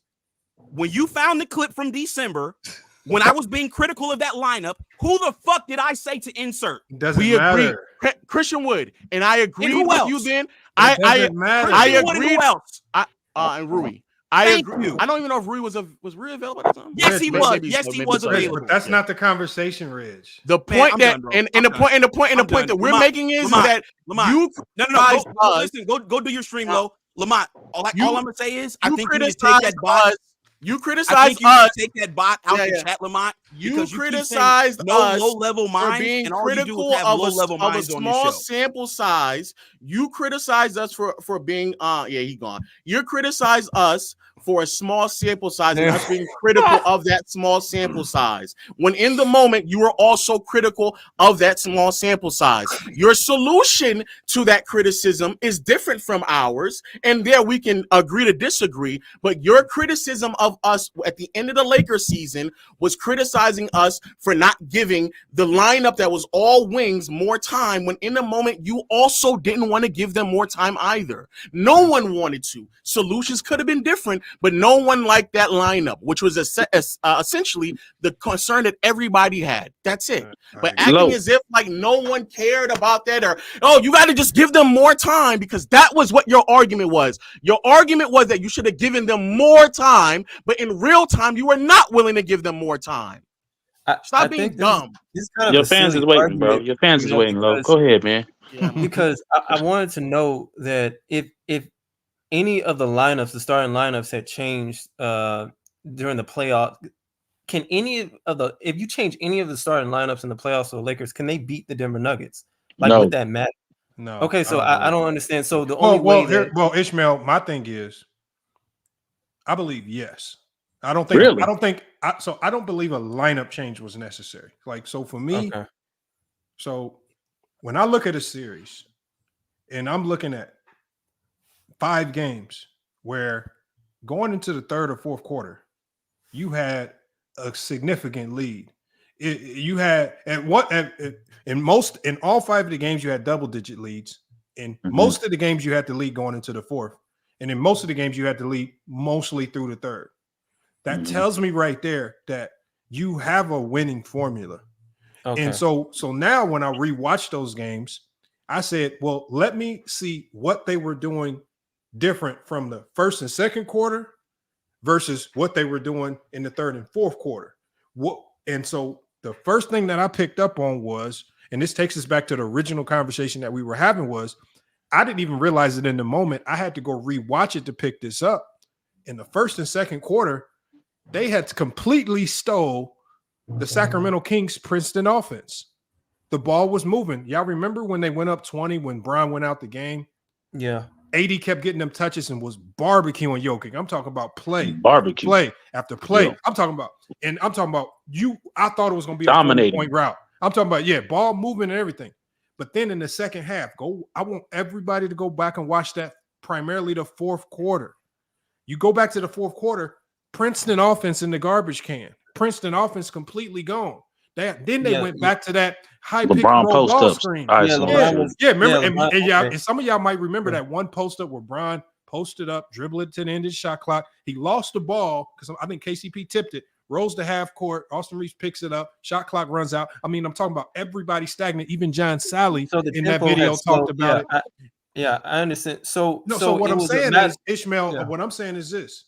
When I see you clearly had a winning formula, but whether it's by coaching or whether it's by players making their own decisions on the court, they completely changed what they were doing. They went away from what was building the lead, and they went back to something that all year has played. I thought it was because also they put Aaron Gordon on AD, and then they put KCP on LeBron. And I thought the Lakers thought that LeBron could dominate that matchup. And that's why they went into the LeBron post-ups and different things, because they thought he could dominate that matchup. But my thing, though, let me get to Tyson's question in the locker room, and I'm gonna get to you. My thing is, either way, with the LeBron post-ups, you're still going away from the offense. No, I'm not disagreeing with you, Lamont. I'm just saying that's what they thought. No. Even if you feel you can exploit an individual matchup at this stage in LeBron's career, he's just having a harder time exploiting matchups. Oh, I agree. Just being honest about it. 100%. 100%. Yeah, what up, locker room? All right. Okay. Do you mind if I cook you real quick?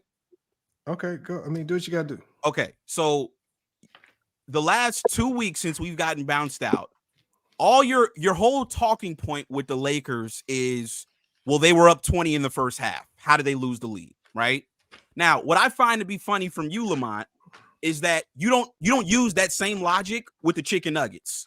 Weren't they up 20 in the third quarter against Anthony Edwards in the Minnesota Timberwolves? Yes. Whole different team. Shut up, nigga. I did use that logic. Hold on. So here's the point that I'm trying to make. I did use that logic. Hold on. That's the funny thing about it. Here's the point I'm trying to make, though, Lamont. It was worse for Denver because I said they gave up. Here's the point that I'm trying to make, though, Lamont. Mm-hmm. I noticed, right, when it comes to LeBron, you use the argument, where they were up 20 and it's LeBron's fault that they lost. But when it's Denver, when Nikola Jokic lost, you said, Nikola Jokic played well, his teammates didn't show up. That's not what I said. I said Nikola Jokic has full accountability for this loss. I said it's his job to make sure you don't have 20-point comebacks. I said the blame starts with him. Then we trickle down to the others. I did not blame. I don't run around blaming the others. I said it starts with Nikola Jokic. That's on the stream, Reg. I said that. I don't care triple-double, 29 points or not. It's his responsibility to not let the pace of the game get so out of control where the Minnesota Timberwolves can come back. And Jokic was one leading that. So let me ask you this. So That's you attribute the Lakers losing a 20-point lead to LeBron basically stagnating the offense, right? No, what I said was something changed.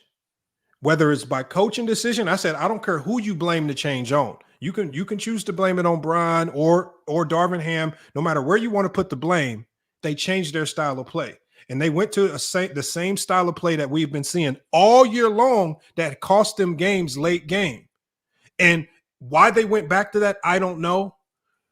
But they went to that, and that's what allowed the Denver Nuggets to get stop after stop. They made the Lakers play deep into the shot clock, take bad shots, and they were able to come back from every single deficit because of that style of play. Now, let me stop you right there.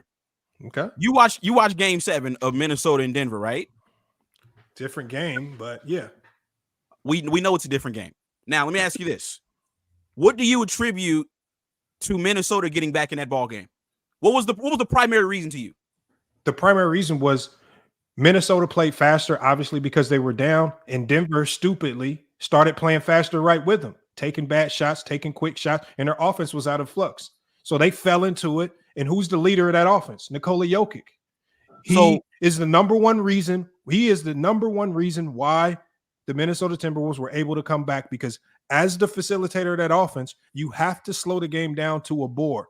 You have to start taking longer possessions. As much as they want to run, he wants to get out into the break and throw those full court passes. You can no longer do that when you're up 20 in the game 7. You have to slow the game down to a bore so they don't get as many possessions. That's on Nikola Jokic. Now this is where I have to expose you, right? Because hey, Lamont won't say it. I'll say it. That nigga LeBron changed the offense. I'll say it. I got no problem saying it. He did it. Lamont, now, let me expose you real quick. Now, you're a coach, right? Why do you keep saying that, but you're not saying nothing? Hold on. I just asked you. I know where Reggie is going. It's a good point. Hold on. I just asked you, right? Now, you're a coach. I just asked you, why do you think Minnesota got back in the game? I listened to what you said, and you didn't mention one thing about fucking defense, Lamont. You know, what you didn't mention one thing about defense as a coach. No, you didn't mention one thing about defense. You asked me the number one reason. You didn't ask me the number 2, 3, and 4. Okay. I said the number. You didn't give just one answer. Hold on. Let me interject. Like you gave several answers. You didn't give one answer. This is a bad analogy. So hold on. So I asked you. No, Lamont. Because to me, right, I watched that game. Let me have the floor for a minute. Lamont, I watched the game. I think the biggest reason why Denver got back in that game in the third quarter was because of defense. They held the Chicken Nuggets to 14 points that quarter. I agree. Right? So defensive intensity. So when you talk about the Lakers blowing a 20-point lead, you want to know what's funny? What I never hear you mention either is the Lakers' fucking defense. Okay, no, what about Denver's defense? So what about Denver's defense? You never mentioned their defense. You never mentioned how D'Lo can't guard Park Carr. You never mentioned how Austin Reeves and D'Lo are the worst defenders on the team. Please, you never mentioned how Rui Hachimura was guarding a 2-3-time MVP in Polio.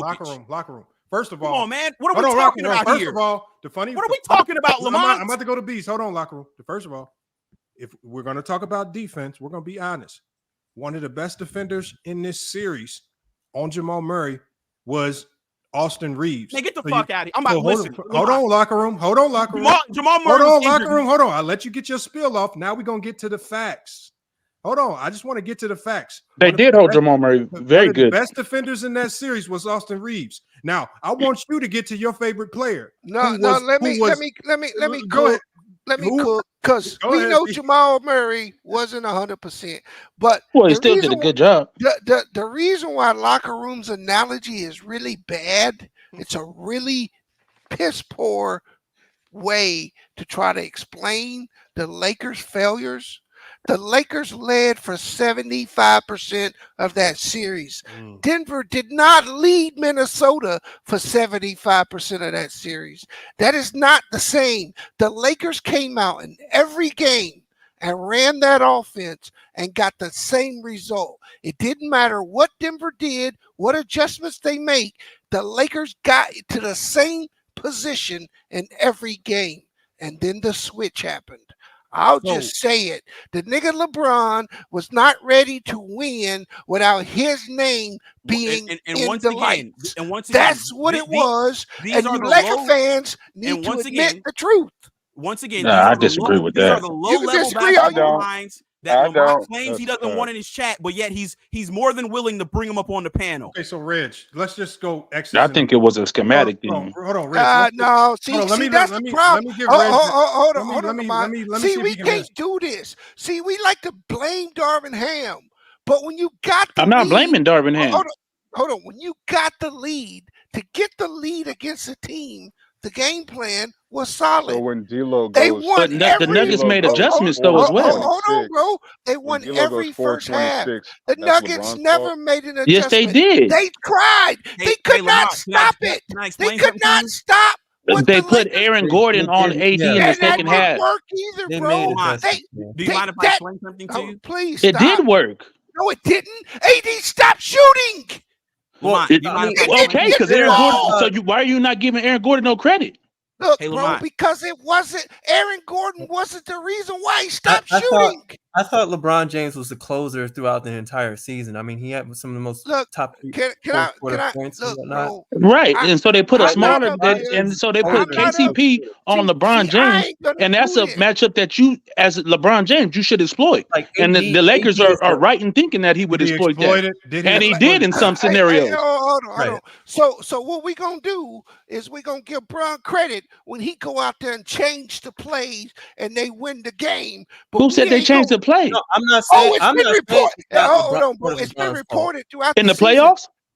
All the time. He was. No, I'm talking about in the play. We're talking about the playoffs, bro. I'm talking all the time. He was changing. So see, this is the bullshit, bro. Now it's just narratives. Oh, so you think we was talking about a playoff game? We was talking about a playoff game. Now you're talking about throughout the season. It was reported. We're talking about what happened in the playoffs, bro. Are you telling me that LeBron showed no respect for his coach and changed the plays? Did he change those plays in that moment? Let me fucking finish talking. Answer the question. You. I don't know what you said because I was talking. Go ahead, sir. I'm asking you a question. Are you telling me that LeBron was okay with changing the plays during the season, but somehow found respect in the playoffs and was going to listen to him? I don't know and you don't know. Yes or no? This is my answer. You know, I don't have to answer yes or no to your question. I'm saying I don't know. We heard of LeBron doing those things, but we don't know if LeBron changed any of those plays in the playoff scenario. So why is that even relevant if we don't know what happened? Okay, in your opinion, that's fine. Say that. In my opinion, I believe that's what Anthony Davis was that's fine. I believe that's what Anthony Davis was saying when he said, we don't know what we're doing out there. You believe that? That's fine. Because for 2.5 quarters, they all seem to know. Okay, that's a narrative. All right. Right. Exactly. Hold on. It's not facts that he changed the play. Hold on, y'all. You can have an opinion on it, but that's not that. Hold on, Ishmael. Okay. What I'm saying is this. The game has played.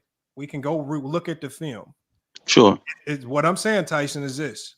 I don't care who changed it. No, I agree. Hold on. What I'm saying, Tyson, is the one thing I know for certain is somebody changed something.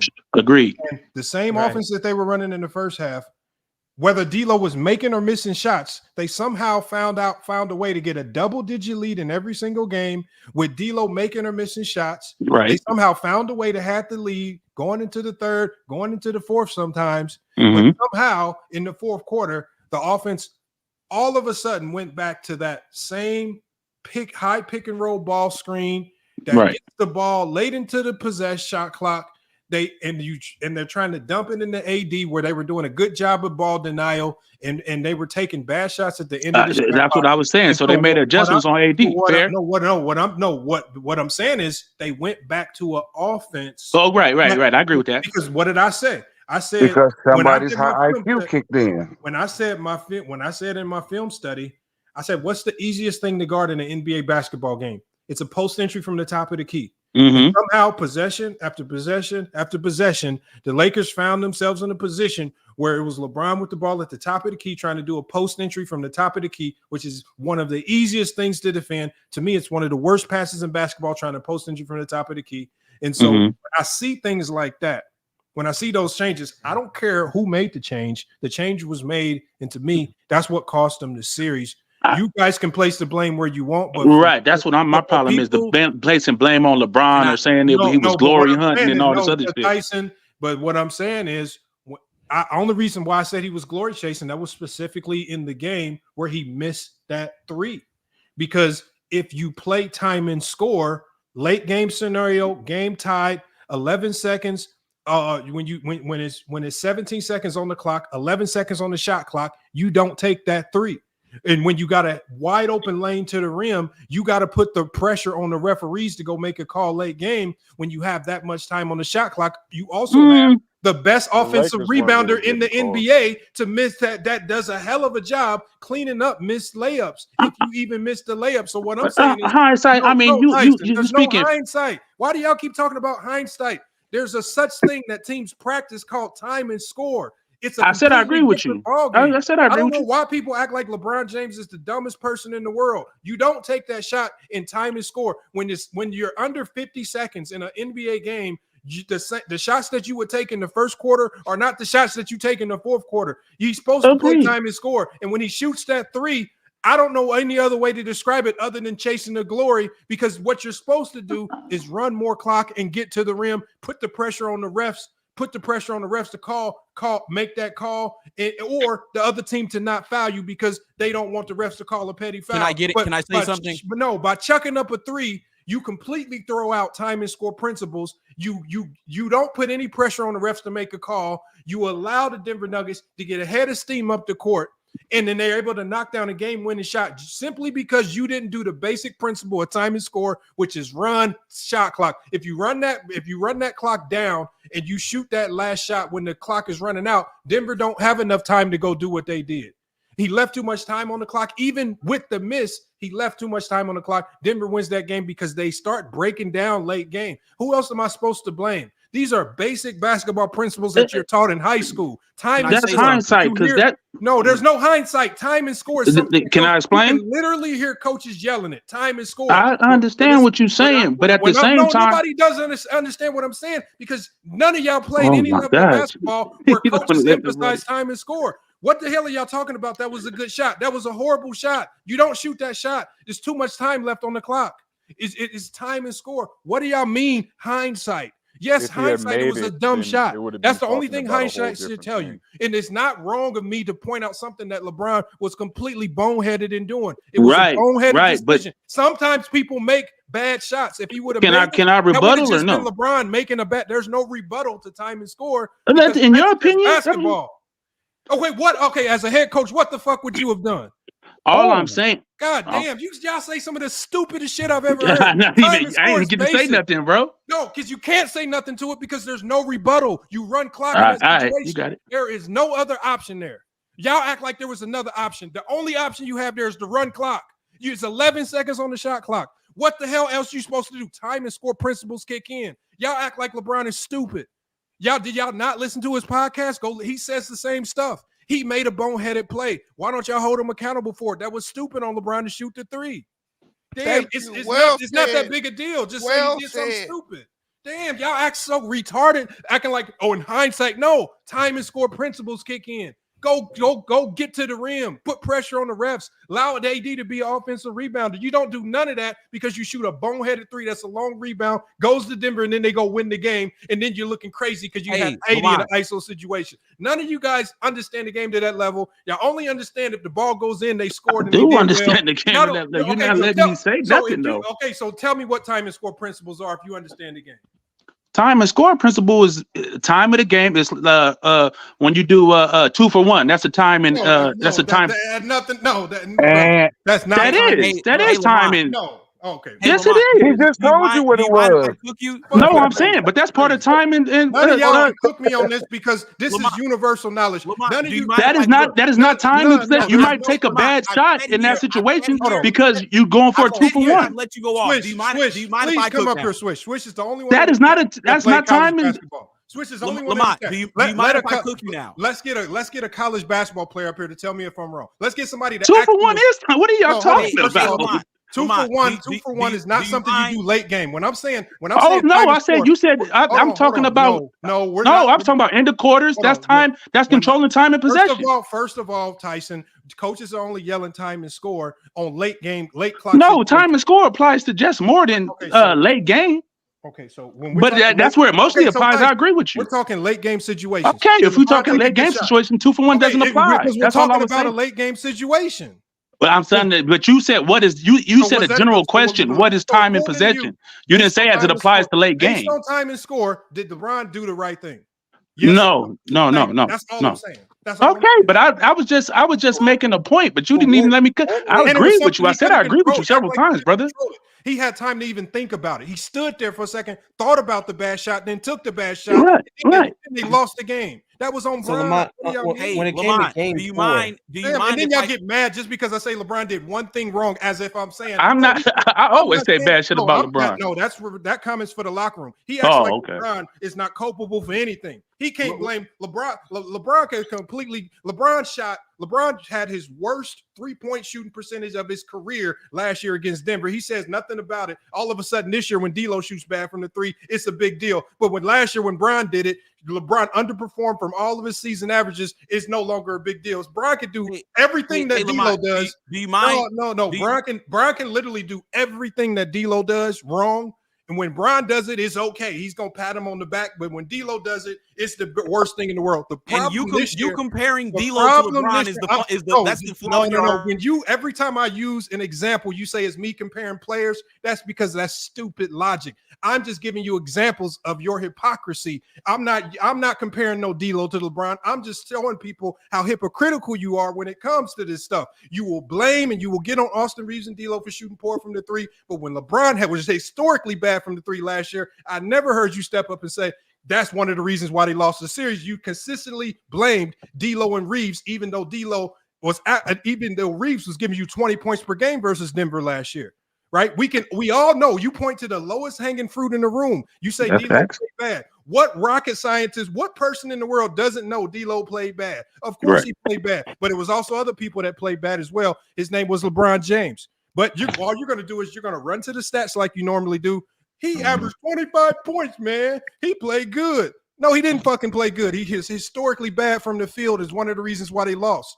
And he is the leader of that team. I never heard you blame him for that. So when we talk this year, when I talk to when I go to one particular play, I'm talking about one particular play where Bron took a stupid shot that cost them the game, and y'all get mad at me as if I'm calling LeBron the worst player in the world. He made a bad decision. It cost them the game, right? When we look at those fourth quarters, when the offense changed, the ball was in LeBron's hands. He had the opportunity to go back to the offense that was working, or he had the opportunity to go to the offense that failed them all year long. He chose to go to the high pick and roll offense with AD that failed them all year long, and the results were the same. They lost those games to the Denver Nuggets. I don't know why. I don't know how this is. I don't know how this is anything. This is some super formula where I got to go blame D'Lo. Of course, D'Lo played bad. Some of the other guys didn't play well. Are you done? No. But what I'm saying is, if y'all going to speak on these things, stop being biased towards certain players that you like. You keep regurgitating and repeating the same thing. Austin Reeves and D'Lo played bad. We get it. At the end of the day, what I look at is they played bad, but they still had a lead 75% of the series. And when it came down to it, when it mattered most, Denver had a lead. So when what? It came down to it, when it mattered most, what I saw, especially in that last game, in that final we know game, it's LeBron's fault. We know. No, because you want to run to that. What I saw was as bad as Austin Reeves played. I watched Austin Reeves score 7 straight points to help keep them in that game. I saw him, but he didn't close it though. It doesn't. Hold on. So now you're putting the onus on Austin Reeves to close games, not LeBron. He did against Memphis. Why he can't do it against Denver? So hold on. Who was the closer of the team? We know who the closer of the team was, but don't sit up here and try to. Hold on. Let me speak. You can't keep interrupting me. Hold on. I can keep interrupting because I've sat back. We let you go though. I have literally sat back quietly for months. Okay, so I have sat back quietly for months. Can I speak without being interrupted? I'm gonna let you speak here in a second, but the people will know this. I have sat back quietly for weeks, letting people say some of the most stupidest basketball stuff I've ever heard in my life in locker room. Just being honest. You say a lot of stupid stuff. We just have to laugh it off because you're the locker room. But a lot of the stuff that you say will never translate to a basketball court in a real game. If you put a group of 5 people in front of you, you wouldn't know how to coach them to go in the right direction up the court. You wouldn't know what the hell to teach them. So let's not act like you understand the game. So talk from a casual perspective, but stay in a casual's lane. Because when you're talking to me, you're talking about somebody who really knows the game. And when I call somebody out, I'm never calling them out for bias. I'm actually calling them out for stuff that actually happens on the court. So that's one thing you got to start getting straight when you talk to me. We're not on the locker room. Hold on. We're not playing sound bites. We're not trying to crack jokes. We're actually talking real basketball. So the next thing that comes out your mouth needs to be something that's really embedded in basketball, X's and O's. Otherwise, man, we can't take you seriously. But go ahead. Oh, okay. So cook that nigga, Lamont. So let me ask you a question, Lamont. So you're telling me what you do as a head coach? No, I want to know what you would do. Hold on. That's what I want to know. No. Let me know what you would do as a head coach. We let you speak. You gonna let me speak? No, you're asking me a question. I don't want any questions. I haven't finished the question. You would do. I haven't finished the question. There's no questions. So hold on. You need to be explaining stuff. There's no questions to be asked. Are you going to just continue to interrupt, or are you going to let me speak? Because there's no questions for me. You need to be explaining to the people. No, I'm asking you a question. You coach a club basketball team, right? So you're telling me that nobody else can do what you do. So now you're Phil Jackson in this bitch, right? I said you can't do what I do. Okay, and based on what? Because based on me, what qualifications do you have to coach a club basketball team? Based on the fact that when I listen to this man talk and he doesn't even what understand. Qualifications do you have to coach a club? Hold on, I'm gonna tell the people. You asked me a question, so I'm gonna ask him. So when this man asked me, when I say that LeBron James should not have taken that 3 late game because it was time and score, the fact that you didn't understand those time and score principles tells me you don't know what the hell you're talking about, because me saying that Bron took a bad shot there is not me killing Bron. It's just me calling an obvious mistake out. It could have been AD that took the shot. It could have been Reeves, D'Lo. Anybody takes that shot, it's a bad shot. Anybody on the court late game needs to. This is why most teams have a late game lineup, because these are the highest IQ players and they don't make those mistakes. I said there's only a handful of people in the world that should have taken that shot. Maybe Steph Curry might be the only one I can go to, but outside of Steph Curry, there is absolutely. Remember, if y'all remember the playoffs against the Lakers last year, y'all remember that wide open 3 that Jordan Poole took? He was wide open, wasn't he? He took a stupid shot late game. It cost him that game because Jordan Poole, right, took a wide open 3 late game. He wasn't playing time and score. And who looked at him crazy? Everybody on the Warriors, Steph, Clay, everybody looked at him crazy because he took a wide open 3 late game and he wasn't playing time and score. Late game, you're playing a different game. You're not playing. This is not the first or second or third quarter. You have to play different. So what I'm saying is, go. I'm using the same mistake that won the Lakers, helped the Lakers win a series, is the same mistake that Bron won that cost them a series. Right. So I'm just calling out an obvious mistake. This don't have names on it. It's just it didn't cost them a series. It didn't cost him a series. It cost him a game. Let's just put it like it didn't cost him a game either. They put him like at it. Bron's mistake cost him the game. Nah, I disagree with that. Okay. All right. Because we don't know what's happening after that possession. They said it cost him the game. It cost them the game. And it did exactly. It cost them the game? Okay. Did they win or lose the game on the next possession? Right. But they had time left. It wasn't that they can run out the clock. Bro, they lost. What you do is what you got to do is, when late game situations is, you want to take away as many elements of possibility. I agree. It was a bad shot. I'm just saying that didn't cost them the game. That's what I'm saying. Not a bad shot. I didn't even say nothing about that. What I said was late game. You want to take away as many elements from the other team. If you know the other team is going to get a possession, you want to make sure you take away so many elements that the odds of them scoring are extremely low. Agreed. When you take a shot with 11 seconds on the shot clock, that much time as opposed to 6. You're giving them too much. You're giving, especially Denver, Jamal Murray, who's known for cooking the Lakers late game, you're just giving them too much. So you have to play it. You have to play that smart. You have to play it down to the wire, especially when Jamal Murray, who was cold all game, got hot all of a sudden and started barbecuing. So when you play it wrong, you get punished. And it's like basketball karma always kicks in when you do boneheaded stuff. It seems like every time guys miss a layup, do boneheaded stuff, it seems like the other team always makes a three on the opposite end. Like every time. Sometimes you pay for it. Sometimes you get away with it. Let me ask him. I would like to ask my question. Basketball is basketball. Are you going to let me cook or not? Go ahead and cook. Okay. So please don't put me on mute or anything like that, right? We let you go, okay? Now, number one, I just want to know personally, right? Just for reference, what qualifications do you need to become a head coach of a club basketball team? Years of coaching. Years of coaching. Yep. Years of coaching what? Years of coaching basketball. At what level? Collegiate. So you're telling me nobody's ever got a job coaching a club basketball team that didn't coach college before? I don't know. I'm not every job. Exactly. Thank you. So, like I said, well, what are we doing that for? Because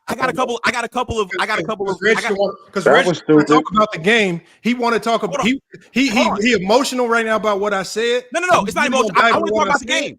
No, what I said was, I said let's dive into the X's and O's to see. No, I do. I want to talk about the game right now. Now, Lamont. Let's really show the people what you know about the X's and O's. Now, I asked you, Lamont, hold on. I asked you 30 minutes ago. What do you think the biggest reason was why Minnesota? Bro, are you gonna?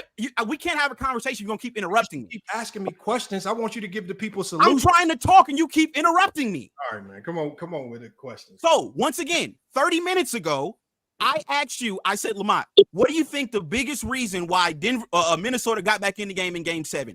You as a fucking coach sat up here and gave every reason up under the sun and didn't mention. I gave you one reason, Reg. Don't lie. See, now I got to just like you said. Where did Reg say? Don't lie. What you said was you asked me for the biggest reason. You didn't ask me for all the reasons because we all know there are multiple reasons. I said the number one reason why I think the Minnesota Timberwolves were able to come back from 20 down is because the Denver Nuggets allowed the game to get sped up. The only team that needed to play fast was Minnesota because they needed to catch up. That's what I said. I said, so the number one thing is Denver, who's known for having a structured and sound offense led by Nikola Jokic, they fell into the trap of playing fast, taking shots early into the shot clock.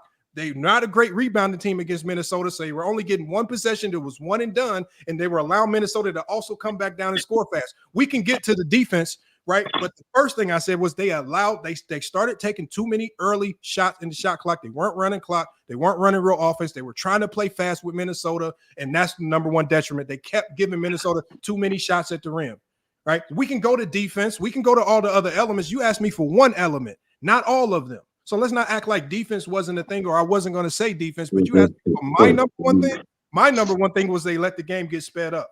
If we want to go to other things, we can get to that. We can definitely get to that. So don't act like the Rich. Don't act like I wasn't going to say defense if we was going to really dive into it. But that wasn't even the topic. Once again, I'm trying to cook. You keep putting me on mute, and because you lying, Rich. Don't lie. You keep interrupting me. Rich, I'm just all I'm saying. We all heard you, Lamont. I'm saying, Reg, is what I'm saying is I know in the locker room you like to selectively take stuff out and clip it the way you want to formulate your own narrative. But over here, you ain't about to sit here and just lie and act like I wasn't going to say defense. We wasn't even talking about that series. We were actually talking about the Lakers. You make a quick reference to that series.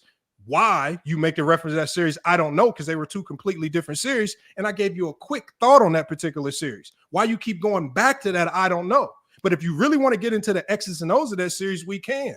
Right? If you really want to break down my answers, but what the people here are more interested in is what are your thoughts on the series? What is your breakdown of the X's and O's? Because we want to know where your basketball intellect is, as opposed to trying to ask everybody what theirs is. You keep challenging everybody else. How can you challenge everybody else when we don't even know if your intellectual knowledge on the game is up to par versus ours? So you tell us first before you start asking questions. What was the solution? What were the problems? What were the solutions? And how would you go about with the X's and O's offensively and defensively to solve the problems? Let's hear from you on that before you start dishing out a whole bunch of questions. Okay, so once again, you keep interrupting and putting me on mute. I don't know what's your problem today, man. Are you okay? Emotional. Who cares? Move on. Let's get to the basketball. Okay, I'm trying to. So, like I said before, I was rudely interrupted for like the 15th time. The biggest thing that I noticed in Game 7, Minnesota versus Denver, was in that third quarter, Minnesota turned up the defensive intensity and they held Denver to 14 points that quarter. They went from being down 20 to, I think at the end of the quarter, they was only down maybe 1, right? So, okay, cool. So then when I ask you about the fucking Lakers, your whole analysis is, oh, well, it's LeBron's fault. Okay, well, let's actually look at the fucking numbers, shall we? So Lamont, I have the Lakers. So let me just preface my comments real quick. Now, I'm gonna just tell you why I think the main reasons why I think we lost Denver. I've been saying this on my show the entire year. I have never been a fan of the D'Lo and Reeves backcourt. It's been documented on my channel all season. I've historically said they are the 2 worst defenders on the team. That is not my opinion. That is a fucking fact. That is what is actually the truth.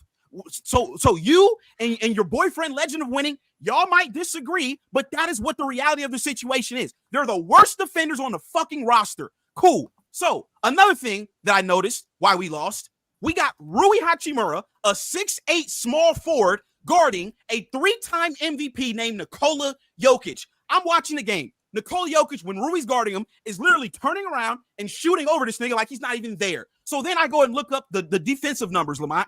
You want to know who has the worst defensive numbers in the starting lineup? I'll give you a hint. It wasn't LeBron James. It wasn't AD. You want to know who it was? It was Rui. Why do you think that was? Because he's guarding a player that he's never... at no point in the season, we've covered every Lakers game. At no point in the season was Rui Hachimura guarding centers. But you don't get on your show and say, why the fuck did Darvin Ham have Rui Hachimura guarding a center, let alone guarding the 3-time MVP or the best player in the league? You didn't mention that. You're just riding LeBron's dick every fucking show. What's your solution, so, Rich? I told you what my solution was 10 months ago. My solution was Rich, you what's put an your actual guy who can defend Nikola Jokic. Rich. Let's do this right here because we're not talking about 10 months ago because the roster 10 months ago did not look like the roster that was in the playoffs. Hold on. So what I'm saying is, okay, and if you feel so your solution is how would you have deployed Jackson Hayes to nullify Nikola Jokic? Once again, I'm not saying Jackson Hayes. Let's put you on the big screen for this answer. Jackson Hayes, the Jokic stopper. Go ahead and explain to the people. See, now you're being a clown like usual. No, nobody ever said that Jackson Hayes was going to be the Nikola Jokic stopper.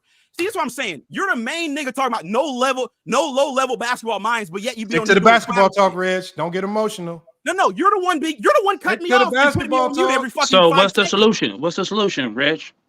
My solution would have been from the start of the season. And matter of fact, I've been saying this for 2 years now. Let me speak, nigga. So once again, here's what my solution would have been.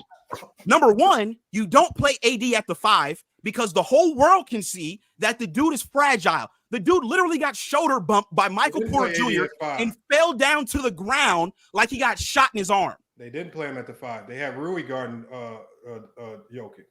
No, stop. Let me finish what I'm saying. So my solution 2 years ago when Darvin Ham was first hired was to play a big alongside of Anthony Davis. Like, I don't know, we did in 2020 when we won the fucking title. Cool. Y'all don't want to do that. Okay, cool. So what ends up happening is what's your solution for this roster? Okay. Once again, I'm getting to it. Just be patient. So once again, we started the season with Christian Wood and with Jackson Hayes. We did shows. We covered articles that came out. Anthony Davis himself said he wants to build the same continuity with Christian Wood and with Jackson Hayes that he had with Dwight Howard and JaVale McGee. If you think I'm lying, go look it up. Like I said, most of you niggas don't cover the Lakers like I do. You just do shows casually and you think you know what the fuck you're talking about, and you actually don't.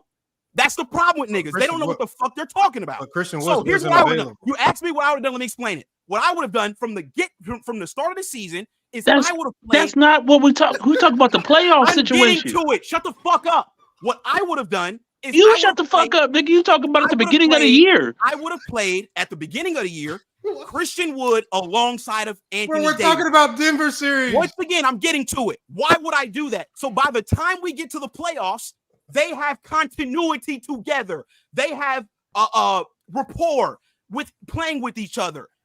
And if Christian Wood would have went down, I would have put in Jackson Hayes in the regular season, not in the postseason like an idiot. Reg, I would have done it in the regular season. Okay, Reg, no joke. They would have figured out how to play with each other. Reg, no joke.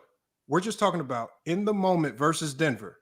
With everything as it was, not going back into time and changing the past. I already told you, nigga. I said Jackson Hayes. Okay, so already told you. No, so we're only asking you was how would you have utilized Jackson Hayes in the moment, not going back and putting him in the lineup in the beginning of the year so he's ready. I would have started Jackson Hayes. And how would you have utilized him? I would have started Jackson Hayes alongside of Anthony Davis, and I would have had AD being the help defender on Nikola Jokic. And I would have had Jackson Hayes being the primary defender on Nikola Jokic. So, like I said, you want to sit up here and you want to blame LeBron every day and dick ride LeBron every show. But here's my thing, right?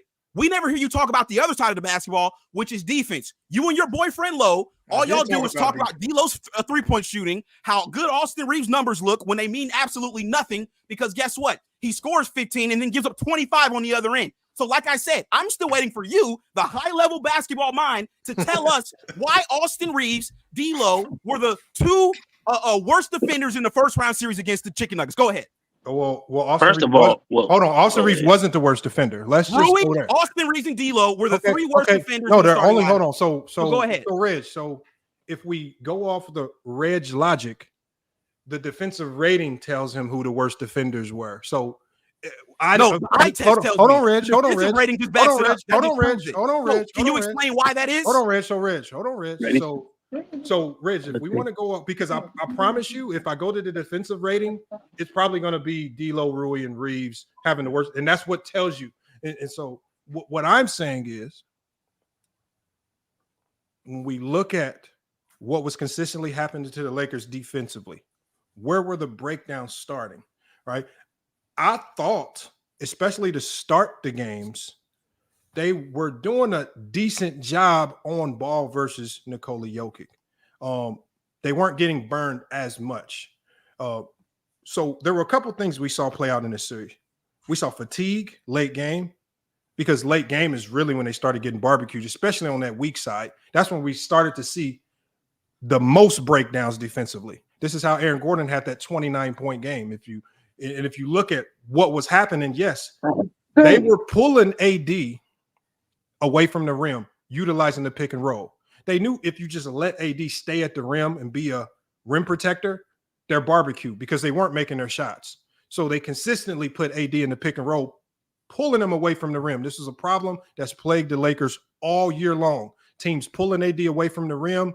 And the only person that really this year did a decent job helping AD on the backside all year long was Christian Wood. The unfortunate reality of it was Christian Wood wasn't available in this particular series to help him. So now you have to rely on guys like LeBron James and Rui, who this year have been poor in that particular role of helping on the weak side. So when we look at what cost them games, when Denver was able to go on those runs, it's primarily because they had no weak side defense to help AD when he got pulled away from the rim. Those guys weren't given a lot of effort. And I can't particularly blame that on D'Lo, because it wasn't his job to help low side. D'Lo actually did a decent job helping off the high side from the weak side.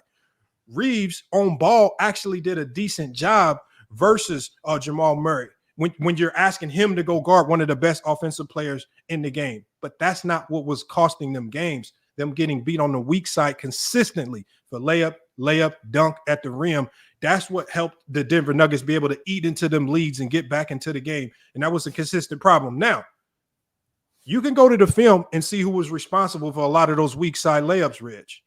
Now, you're not going to like the person that was responsible for allowing all of that, because the unfortunate reality is that it was a LeBron James. So if you want me to talk about the defense, the only thing that's going to do is just going to open the door for me to dole out a little bit more criticism at LeBron, even though I can give some to Rui and some of the other guys that were coming in.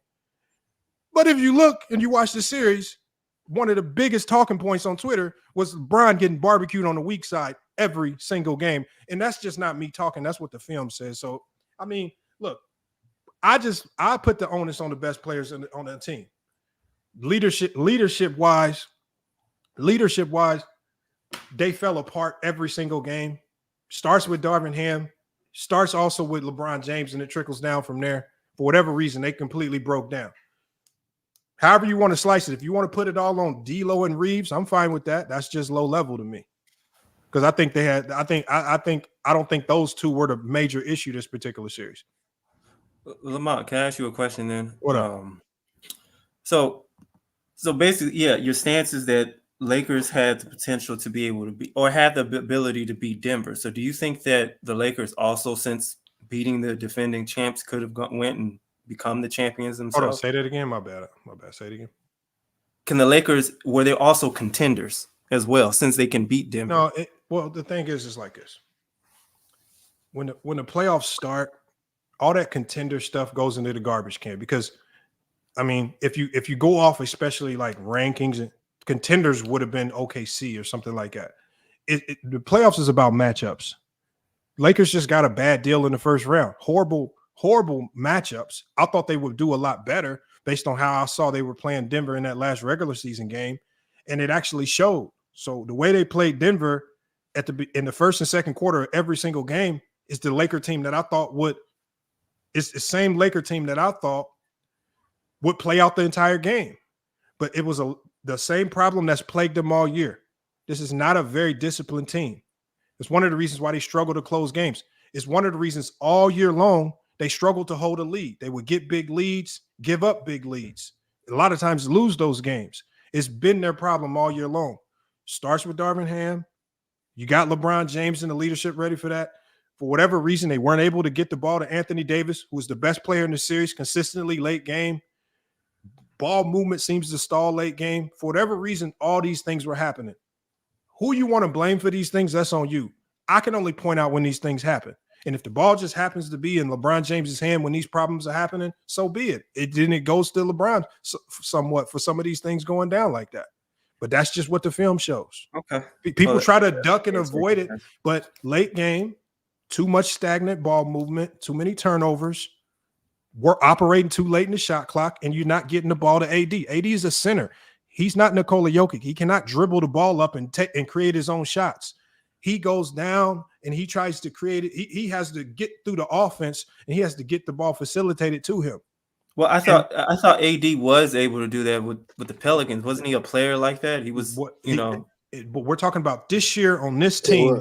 That was not AD's role. AD's role was not to push the ball up the court. And it's the responsibility of everybody on that Laker team. When the going gets tough and you need easy buckets, we have to start facilitating and we have to get the ball to AD in the fourth quarter. Now, could AD have been a bit more aggressive? Yes, he could have. But it's also the guards on this team, is their job. Whoever's running the offense in that fourth quarter, is your job to say, look, they ate into this lead. We got to slow the game down. We got to get some easy looks at the rim. We got to get to the free throw line. And how do you do that?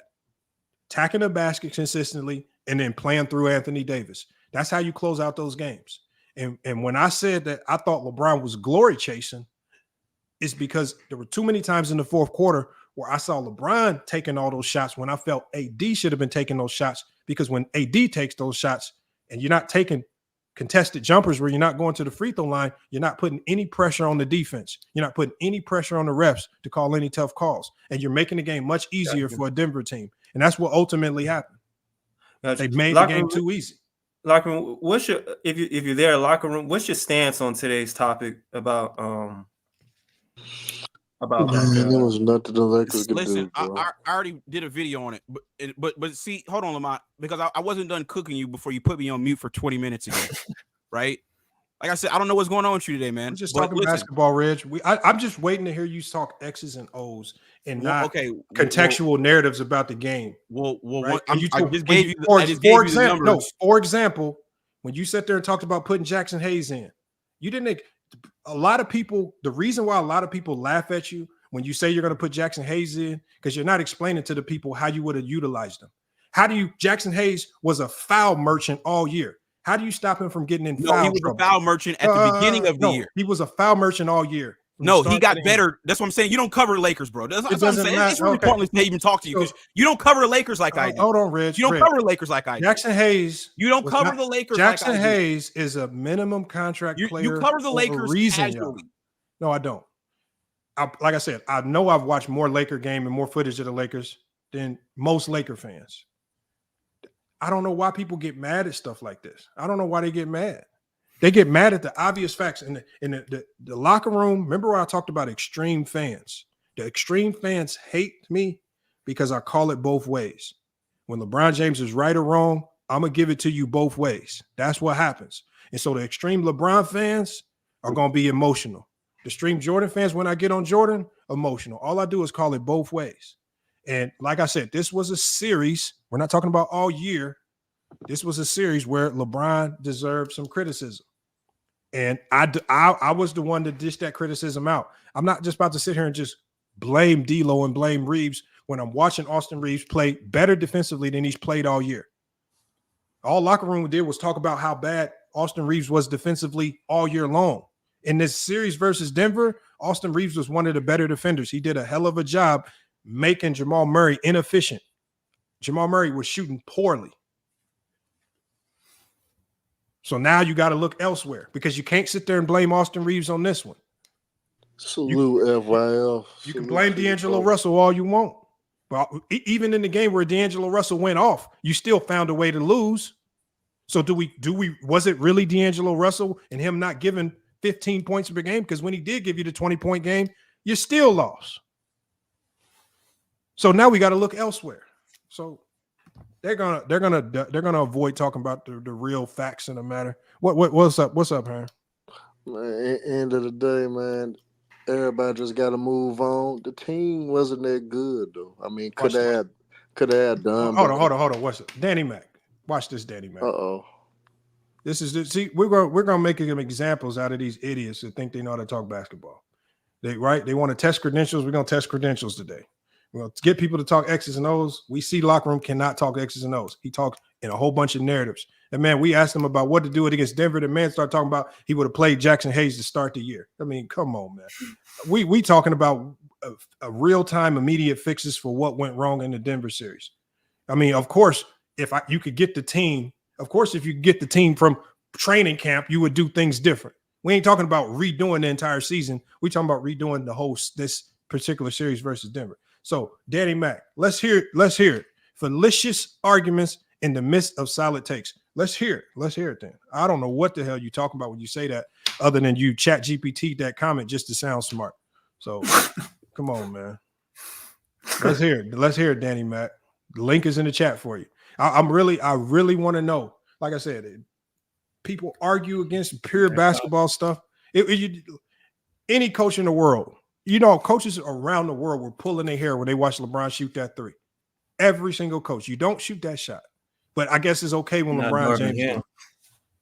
Bro, Darvin Ham knew his job. It's a joke. When LeBron shot that shot, Darvin Ham knew his job was done. He ain't got no hair to pull. It's over with.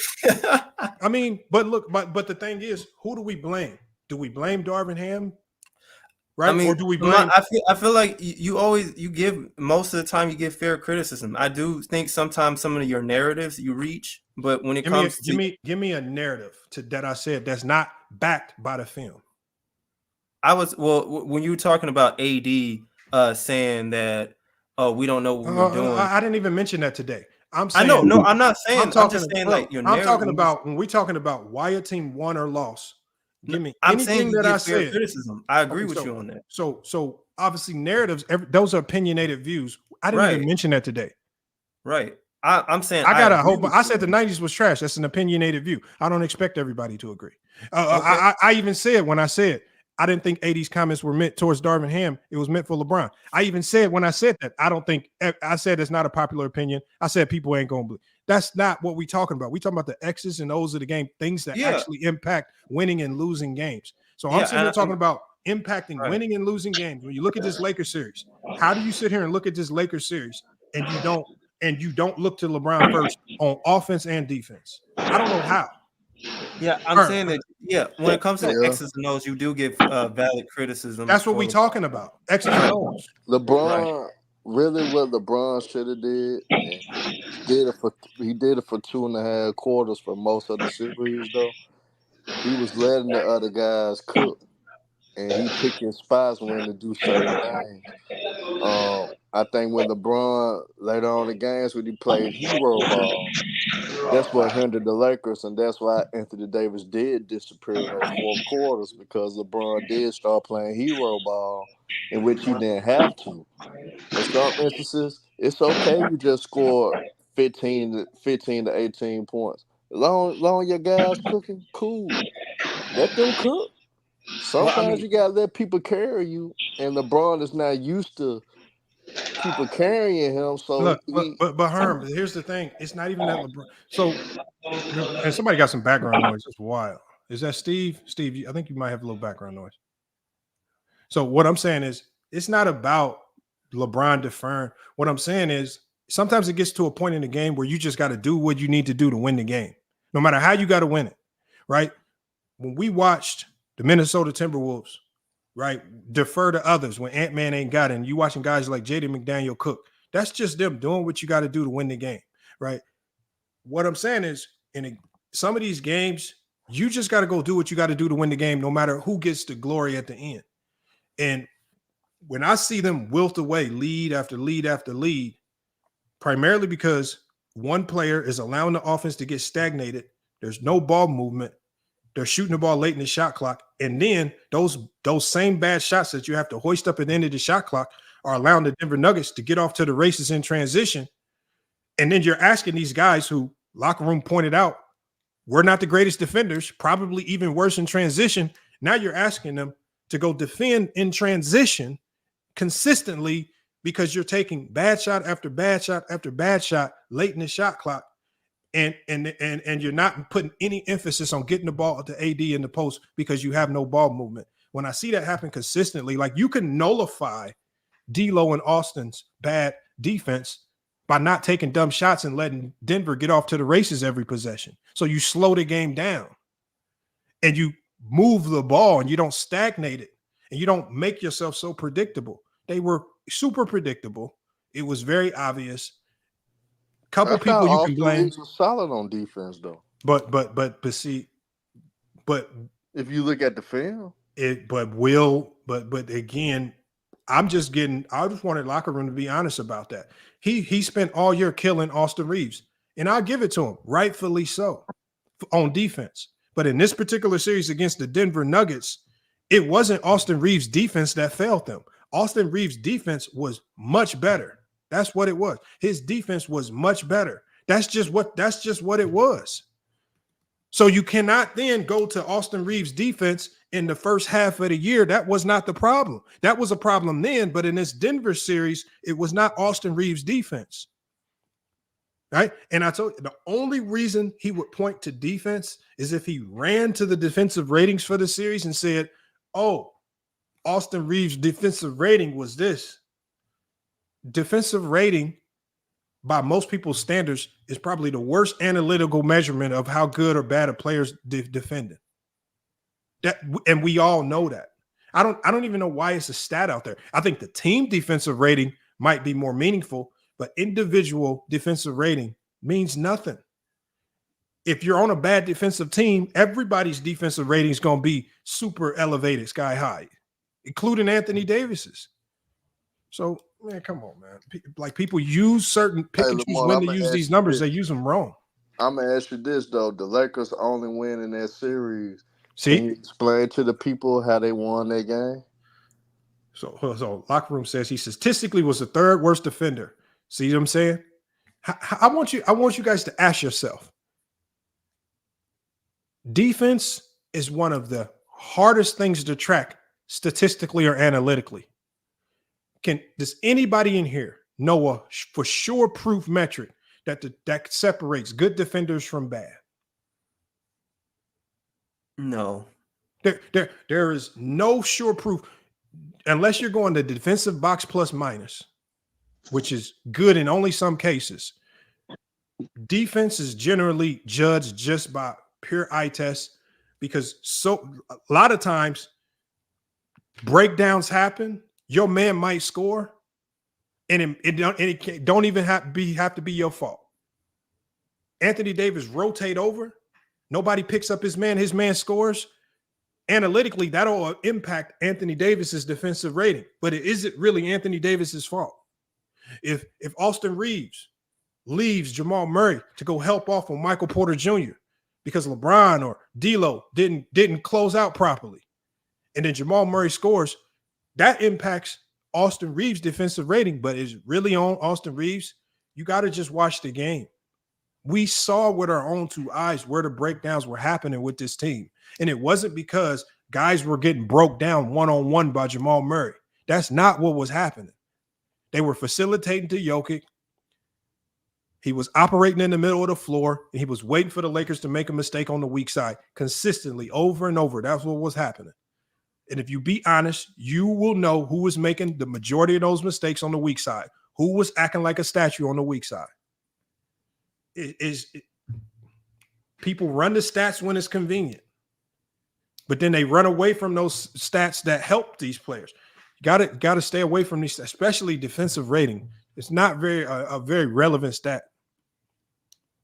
I mean, that's a team stat to me anyway, defensive rating. But I just honestly, the Lakers offense lost it. Let me say something to Narnar. See, this is what happens. See, this is the problem with when you talk about LeBron James, and Herm, you might know this. When you point out anything that he said that he does that might have impacted losing, then their definition of what you said is that it's all his fault. The problem, the reason why we can't get to all the other elements is because y'all give so much pushback when I point out one thing that LeBron James did wrong that we stay stuck on that LeBron James point for hours, just like we have now, because people just don't want to move on past the obvious. We could actually get to the other players and some of the other things that cost the Lakers to lose that series. You just got to concede to some of the things, just like LeBron taking that dumb shot late game. We shouldn't have to talk about that for a long time. It was a dumb shot. LeBron James playing horrible on the weak side. We shouldn't have to talk about that. It was very obvious to anybody watching the games. So we should be able to easily move on. Then we can get to Austin Reeves not making the shots he made in the regular season. D'Lo completely falling off, checking out. Seemed like he was already ready to go to Cancun. Right? Bench guy Spencer Dinwiddie, who was brought in specifically for these moments, not doing what he was supposed to do. So we can get to all that. And Narnar, I have to repeat myself because I'm talking to complete idiots like you. Ooh. When I read, that's why I have to repeat myself. You guys act like stupid little kids. Y'all act dumb. I don't get it. Y'all act like y'all dumb. And it's funny that the funniest thing, Herm, is when I hear the most extreme LeBron James fans try to tell me I'm right in LeBron. I'm the most non-biased LeBron fan there is, but I'm riding LeBron. Come on, man. I'm talking about you got people whose whole channels is built around this man, and I'm riding LeBron. Y'all gotta stop. You gotta stop. I mean, y'all whole platforms be built around LeBron James, and I'm riding LeBron. All I'm doing is looking at a game, analyzing it, and I'm calling it down the line. And that's just be the oddest thing about it. But it's just like I never thought I'd see this, Lamont. No, but Herm, it's just right. But it's just hater. No, it's not that. It's just when it's time to give LeBron his flowers. The crazy thing is, we spent the whole first half of this show giving LeBron his flowers. We talk about this Denver series where there's a lot of deserved criticism that goes LeBron James's way, and then all of a sudden they come out the woodworks as if we got some type of war versus LeBron James on this channel, which is wild. It's completely weird to me how they do that, man. It's just the weirdest thing. I'm talking about literally just the first whole 2-3 hours of this video really at LeBron's defense versus Kobe and Jordan. And we talk about this series, all of a sudden, I'm talking about they come out with the war hammers like like this is Ticket TV or something. Y'all gotta look, man. There are places where you probably need to come out with the war hammers. If you want to go to war with Ticket. He He wants the war. He will willingly go over there and beef with him about LeBron James. I'm not into beefing about LeBron James. I'm just calling it down the line. He got guy James Hayes locker room for 4 years been calling LeBron James a role player. Go beef with him. Go take that up. This ain't the place. That's crazy talk. I mean, if you want to bring out the Warhammer and go fight for LeBron James, go fight for him over there. I'm talking about you got a plethora of people that you can go fight toe to toe with. This ain't the place. I don't hate LeBron. I love to see LeBron. I hated seeing one of the reasons why I even picked the Lakers to win that series versus the Denver Nuggets is because I want to see LeBron and them succeed. It's almost kind of boring watching these games when LeBron ain't involved in the playoffs. Am I lying? I mean, come on, he adds a level of entertainment that some of these other players can't bring. So I don't want to see the man lose. Shit, I was hoping he would have made it to another Western Conference Finals. So come on, man. They get mad because it would have been nice to see the Mavs versus the Lakers, man. It would have been Kyrie versus Brown. That would have been a hell of a fight series. Nice, bro. That would have been nice. But then they get mad at me because I just call out, well, damn, shouldn't have took that shot. That was a bad shot. No, it was a bad shot. It was D-Lloyd Reed. What? God damn. Okay, God damn. We'll get to D-Lloyd Reed. That was just a bad shot. He says right here, he says you picked the Lakers because you thought D-Lloyd Reed. Exactly. I thought they was going to. And the funny thing is, they really weren't doing a horrendous job. I mean, outside of D'Lo laying an egg, everybody kind of picked up. They elevated where their deficiencies were. Austin Reeves, strong deficiency defensively, was much better defensively in that series. So what about game 4? Like what led to that win? And hold on, what was the difference? Hold on, I'm trying to figure out game 4. What happened in game 4 specifically? I'm trying to think about what happened in that game. They had to lead the whole game. They won that game. Yeah. Hold on. That's the game. They had a good third quarter. They I did I did a film study to this on my POF account. So I did the film study to this.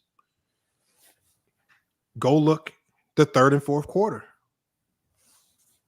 They stuck with the same offense that they started with. Right? They performed much better in that game because I think that might have been one of their most balanced games as a team.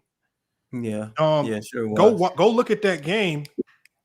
It was much more balanced because you spread the wealth and you continue to do that even deep into the fourth. And so you did not see a team that was stagnated. And so that was the winning formula. But the problem is, by that time, you're down so much in the series. It's just like it's all for nothing. Because now everybody's saying, well, we should have been doing this in game 1. Because now when you win that game, you're like, damn, if we'd have done this in game 1 and 2, we'd be up in the whole series. So it's just like even winning that game, you damn near do your team a disservice because now you're just like, damn, we had the winning formula all along and we ain't stick with it.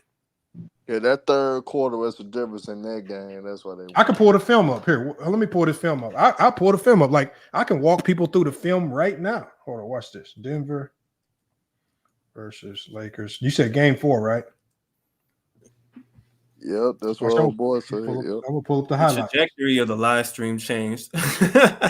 It's that this channel ain't built for like I mean, at the end of the day, man, sometimes we just gotta start leveling up, man.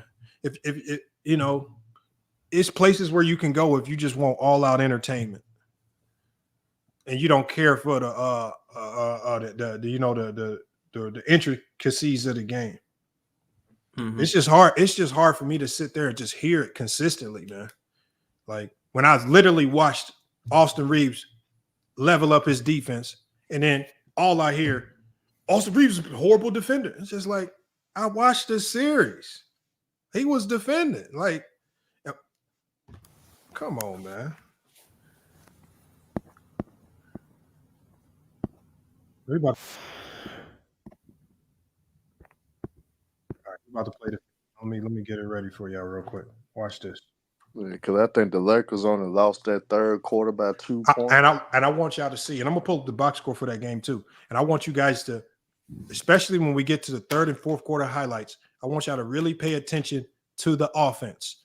Does it get stagnated? Did they go to that high pick and roll? Or do they continue with the Princeton style offense, more methodical, and the wealth is getting spread around? We're about to find out. It's the only game where they had success. And if you don't download, I think D'Lo was shooting pretty good from the three. I think, he wasn't cold anymore. As a team, I think they shot well as a team that game. D'Lo was hitting shots. But really, that third quarter was a difference. Even though they lost the third quarter, but they only lost by 2. If you look at the third quarters and throughout most of the series, Denver always made their runs in that third quarter. And then they probably cut it within 8 or 10, and they be good in the fourth quarter when they make their run in the fourth as well. So Denver, if we probably look at their whole third quarter, they outscored them pretty well in the third quarter of the whole series. Just that one particular game, though, the Lakers only lost about 2 points, if I'm not mistaken. Nuggets, game 4. Pull up these this box score too, because I want to look at these third and fourth quarter numbers too. So yeah, you're right, Herm. Box score. So Lakers built up the lead in the first and second quarter like they normally do. Denver's going to make a run, so you got to sustain. They didn't have a fourth quarter where they completely fell off the map and couldn't score the ball. Third quarter, they lost it by 2. Fourth quarter, they played them even. Won the game by 9 points. So they held the fort down. That's the formula, though. They ain't stick with it, though. Let me pull up this box score, and I'm about to put this game on the screen so y'all can see. Because when I look at the stats, let's go to the Lakers stats. Look how balanced this game was. AD 25, LeBron 30, D'Lo 21, Reeves 21, Hachimura with 9, Prince with 9 off the bench. Balanced attack right there. A balanced attack. Everybody's involved. The Princeton style of offense that had them winning, that gave them the big lead to start the game, is what helped them close it out. Watch this. I'm about to put this, put it on the screen here. Let me share my screen. Now the game is here. Now people can't just see the film is here now. His defensive rating was this, locker room. He says, are you going to clip up the part where I cooked you in low? Reg, bro. I think you should. Boy, Reg. I guess if that's what you feel happened, Reg. If that's what Reg, because I don't understand why you can't grasp the concept that we don't care that you said you wanted, of who you said you wanted to put in the roster back in December to make it better. We were only talking about the fact that you were complaining about the roster back in December, just like Jovan Buha, the guy that you were complaining about. You said Jovan Buha was complaining about the roster back in December. You forgot to mention that you were also complaining about the lineup too. We don't care about the solution. We all got different solutions. But it was a lot of people that did not like that defensive wing lineup that they were throwing out there. On top of the fact that they were losing games. It's not like they were winning. So it is what, it is. That's old bygones, man. You're going to have to just let that one go, man. The film is out there. Let the people decide. Just go look to the comments. If the people felt like you weren't hypocritical, then they'll say so in the comments. I just clipped it and put it out there. So go can try to convince the people in the comments. It's really not for me to decide. All right, we got this film here.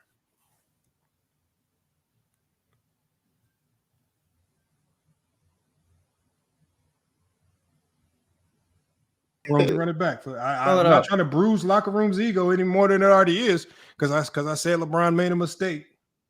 So we can call it out, man.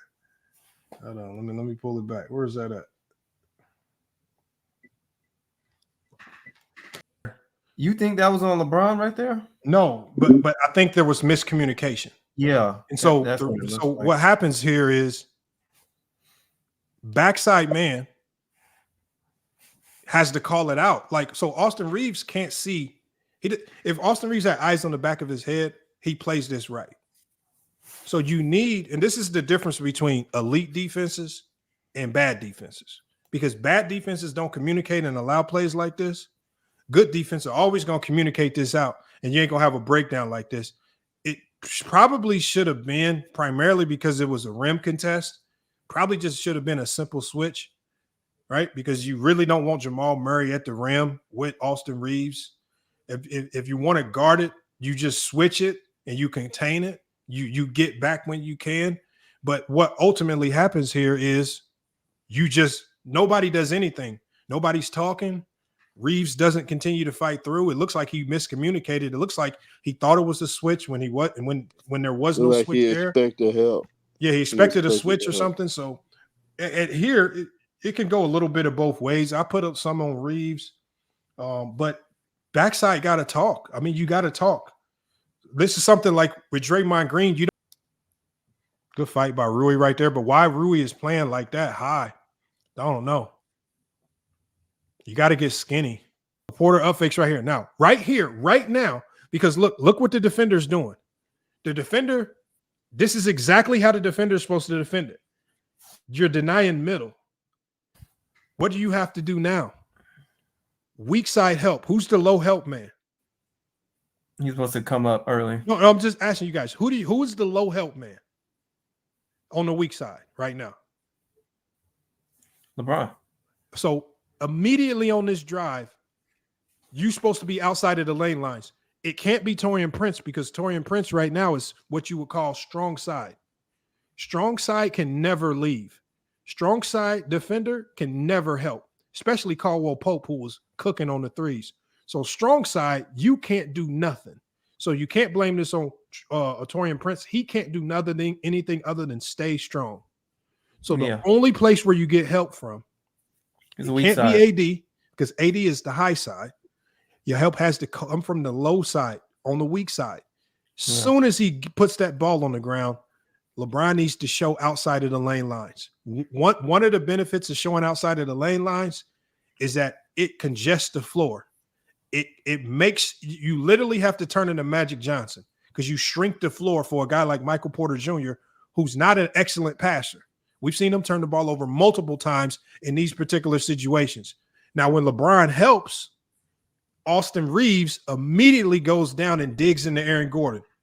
I know he's a bit outmatched, but the first thing he has to do is something called digging. We see players like Kyle Lowry do this beautifully all the time, where you see him down low on that weak side, digging into a center's legs. You're not going to out jump him, but if you dig into his legs, you're going to always win that rebound battle right there. So there's still a way to win that battle. But when you are a no middle team, this is something you just have to do. And this play right here is just an example of why the weak side defense is so bad. Okay. This is the example right here. When we talk about why they got barbecued on the weak side, it's plays like this that really detail why. Watch this. Let me play it. So see how late he was to react? Yeah. He's late to react. And at the NBA level, when you're late, that's called getting dunked on. You have to, help has to be there early. He has the trust. And if they were a defense that talks, Reeves needs to be talking to Bryant. You got help? Bryant, I got you. Right? And AD has shooter if it gets kicked out to what's his name out here? What's his name? Reggie. I forget his goddamn name. AD has shooter. So the rotation should be understood no matter what happens, but none of the rotations can happen if the help man doesn't do his job. And this is when I was talking about how if Bron doesn't do his job weak side, Austin Reeves is kind of stuck in no man's land because he can't go help. AD can't really do nothing. So you really don't do anything as far as putting pressure on the ball. The man on the ball right here did a good job of taking away the middle of the floor. So he had that one leg up. Weak side help didn't show. They get barbecued right at the rim. You cannot help underneath the rim. You're always going to get barbecued. I don't care how athletic you are. one-on-one, and they were overreactive to everything that Anthony Davis was doing. So right here, watch, look, literally all 5 guys react to Anthony Davis. All of them. And create spacing, yeah. All of them. And just like the Lakers, Christian Brown was in bad help position. They did a good job of swinging it early once they noticed a mistake, but AD was the decoy. Because that was a player's read and react. If they don't help, get the ball to AD. If they guard you man-to-man, you're probably shooting a floater. If they overhelp, barbecue them in the corner. If they close out good, you got next pass, Gabe Vincent wide open right here. So really, no matter how you sliced it on this play, they were going to get barbecued. It was just too many options right here. But it only can start with ball movement. And you have to get into your offense early.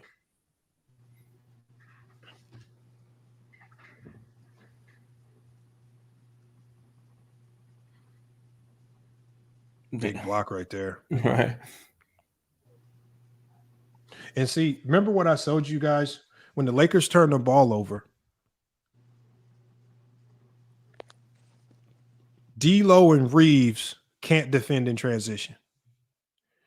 The only way you can turn them into active defenders is if you defend in the half court. But in transition, you're always going to get barbecued with them two in your backcourt. They're not going to be able to stop anybody in transition. And so Lakers with the lead playing fast is always going to be advantage Denver. Lakers taking bad shots, stagnating the offense at the end of a shot clock is always going to be advantage Denver because them long rebounds, they get off to the races, it's always going to be advantage Denver. And so now you're putting your bad defenders at even more disadvantage. That's another reason why you have to slow the game down with them. All right. You see the flex cut right there. This is probably D'Lo going one-on-one. They were still set up in it, though. Early in the fourth quarter right here. Methodical. They get into the offense early. That's just Bryant getting to the rim. Do I need to replay that? Yeah, he was wide open though. No. 17 seconds on the clock. 106.89. 5 minutes to go. That's a bad shot. Okay. Because them are the shots that didn't get you there. Like if you don't take that shot, the benefit is that you run time. And you can get a higher quality look. But these are the types of shots and misses that will get Denver back in the game if you don't make them. That's why I say there's only a handful of players in NBA history that you won't take in that shot. One of them is Steph Curry. But if you're not Steph Curry, you probably because remember, Bryant did that heat check a lot all this season. You don't heat check in the playoffs. It's time to just do what it takes to win games.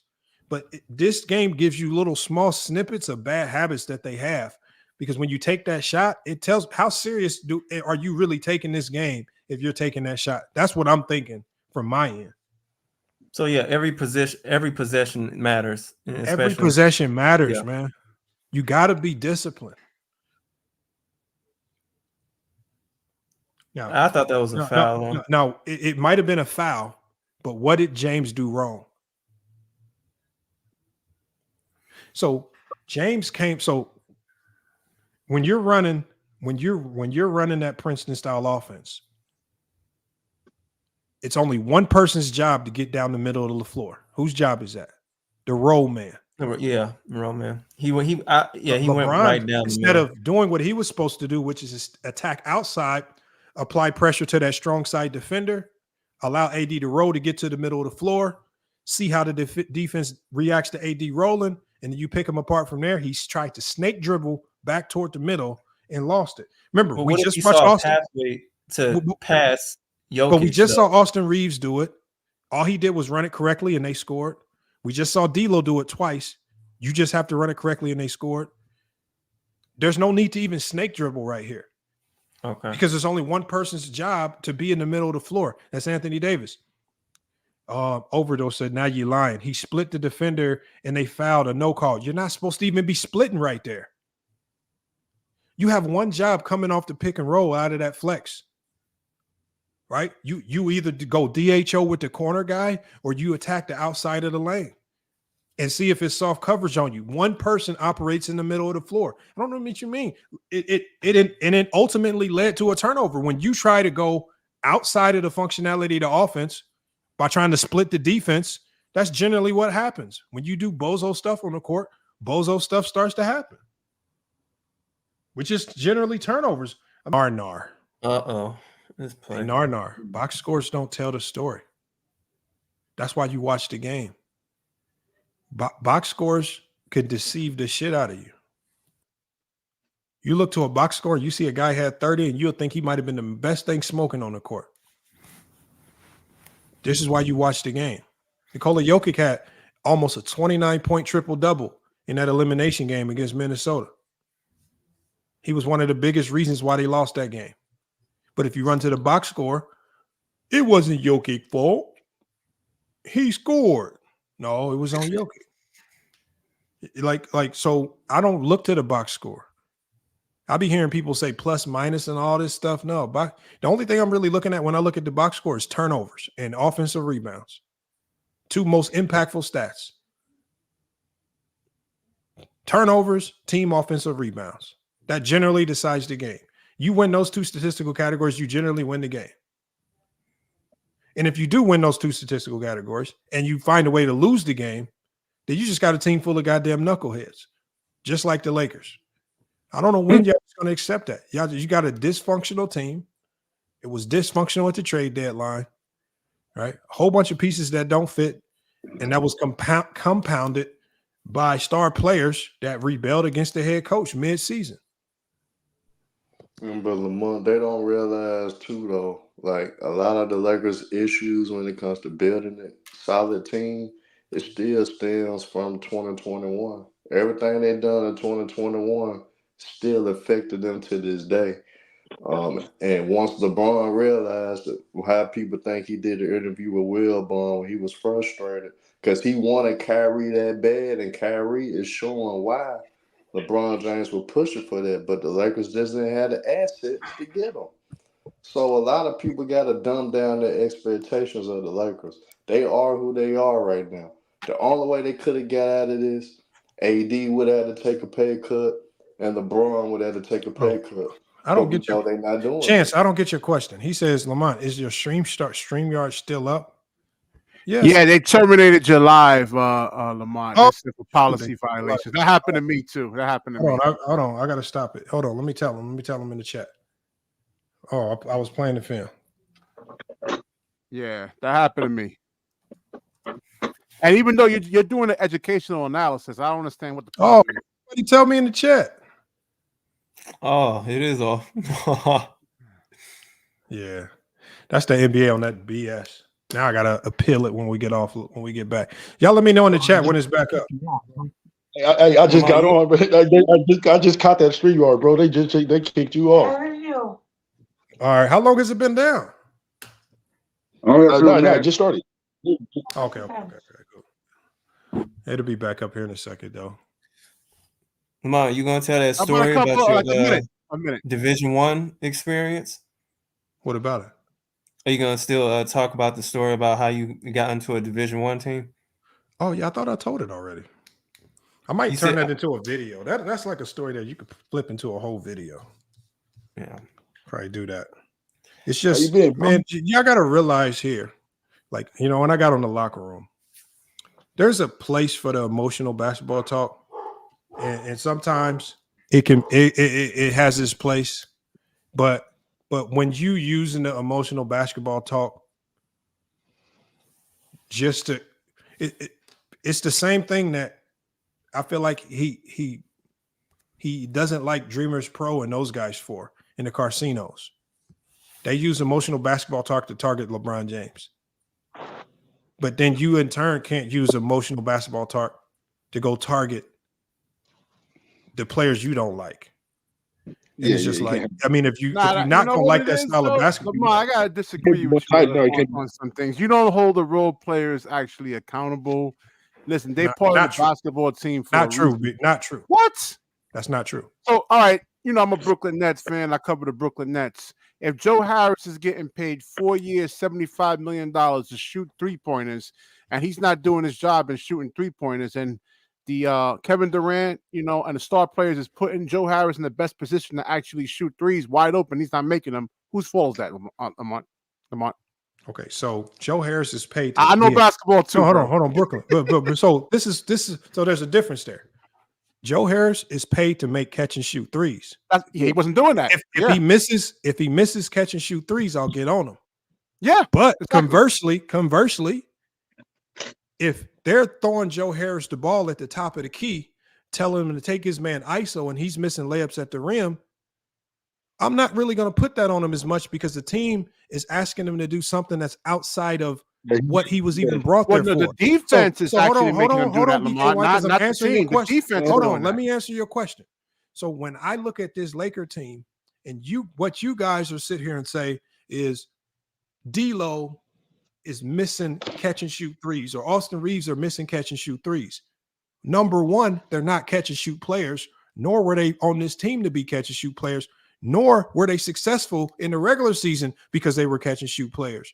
D'Lo is much better playing off the bounce with the ball, right? He's much more better off the dribble. This is why he had the highest assist to turnover ratio on the team. This is why he was able to average 18 points per game. And as we just saw in the last game where we were playing the highlights, he's much better when he's playing that pick and roll with AD with the ball in his hands. When you just stick these guys in corners and then you throw them what we call time bombs at the end of a shot clock until that's not their role. So yes, if D'Lo had the worst assist to turnover ratio on this team, if D'Lo was out there missing, doing stuff that he normally does, and he's just playing outside of his game like he did in the Denver series, which I give him critique for, because he was missing layups at the rim and he was checked out of the game.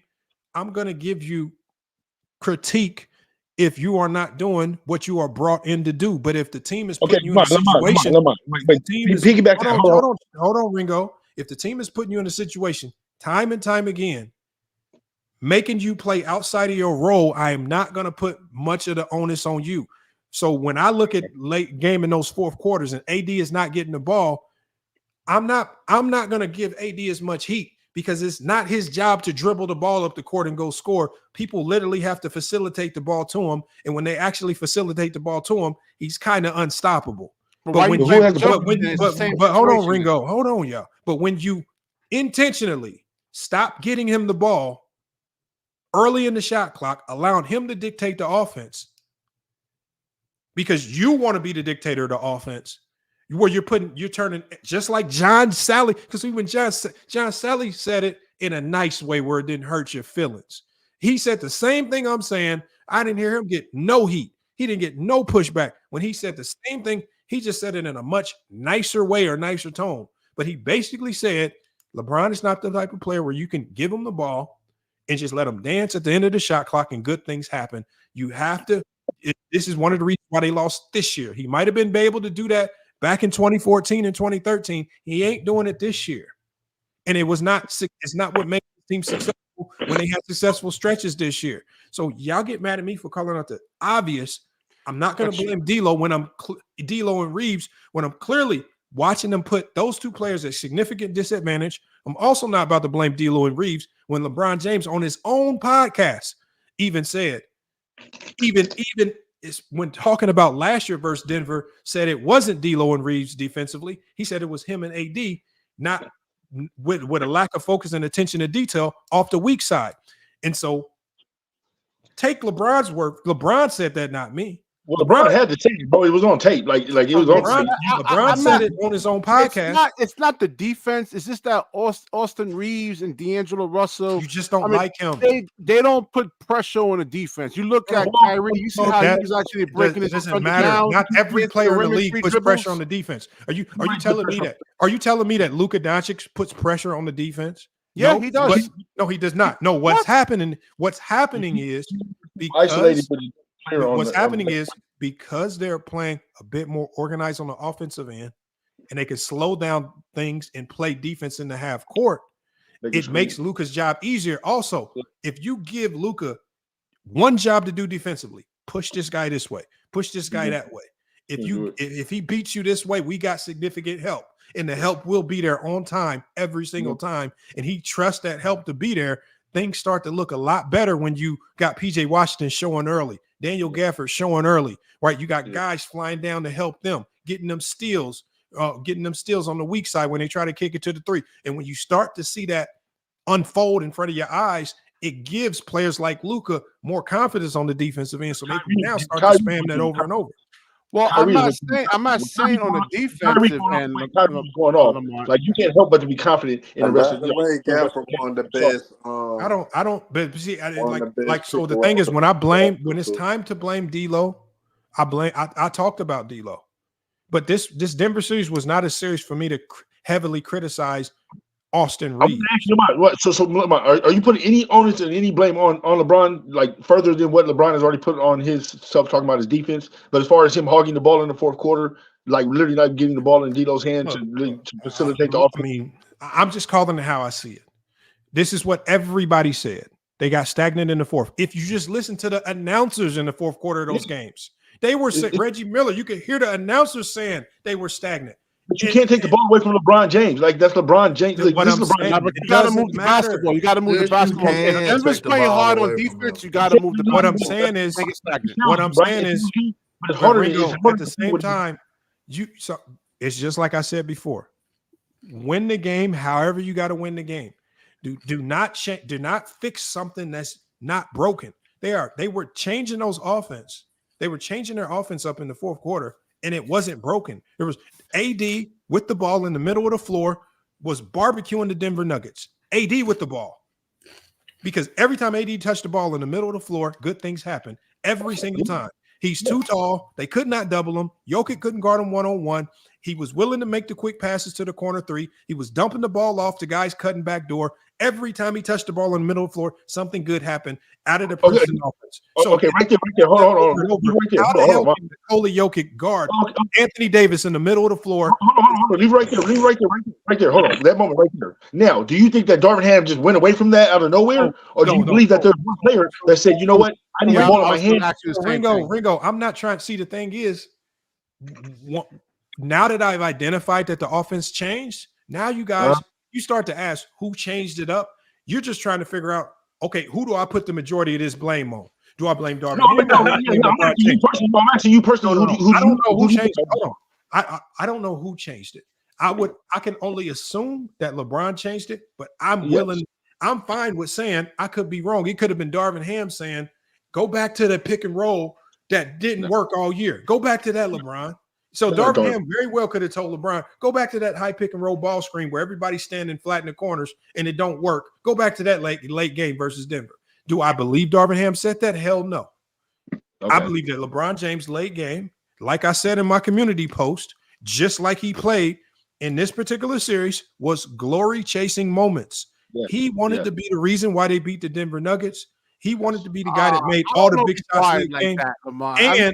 And it showed. And the biggest indicator for that was that horrible shot he took, that three-pointer that he took with 11 seconds on the shot clock, 17 seconds on the clock, and he had an open lane to the rim that probably would have turned into a lob to AD right into he used to do that in Miami. They used to frustrate me, man. That's like that play. But when you are playing to win, you don't do dumb stuff like that. Dwayne Wade used to get mad about LeBron doing stupid stuff like that because literally Dwayne Wade like, look, we got to go to the hole. That's why the very next year after they lost to the Mavericks, Dwayne Wade was like, hey, look, no more shooting threes, bro. We're not shooting threes. No more next year. We're going straight to the bucket the whole year. Like we're like the bucket or nothing. And I love that. And he hasn't gone back to that since.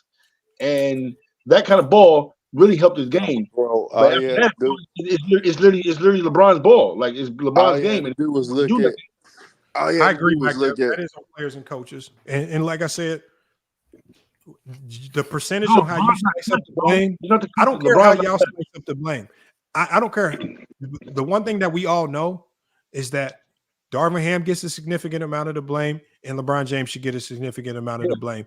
Outside of that, I don't care how you slice the blame pie up. I think people are getting mad at me because in my blame pie, I have a bigger slice for LeBron than I do anyone else. And so they get caught up in their feelings about that. I think it's matchups, Lamont. I just think the guard doesn't match up to matchups were these matchups. Nah, I keep you talking can't about these say- you matchups. can't If say it that, was though. about matchups, then why were the Lakers in the lead at the halftime of every single game? Why were they winning every single game? Why did they have control of the game going into the third? Most of the times going into the fourth. Of defense, of Lamar, hard defense. I respect you though, because you're still putting onus on LeBron, even though that's your guy. You know what I'm saying? And I have to respect that. No, So I'm not saying LeBron didn't make any mistakes, but to blame it on like a chunk of it on LeBron. Yeah, when well, it's like problem is basketball, BKNY. All you gotta do is look at game BKNY. three. Here's the problem. Game three would tell you why it's all. No, BKNY. Here's the problem. LeBron's mistakes came in the third and fourth quarter when they did not need mistakes. Reeves and D'Lo mistakes actually happened in the first and second quarter when they were up. So however you want to slice that, divvy that up however you want. But LeBron's mistakes just happened to come when the team absolutely needed no mistakes to happen. So, but see, LeBron was calling for the ball too much, right? And he wasn't letting D'Lo get into his flow, and that's the thing that messed it up in the Denver. Denver series. My thing with Darvin Ham, though, is when you see LeBron go to that. Man, what you talking about? What I'm saying is this: if you see LeBron going to that high pick and roll ball screen, or even Darvin Ham might have called it, just take D'Lo out the game. Because D'Lo's going to be ineffective just standing in the corner like that because he's not going to defend. So you might as well just stick for him. Doing a decent job. So if you're going to do that, just put guys in that cater to that style. Maybe go to rim run and play a bit more. Wait a minute, hold on, Lamont. D'Lo is a really, really good catch. But you're not That's not D'Lo's game, man. He is this. I'm not saying his game, but he's a really. I mean, I watched him when matter. What happens? D'Lo checks out whenever the Lakers turned D'Lo into a catch and shoot player, he would mentally check out of games. He checked out. He did not. All right, so you got to blame him on that. That's not. Hold on. I'm telling you right now. So I said, if whoever called that offense, whether it was him making the play calls or LeBron, if you see that they're going to that play style, you just have to get D'Lo out the game because he is just not efficient. He's not hyper effective. But if you're the coach and I called this and I needed to go through D'Lo, I just said he should have took. What happens to Ringo? Hold on, Ringo. Y'all act like I'm not giving no one else blame. Y'all be so blinded that y'all forget about the fact that yes, Darvin Ham gets blamed.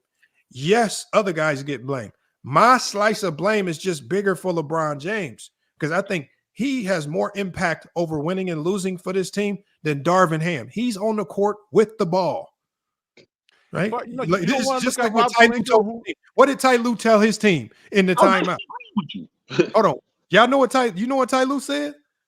This is what Ty Lue said. If the hot mic in the huddle said, "It's y'all motherfuckers on the court, y'all go do that. Y'all figure that shit out." That's what.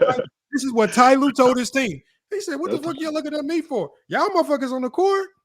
Shit, well, like sometimes it just comes down to that. Y'all on the court, figure that shit out. All you want, bro, but who's literally gonna get the buckets?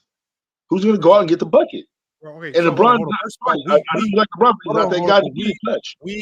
we lauded LeBron all year, all season long, for being great in the clutch all season long. Why now? All of a sudden now, when you cannot wane in the clutch now because all season long you were the closer. But he does that all the time. You don't think fatigue is a factor, man? I mean, no, he does not do it all the time. He did it this year. You played basketball before, right, Lamont? He has a history of doing this. I mean, you haven't played basketball before. I challenge you to go get a bunch of like guys that played 6 or 7 months playing basketball, and you're the primary scorer. And then try to go score and then and play defense on the other end and try to carry that team. He's not a primary scorer, though. He doesn't have to be. He wants to be. That's the problem. He wants to be. He doesn't have to be at all. First of all, the primary. Well, you got to look at Pelinka too. I mean, look who assembled the roster. Hold on, Ringo. Who's throwing this team is Anthony Davis. It shouldn't be LeBron, right? A lot of the buckets that we saw LeBron go score, it's because LeBron is just. I mean, he's putting him. If you're worried about him tiring himself out. He's tiring himself out with the way he goes to score. He is a lot of his buckets weren't in the natural flow of the offense. A lot of times he went away, just like when we saw him turn the ball over with the snake dribble. That was LeBron going away from the original offense, trying to snake dribble to get to the lane so he could go score. When the regular offense had been working all game. I mean, this is just what the film is showing. It's okay that this might be LeBron's fault. It's okay. It like I said before, it's not going to hurt his case for being in the GOAT conversation. It's not going to hurt. He's not going to drop. I'm not going to do like Ticket TV and say he falls outside my top 10. He just fucked up. This was on him. I know, man. I just don't know, man. I'm not disagreeing with you totally, Lamont. But you got to look at matchups and just D'Angelo's too slow. Austin Reeves is too slow. They too slow. I mean, okay. So hold on. Let me ask you a question. Hold on. After every first, who were the two players this series? Who were the two players this series that absolutely killed the Los Angeles Lakers? You had Jamal Murray. No, Michael Porter. Michael Porter Jr. and who else? Porter Jr. Oh yeah, Michael Porter Jr. And then you have Aaron Gordon, right? Well, Aaron Gordon, listen, I told you and I were debating about that. And why? Hold on, BK. No, hold on about Aaron Gordon. I told you. No. I don't care about no Aaron Gordon. It wasn't no Aaron Gordon. The two most impactful players in this series, Jokic and Michael Porter Jr. And Michael Porter Jr. Now, I didn't hear not one person say anything about the atrocious defense that Rui Hachimura was, the effort that he was given guarding Michael Porter Jr. He got barbecued multiple times because of his lack of effort and low IQ on the defensive end. But what I hear is consistently, y'all so thirsty to blame something on D'Lo and Reeves that every time Michael Porter Jr. makes a three, y'all can't even remember. Y'all just blame D'Lo and Reeves. It's not easy guarding the 3-point line. Hold on. I haven't heard none of y'all. I haven't heard one Laker fan come out and say, God damn, I'm surprised. Austin Reeves actually played defense this series. He actually defended well. No. Austin Reeves was doing his thing on the defensive level. Hold on. No, but what I hear wasn't Jamal Murray playing on the bad leg? I hear. Hold on, BK and White. This is what I hear. I hear Laker fans, oh man, Reeves was missing threes but hold on. Y'all doing all this complaining. The Lakers fans, the LeBron fans are doing all this crying and complaining. Y'all had the lead in every single game, double digits. This is a you problem. This is a problem. This is something where y'all need to look at yourself internally and be like, we choked this away, and it starts with our leader. We choked this away as a team. We had meltdowns in the fourth quarter. We went away from offenses that worked. He put Reeves and D'Lo. They put Reeves and D'Lo in tough situations in transition because they wanted to take dumb shots late in the fourth quarter, and Reeves and D'Lo can't defend in transition very well. So when you do these mistakes over and over again, like I said, do y'all really expect something to change next year if you get different role players? D'Lo walks, Austin Reeves gets traded. They play this same style of play. Y'all really think something gonna change? You think having DeJounte Murray on this roster is really gonna change the outcome? It doesn't matter who you put with LeBron James. It's not gonna work, bro. Like I hope to God. You play LeBron James ball or you don't play ball. I hope to God that the Lakers are able to pull off some miracle trade to bring another player in, just so you guys can see the same problem. Because remember, I heard Laker fans say it was. Hold on, Ringo. I heard Laker fans say it was Russell Westbrook. Russell Westbrook leaves, and it's still the same problems. Then everybody blamed D'Angelo Russell, right? Okay, well, D'Angelo Russell gets better in the regular season. You can't really blame him. Your injuries everywhere. Then all of a sudden, it's Austin Reeves' fault. Then the next thing I know, I hear people blaming Christian Woods. I'm hearing Darvin Ham. I'm hearing, Darvin Ham was. Hold on, first of all, it can't be. Hold on, look. Outside of 2020, I mean, the mainstay has been LeBron. I mean, y'all can't keep before the Russell Westbrook trade. Y'all Laker fans was calling for Kuzma to get traded. Y'all wanted KCP gone. Y'all wanted all these guys who couldn't make shots against the Phoenix Suns. Y'all was calling for the same guys that y'all begging to trade back for. Y'all was calling for all those same guys to get traded because they wasn't making threes. Now you get Russell Westbrook. Now he's to blame. Now you get D'Lo. Now he's to blame. Well, goddamn, the only person that's been here all this time amidst all these unfortunate outcomes, goddamn, it's been LeBron. I got two takes, Lamont, and I definitely agree with you. The first take is, can we all agree that the Denver Nuggets are just better than the Lakers? Like, there are better teams than the Lakers. And usually the better team wins. These are just that's just a fact. I think what Lamont was saying is like I think They've literally I been think together. Lamont has some valid points though, man. Like in some instances, like the Lakers really had the ability to really beat them, and I think that a lot of us they exploited the line, bro. They exploited the defense. I think a lot of us wanted to see like LeBron being able to beat the Nuggets as well, and then so there's certain things that just small things that they could have really avoided in order to beat the Denver Nuggets. And so but that goes. But I agree with you. But that goes with my second point of what you're saying.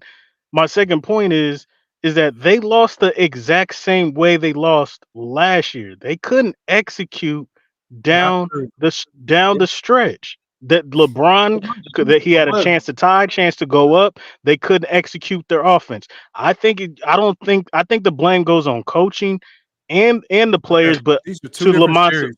This year and last, Lakers had the lead. They had control of the games every single game. Correct. But I can't say that they lost it in the third quarter. Basically, every time. So did they get behind early in the first? Remember last year, just the game one, Denver hopped out to a big lead. They put themselves in the remember. So hold on, Ringo, hold on. Last year, the gripe was the Lakers kept getting off the horrendous starts. Remember what they were saying last year? D'Lo couldn't make a shot. They said last year the reason was they kept getting off the bad starts. They were playing from behind. Remember the locker room even said it. They were playing from behind. He said, "How you expect us to win if we playing from behind?" Well, you know what? Well, y'all figured out a way to be ahead every single game this time, and y'all still goddamn lost. So now, So when I see that, so every problem that Laker fans say was the problem last year that you wanted to play on D'Lo and Reeves, well, that was fixed. You actually had control of the game every single game, double-digit leads, and you still found a way to lose. Now that's Laker fans. They don't understand the game. Am I supposed to blame D'Angelo Russell after this happens 2 years in a row? No, you can't blame role players. Like I said, you can't win the game in the second and third quarter. No matter if the Lakers were up by 10 or down by 10 in the last year's series, in this series, they came down to them trying to execute in the half court offense, and they could not do it. That's on coaching and players. Hey, now, this is what we're gonna run, and you literally are the main problem with y'all. You don't run anything that we decided. I can't really do nothing about that as the coach on the sideline, right? So now it just looks like bad coaching when literally it's not. I made the call, but LeBron didn't want to run what I wanted to run. Hey, if it's not bad coaching, then just talk about what the problem was. I mean, it's LeBron. I don't think it was bad. I think when you go into these series, you have a game plan. Their initial game plan was great. The one thing where you could fault Darvin Ham, maybe the counters when you get hit in the mouth weren't the greatest. Because the problem is this is the problem for Darvin Ham. Whenever they got hit in the mouth, and there's only a handful of coaches that I've seen pull this off in NBA history that got the balls to do it. We saw Phil Jackson do this, even in the NBA Finals. Yeah. I know what you're about to say. You got to yank the best player sometimes if he seems to be the guy that's the monkey wrench in the cog. No, because we watched Phil Jackson yank Jordan in the 92 Finals. Yep. But the thing is, you got to have some, like Darvin Ham with his job on the line. So now when you got a coach who has all this outside forces, all this pressure from outside forces, he ain't willing to do nothing risky like this. Right. So what I'm saying is my solution to win the games. Yes, I think some can go on Darvin Ham. I don't think he had the best in-game adjustments. Mismanagement of timeouts.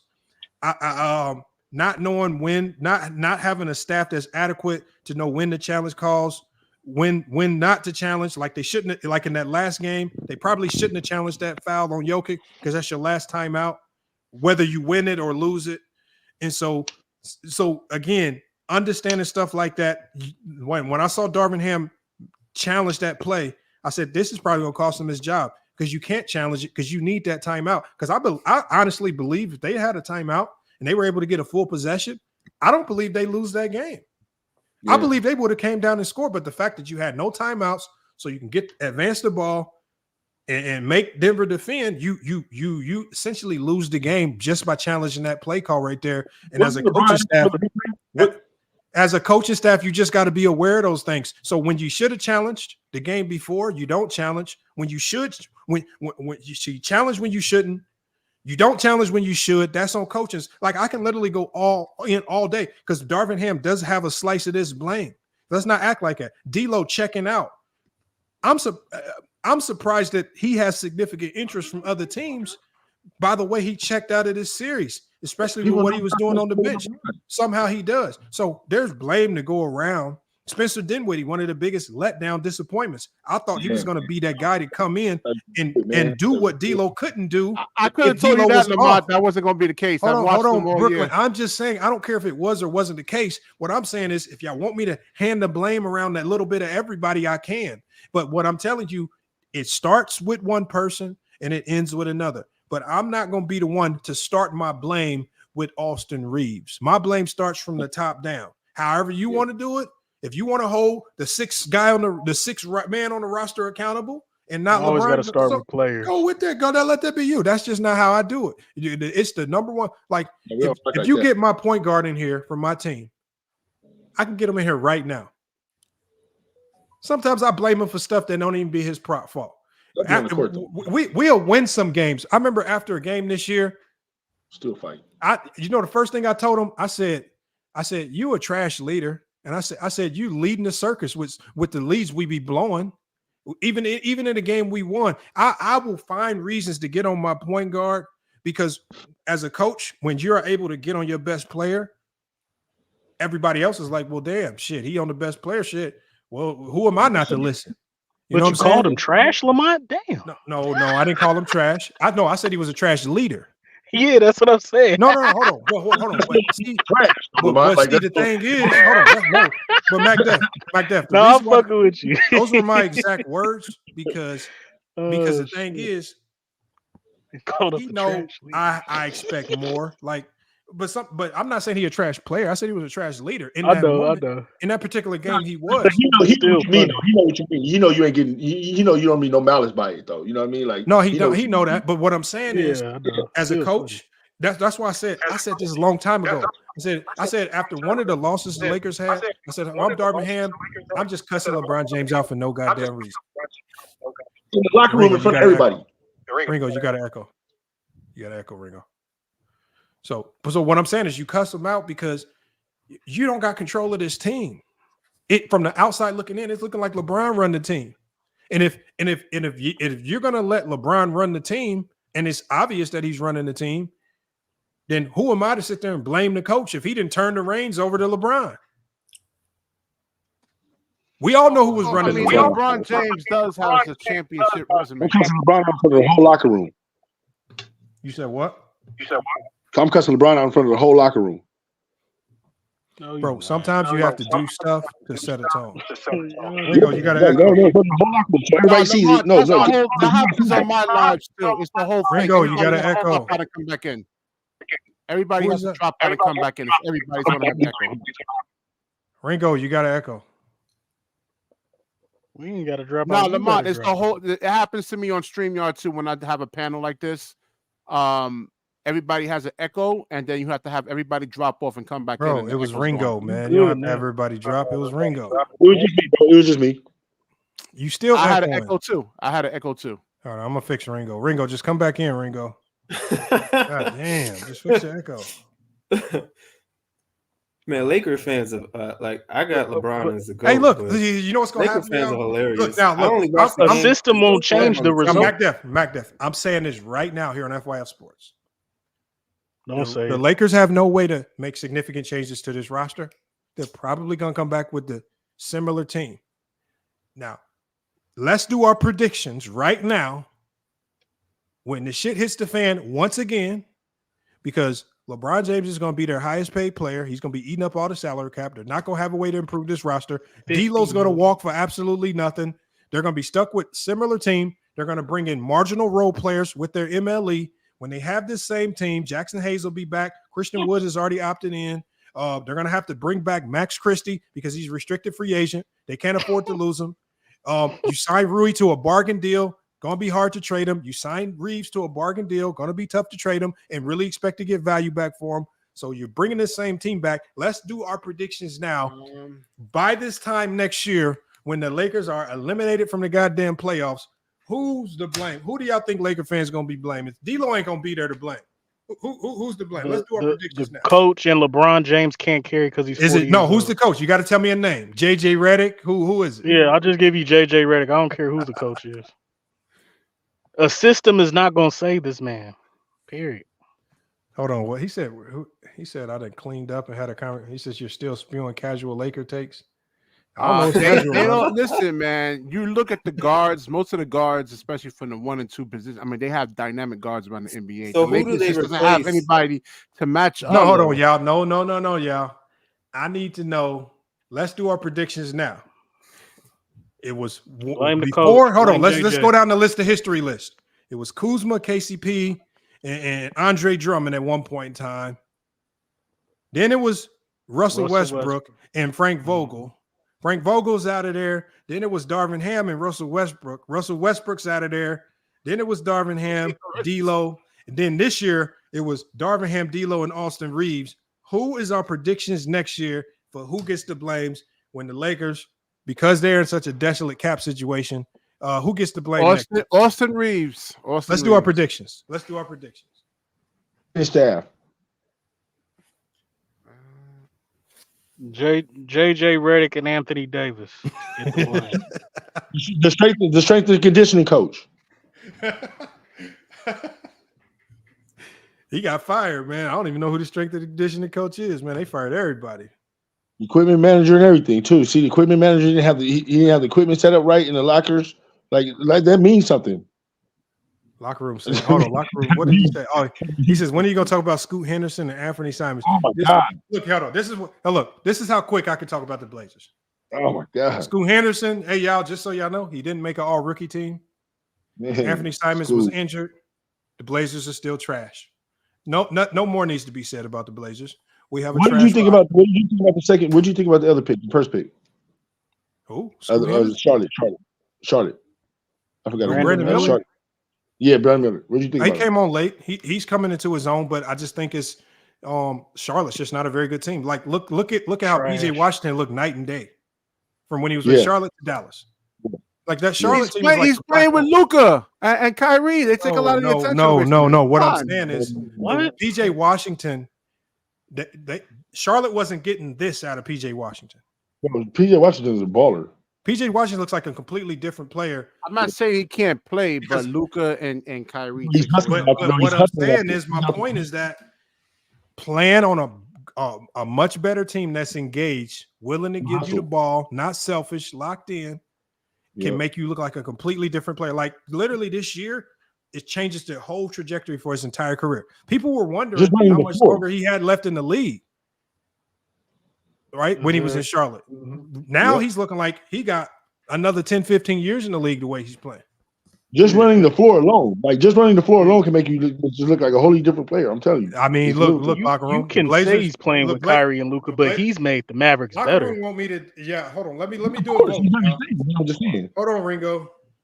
Let me do a vote. How many of you guys want me to do a 5-hour Portland Trail Blazers stream? No. What? I don't know. Locker room, just for whatever reason, he keeps saying he want me to talk about the Blazers. Is what's called coming back? Dame coming back or something? I don't know. I mean, look, they got George, two first-round picks. What y'all gonna George, do? you want a Blazer stream?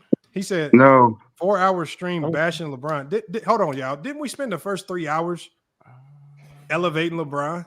Yeah, y'all elevated him to GOAT. John Salley and John Salley even elevated him to GOAT. Damn. Y'all need something to go through. Then somebody asked me about one series, and then all of a sudden I'm bashing LeBron now. He's averaging around his Lamont. He's averaging around his career average. When he first got into the NBA, he was averaging about 12-something points a game, and with Dallas, he's averaging about 11.7. So I mean, unless you say he's averaging 20 points a game, then I get your point. But did I say anything about his average? Casual take, man. That's not a casual take. Hold on, but BK and Y. Who was that? Who said that? No, BK and Y. I'm gonna tell you, it's casual because I didn't mention nothing about his points. I said he looks like a completely different player. His Wow. engagement on the defensive end, timely shot making, right? He's no longer unplayable late game. He's actually making free throws late. What I'm saying is he's doing things now that nobody. I'm giving him his props. I'm just saying. I mean, can you actually? No, but it has nothing to do with his points per game. No, he's doing the little things. Thank you.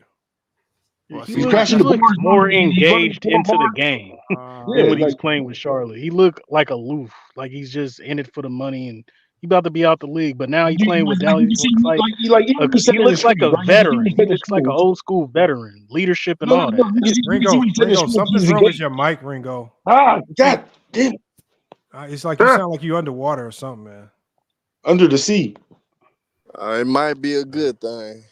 Now, Lamont, I know we talking about we bashing LeBron for the Lakers. You know what I'm saying? You got locker room upset. Nobody bashing LeBron. I just need to you got locker room upset and everything. Y'all just gotta stop asking me about the Denver series. Like I know. I wanted to ask to the title of the video. How does a system? How would that help LeBron, or how would that help any player that we saying like if they played in the system they would be better because look what the system did for Kobe and Jordan. So this is like what how I does think it? this is what I think John Salley's saying, and I feel like this season is actually correlates well to this season because in a system where it's extremely structured, John Salley actually used the playoffs this year as an example. He talked about putting all the pressure on one guy to do all the work at the end of the shot clock. He said it rarely ever turns out well. We saw Allen Iverson with the 76ers. How he got that team to the finals, I have no idea, but he got them to the finals, which is why that's why we look at that as a significant accomplishment because they gave the ball to Iverson, told everybody to get out the way, and he got them to the finals. And they got one game against probably one of the top 5 teams of all time in that Laker team. And so he talked about how when you just give the ball to one guy, and everybody's standing around and you're operating late in the shot clock, it's hard to have success. And that correlates well to this year because there was a system that they were running in the first and second quarter. There was no system in place, it seems like, in some of those fourth quarters where they were losing the leads and losing the game. And it's just, I feel like if they had a coach, because the system starts with the coach, if they had a coach that could implement a system that they could utilize from start to finish, yes, it would in turn have an impact on some of LeBron's individual stats, but it would conversely then have an impact on LeBron's winning and losing because you would win more with that style of play. So I don't think LeBron James is a type of player where you could just throw him into a system. It has to be a read and react system. But I think he's right. I think if you put LeBron James in any type of championship level system, you're looking at a player with like 9 championships. I'm talking about like that. That's the thing. Like people be asking for stuff. Like if you put LeBron James in the system, this is Thanos on the basketball court. He's overpowered. And so, have we seen LeBron James in the system? Now one could argue that maybe LeBron James gives some pushback to being in a system because it will impact his numbers. I don't know if that's why, because like I think Brandon mentioned, Brandon is right. Bron has given some pushback to certain systems, but also some of those systems I don't feel were championship systems. So that the coach that he talked about from Cleveland, I forget his name, the international guy. I don't know. David Blatt. Yeah, David Blatt. Now, the problem is David Blatt at that point in time was looked at as probably the 1, 2, 3 top 3 coaches in the world. Yeah, like that's the reputation that he had. And Bron, for whatever reason, didn't like the system he was implementing. So there was pushback there. Luckily for Phil Jackson, Phil Jackson's greatest strength was he was able to get egotistical stars to buy into systems. He got Kobe to buy in. He got Jordan to buy in. And Shaq to buy in. And so when you can get the stars to buy, like I had a coach tell me, this is probably the best advice I ever got. He said, it don't matter what you run. He says the players don't believe it's going to work. It ain't going to work. He says if you can get the players to buy into a 2-3 zone, it'll work. But the players got to buy in. So LeBron hasn't had a coach that's been able to get into his mind and get him to buy in, like a Phil Jackson. And Phil Jackson had that, like John Salley said, that was his specialty. He knew how to get into your head. I mean, Eric Spoelstra was a new coach. Like, he was trying to get Pat Riley. Well, he wanted to get Pat Riley to coach, and so it's like when you have a newbie like that, but Phil Jackson was a newbie with Jordan. Yeah, he was an assistant coach though for years. I mean, before he took the head coach and position. Spoelstra was in the NBA for years. I mean, but he was an Darvin assistant. Ham was an assistant, even on the championship team for years. Like, what Phil Jackson was able to do is an intrinsic skill that only Phil Jackson has. D'Antoni couldn't get this out of Kobe. There's a lot of coaches that couldn't get out of Kobe what Phil Jackson got out of Kobe. Doug Collins couldn't get out of Jordan what Phil Jackson got out of Jordan. Right? So it's an elite talent that he has. He might not have been responsible for the X's and O's that was Tech's winners, but he was responsible for Jordan buying in. And when Jordan bought in, you know what everybody else had to do? Fall in line. Yeah. So Darvin Ham's not like I think if JJ Redick is the next head coach, it's not gonna make a difference. The best thing he has going for him is that maybe because he's so close with LeBron, maybe he can get Bron to buy in. If Bron buys in, you good. To buy in his own system? Said what? For Bron to buy into his own system? Well, I don't know what system. He said his own about? LeBron's own system. He believes LeBron is the system. Well, yeah, I agree with the Phil Jackson take. He did get egos to coincide, and he also instigated beefs between Shaq and Kobe in the media as well. So he was definitely a mastermind technician in that. Well, maybe he understood. Maybe he understood that one of the two got to go if they want to keep it going. I don't know. I mean, look.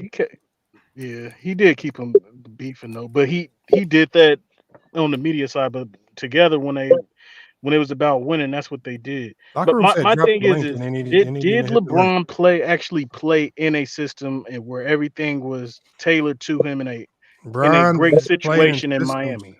Look, I think Miami was the closest. But we're not talking about if Bron played in a system or not. We're talking about has LeBron James played in a system that is known to breed championships. He has never played in a system with a head coach that's known to breed championships. This is why we always wish we would have been able to see Greg Popovich and LeBron to a certain degree. Because he's the only remaining, him and Steve Kerr, the only two coaches remaining that are proven championship head coaches with championship systems. No one else really has that on their resume. So I would put Eric Spoelstra up there. What are you talking about? No, he does not. No, he does no. Hell no. He got to the finals twice with Jimmy Butler. He ain't no Greg Popovich. He ain't no Steve. I didn't say he was, but he's still one of the greatest coaches. He's still top 15. All right, I'm gonna do my own live over here. I'm gonna check you the next time. Debatable top 10. But if you feel Eric Spoelstra not on that level, we could. Boy, it's about to get ugly. Somebody told me that this was gonna happen too. What? Boy, it says NCAA Power 5 agrees to deal that will let schools pay players. And from my understanding of it, when I was talking to my AD, this basically will list like the players on the team as employees of the school. Oh. I thought they was already doing that behind closed doors anyway. No. It's different being an employee of the school and getting paid under the table. Big difference. Yeah, I know. I was just make sure they better basketball. Do this is college basketball. It's not about to be the same, man. College football, it's about to be a joke now. Transfer portals, it's kind of weak. This is about I definitely did enjoy college football last year. I mean, it's just another professional league at this stage. Damn near. I love seeing them guys get paid and get money, but Jesus Christ.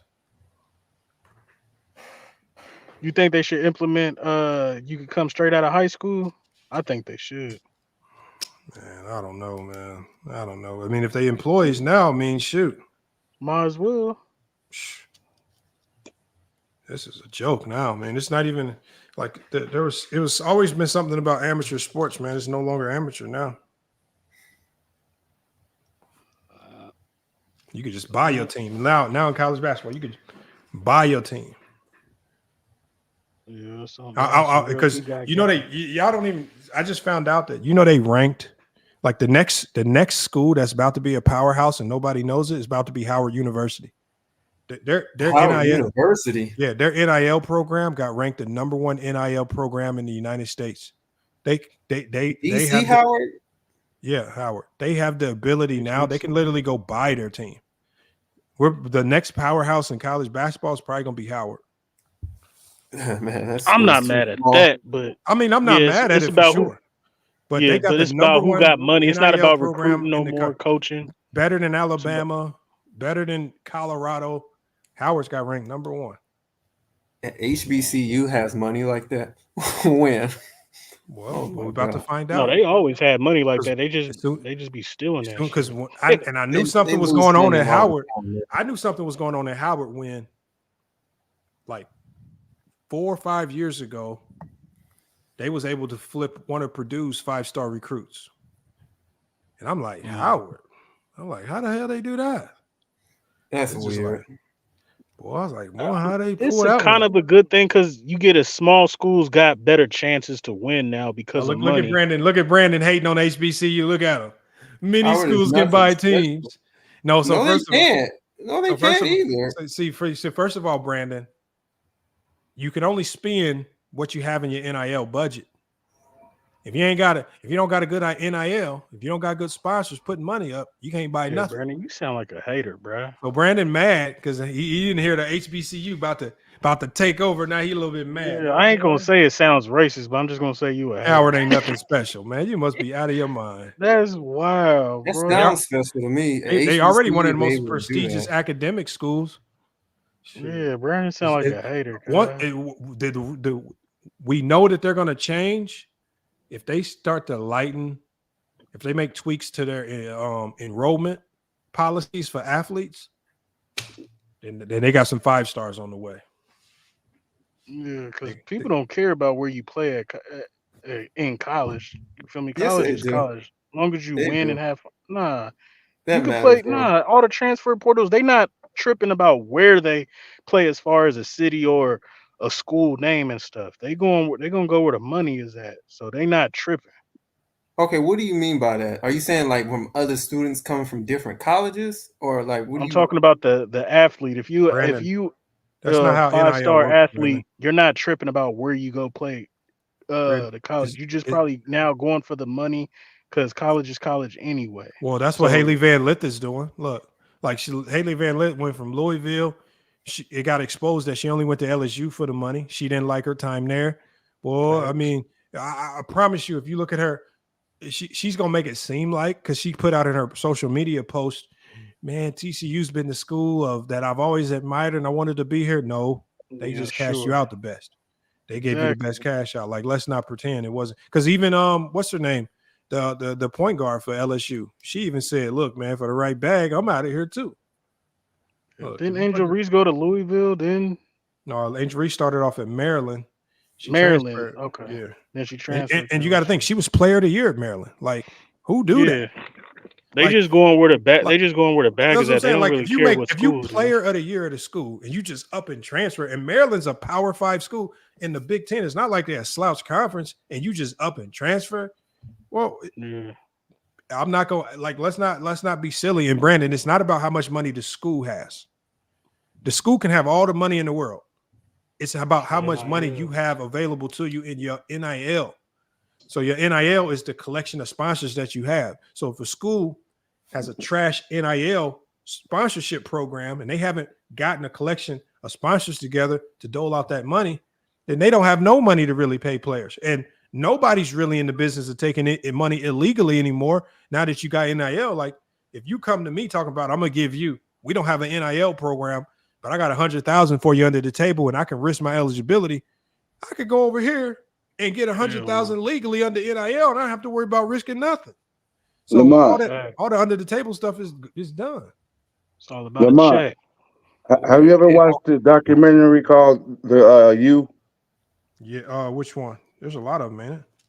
The U, the University of Miami. Oh, the Miami. Yeah, I seen that.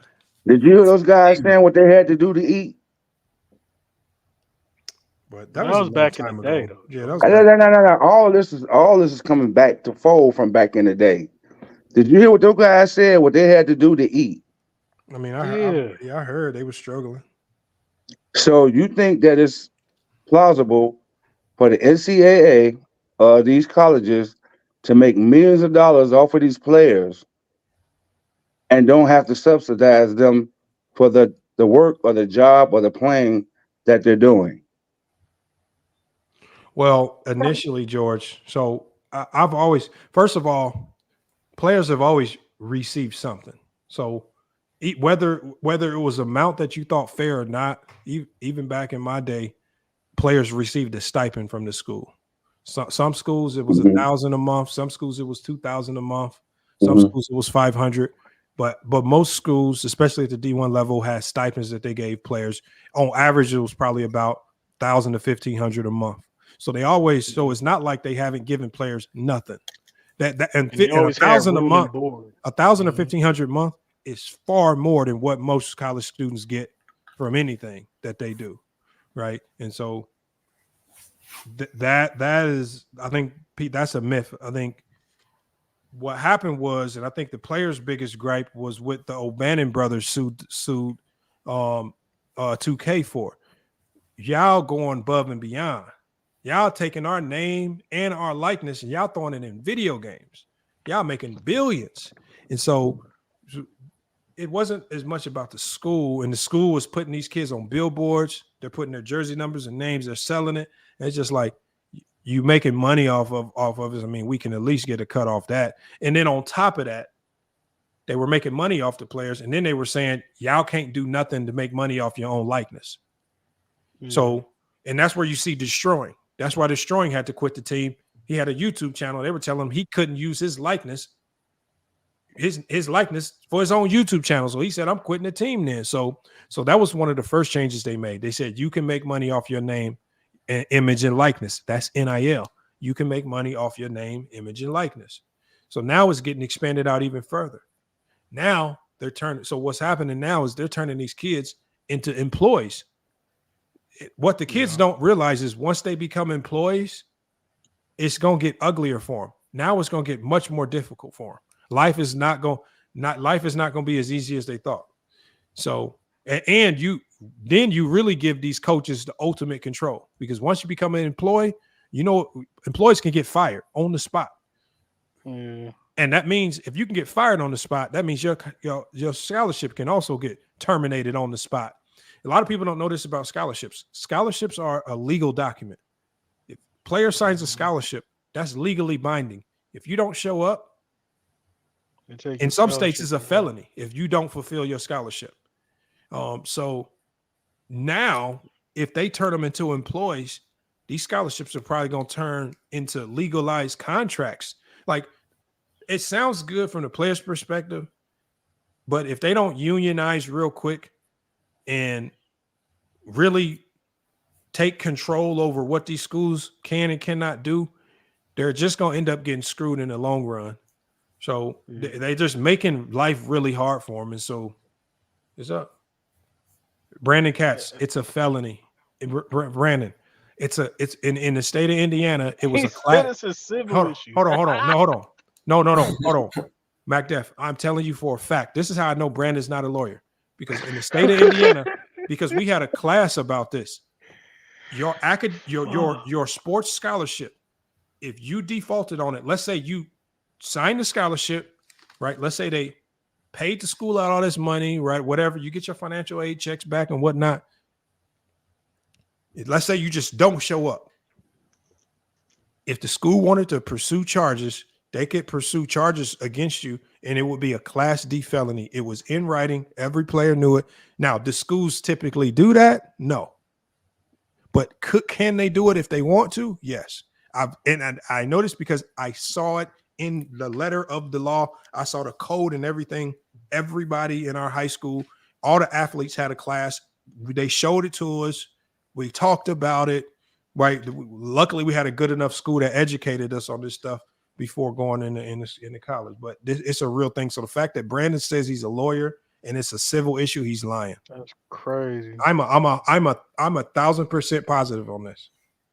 I wonder now what's in the contracts to make these student athletes employees. Because I'm looking at colleges like they're probably going to use this as a tax write-off as well. They're probably going to do I want to see what's in those contracts though, Well, because if a player default on a scholarship like you was just talking about, or does something wrong, a breach in a contract, what's going to happen? You know what I'm saying? Well, check this out. You know what's going to fudge numbers, because you know how these big companies and organizations, you get write-offs for having ethnic employees. You know, if you have a certain number of black employees, or if you have a certain number of female workers, these can create large tax write-offs. So if players so imagine if you're Harvard, or if you at an academic institution that's primarily all white, but the whole football team is black. You can really fudge some numbers for certain things if you can hit some certain metrics. So schools ain't going to be opposed to it whatsoever. Schools are just going to start becoming a corporation. Damn. They already like that though, man, aren't they? I mean, Yeah, but it's becoming more and more evident. That's all. Before it used to be swept under the rug, but now the money, following the money, is becoming more evident, and their dirt that they swept under the rug is going to be out in the open for everybody to see. To make an athlete an employee, that's wild. You know what I'm saying? That's crazy. It seems like it was bound to happen anyway. You know, to be I'm honest. glad they getting their money though. They deserve to get their money, and I ain't mad at the NIL deals. It's just like Lamont said, you probably gonna have to union up looking at them contracts, because definitely the schools don't care for the athlete. They care about the money. They care about the argument of schools making a lot of money off of athletes, and then like an athlete doesn't turn pro, and you know, some of these athletes don't really take classes that, you know, or get majors that really like represents the workforce out there. And so, you know, they're all beat up from the sport they play and then don't get any results at the end. Like they don't get anything afterwards after that. You know, like it's just like the culture of it's not really set up for many athletes that don't turn pro or don't do much anything with it. Depends on who you are. So, I mean, it's a lot of dirt with the schools anyway. Like they don't have much protection planned for a lot of their athletes' life after sports in the first place. So yeah, definitely. They ain't got no retirement plan. Yeah. You know, so Lamont, the SEC, because I'm a football guy. So the SEC, they're joined Texas and Oklahoma, and they're trying to make it like the best conference in the NCAA football. Could you see them, the corporations and money, overtaking some schools where I don't know, they force them to bankrupt, or they can't even compete for you know, rankings in the top 25, because the money and the players and the 5-star recruits are going to go to the SEC? Could you see it drowning out or water downing the football, like, or could you see it even happen in basketball? No, I mean, or what you mean, just thinning out talent? Yeah, thinning out talent, thinning out the competition. Like everybody's going to come to this SEC, or everybody's just going to come to this one big conference because they got all the NIL here's the deals. thing. So NIL, like, I think people got the NIL twisted. Like, NIL only goes to the big time players. Not every player on the team has NIL, right? Yeah. So you looking at Shadur Sanders and Travis Hunter. I mean, they're the ones that stand out, but it's probably 75% of that team don't get a dime from NIL, or they try to, but they don't really get paid much because their name don't really carry that much weight. So making all the players employees now, it's going to guarantee that each and every player on the team gets a little extra money, but I don't think it's going to have that significant impact. There's a lot of people that go into the transfer portal thinking that they can go get NIL somewhere else. The flip side of it is that there's now a whole bunch of kids stuck in the portal with no school to go to because they didn't overestimated their value. Just like old boy that just left Colorado, the 5-star running back. He thought it was about to be sweet when he got into the portal. He thought he was about to have every big time college knocking on his door. He barely getting mid majors to not crack his door. And we know those mid majors don't really have strong NIL programs as well. So sometimes these kids, man, this portal, they be listening, taking the advice of the wrong people. It be getting them screwed over. So yeah. Dang, imagine coming out of high school and you gotta learn what they didn't teach you. You gotta learn about economics, the money, the corporation. Oh no, but when you at every school, if you have NIL, if you get NIL money, it's a special class that you have to get in to teach you about taxes, like all types of stuff go on. Like, so you don't just get NIL and just run off. Let me see if Cormani, what's his name? Cormani McLean. Ringo, you got an echo. I'm never gonna mess with your stream no more, bro. If I'm still echoing like that, it's something going on with mine. Hey, Lamont, I appreciate you letting me on, bro. I'm gonna see what's going on with my stuff, man. All right, now you good. Hey, so, Lamont, who you got in the finals and winning the championship, real quick? He committed to Florida. I picked the Mavs. They said Cormani McLean committed to Florida. Oh, that might be nice. Oh, Florida kind of fell off. But you know what? Florida might have they might have a quarterback this year though. I don't know. I don't follow. I just know who was good the previous year before. I know Florida's fell off. But hold on, Ringo. I got to mute you. You got crazy stuff going on. You can stay on. It don't echo when you talk. It only actually echoes when you have your mic on mute. So, yeah, I'm a Florida Gator back. That's my favorite college football team. Oh, hell no. He did not commit as a walk-on. You lying. What? Who? What? Ain't no fucking way. Who is he? He's one of the highly decorated running backs in the league. What? Wow. Will we need him? I don't care. I'll take everybody. Oh, they said it right here. It says right here, McLean joins the Florida roster this summer. It says he joins Florida roster that is a full scholarship players entering the summer. It says which could lead to the Gators adding McLean as a walk-on. Hell no. Oh, he fell off. Oh, he fell off. He's one of the most highly decorated running backs coming out, bro. Well, he'll still be good. He just ain't gonna get the money or the scholarship. He'll be all right. No, hold on. MacDef. He I don't think you realize when you have the walk-on tag on your name, what it means. The walk-on tag. That's no good. Hold on. Chris, Chance, you gotta echo. I gotta just keep meeting. When you have a walk-on tag, Ringo, you echo. That's why I keep muting you. That means you ain't playing. That's what walk-on means. Walk-on means you ain't playing until you earn a scholarship. So it's essentially in college basketball, they call it being a preferred walk-on. It's basically a guy who walks in saying, look, I know I could be a scholarship player. I just need a year here to prove to you guys I'm a scholarship player. And you really have to grind your way through practice. And you know the one thing Cormani McLean didn't want to do was goddamn practice. So good luck with that one. I would have never took no walk-on spot. Ain't no fucking way.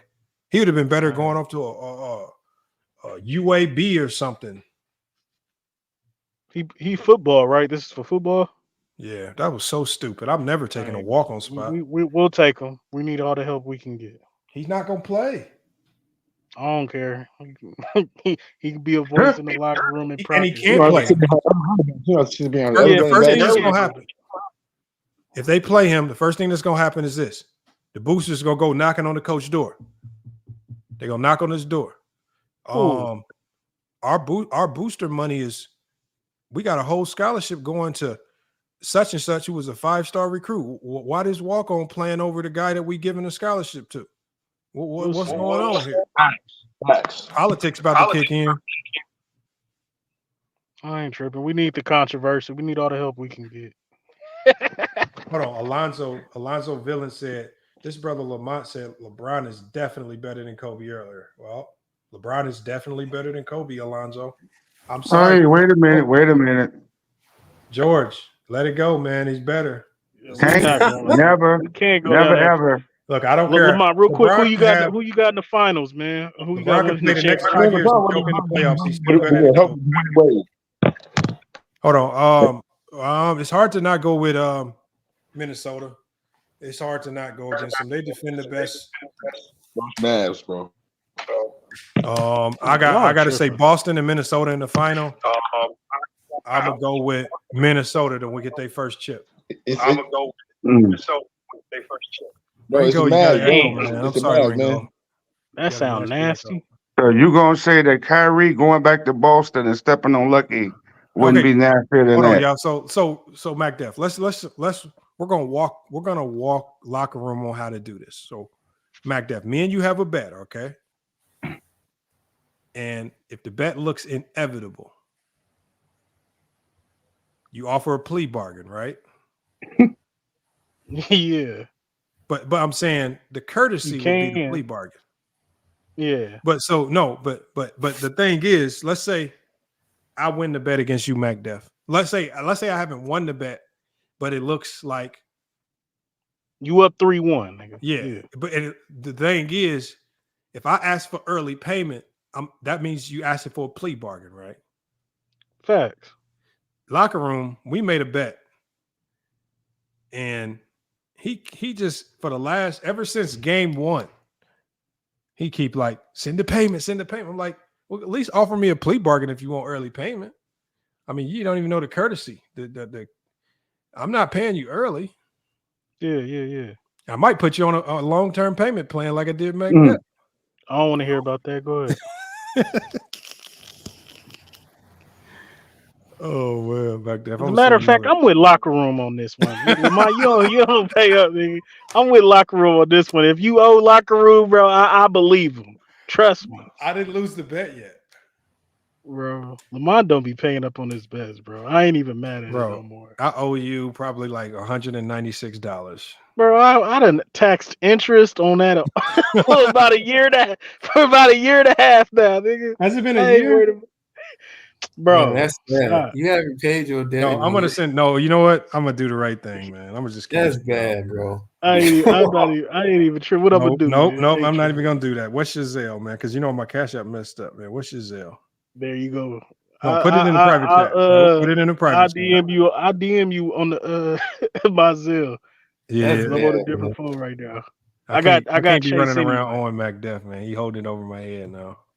That's crazy. A year. Locker room. You don't choose the payment plan. Yeah, because I definitely didn't choose the payment plan. This man said, "All right, I got you." All of a sudden, I start seeing $1 in my account every other week. I'm like, "Oh, this man, he crazy." That's cold, man. You was putting $1 a week. It was. I was just being petty because it was a fugazi. Yeah, you was being petty. That's for sure. And Mac Def knows it was fugazi. It wasn't fugazi. He shouldn't have bet me. He was saying because you was trying to clown me and everything. You the one who bet up. You the one who made the bet. No, you the one who set the bet. You made the bet. I can't. No, you was clowning, and I said Kobe averaged 15. This, that, and the third. No, remember it wasn't. What was it about? No, we were talking about. Remember when I went to basketball? You don't even remember what we bet about. No, I remember it was about the Pacers and the Lakers series. And I kept thinking, you said the Pacers lost that series 4-1, right? No, I said they lost 4-2. Okay, yeah, 4-2. I thought lost the 6 games. So no, I thought they lost 4-1. So because when I went to Basketball Reference, this stupid ass Basketball Reference only got 5 games on there. They were missing a whole goddamn game. Like Basketball Reference was wrong like a motherfucker. I'm like, oh man, and you was like Mac Def, they lost in 5, And you said it with an attitude. And I'm like, Lamont, calm down, bro. I know what I'm talking about. And I tried to change the conversation. And he's like, no, they lost in 5. And I was like, Lamont, bro, they lost in 6. Then you said the bet. And I'm like, what? A bet? They lost. I I'm have like, you on tape. Locker room. When I lose the bet, I got you. If I lose the bet. What's the bet? So we made a bet back earlier in the year. I was like, I bet that Boston or Milwaukee won't make the NBA Finals. I got the whole East. He has Boston and Milwaukee. It was kind of a decent bet, but Boston just started slaying people right after that. It was a wrap. I was like, God damn, Boston on it. And Boston was staying healthy. Usually one of them motherfuckers get hurt and shit. Somebody roll an ankle. Imagine picking Joel Embiid to make the finals. That's a ugly bet. No, I just took the field. I mean, because the East been weird as hell the last couple of years. Hey, I'm on Brandon's side. Pay that man, bro. Don't give him no mercy. But Lamont waiting for him. You only got 2 more games. Hey, look, check this out. Because look, this is what I did. Look, so I had a bet on. See, locker room's really talking about it this much because I had a bet with somebody on his channel, and so what happened was it was clear that I was going to win the bet. But what I did, because I'm honorable, MacDef, every time I went over there, I said the bet was for $500 bet, MacDef. I said, look, just pay $75. I said, just pay $75, get out the bet. It's a very small portion of what you would have to pay if you lose the bet. You just got to gracefully bow to this one. See, I went over there with humility. I offered a very reasonable, even up until like 2 days before the trade deadline with the bet we made. I said, look, here's a plea bargain, but it was a locker room. He kept telling this dude, no, I don't take the bet. He kept saying, D'Angelo Russell gonna get traded. He's basically telling this dude, he said, hold your guns. Because remember, he was making a stream. He even made a stream. It's the last day that D'Angelo Russell gonna be on the team. And I'm like, look, man. So he convinced this like little 18-year-old dude to hold on to the bet to the last minute, and then he lost it, man. Dude sent me the 500 and never showed up again. Yeah, locker room, you foul, bro. You should pay half of that plea up, bargains. I said, look, you could just take the plea bargain. Won't be no shame. $75 ain't even a plea bargain. That's a steal. That's a steal. Like, I came over there with humility. I said, here's a plea bargain. Now, locker room, tell the truth. Did I not offer some gracious plea locker bargain? room, you got to pay half of that up, bro. Listen. Played your man. Listen, that bet had nothing to do with me. That money doesn't concern me. I keep my eyes on my own money. I'm only worried about my money. Room, you convinced him to not take. I'm not here to talk about no other man's money and none of that. I'm worried about my coins. So, like I said, I just want to ask you, right? Because we played the clip. And you sounded really, and this is one of your bad takes this year. That's why I say this was a bad season for you. Okay. Now, you betted this very confidently. Okay. Now, I just heard MacDef say it. Why? And I felt the same way when you took the bet.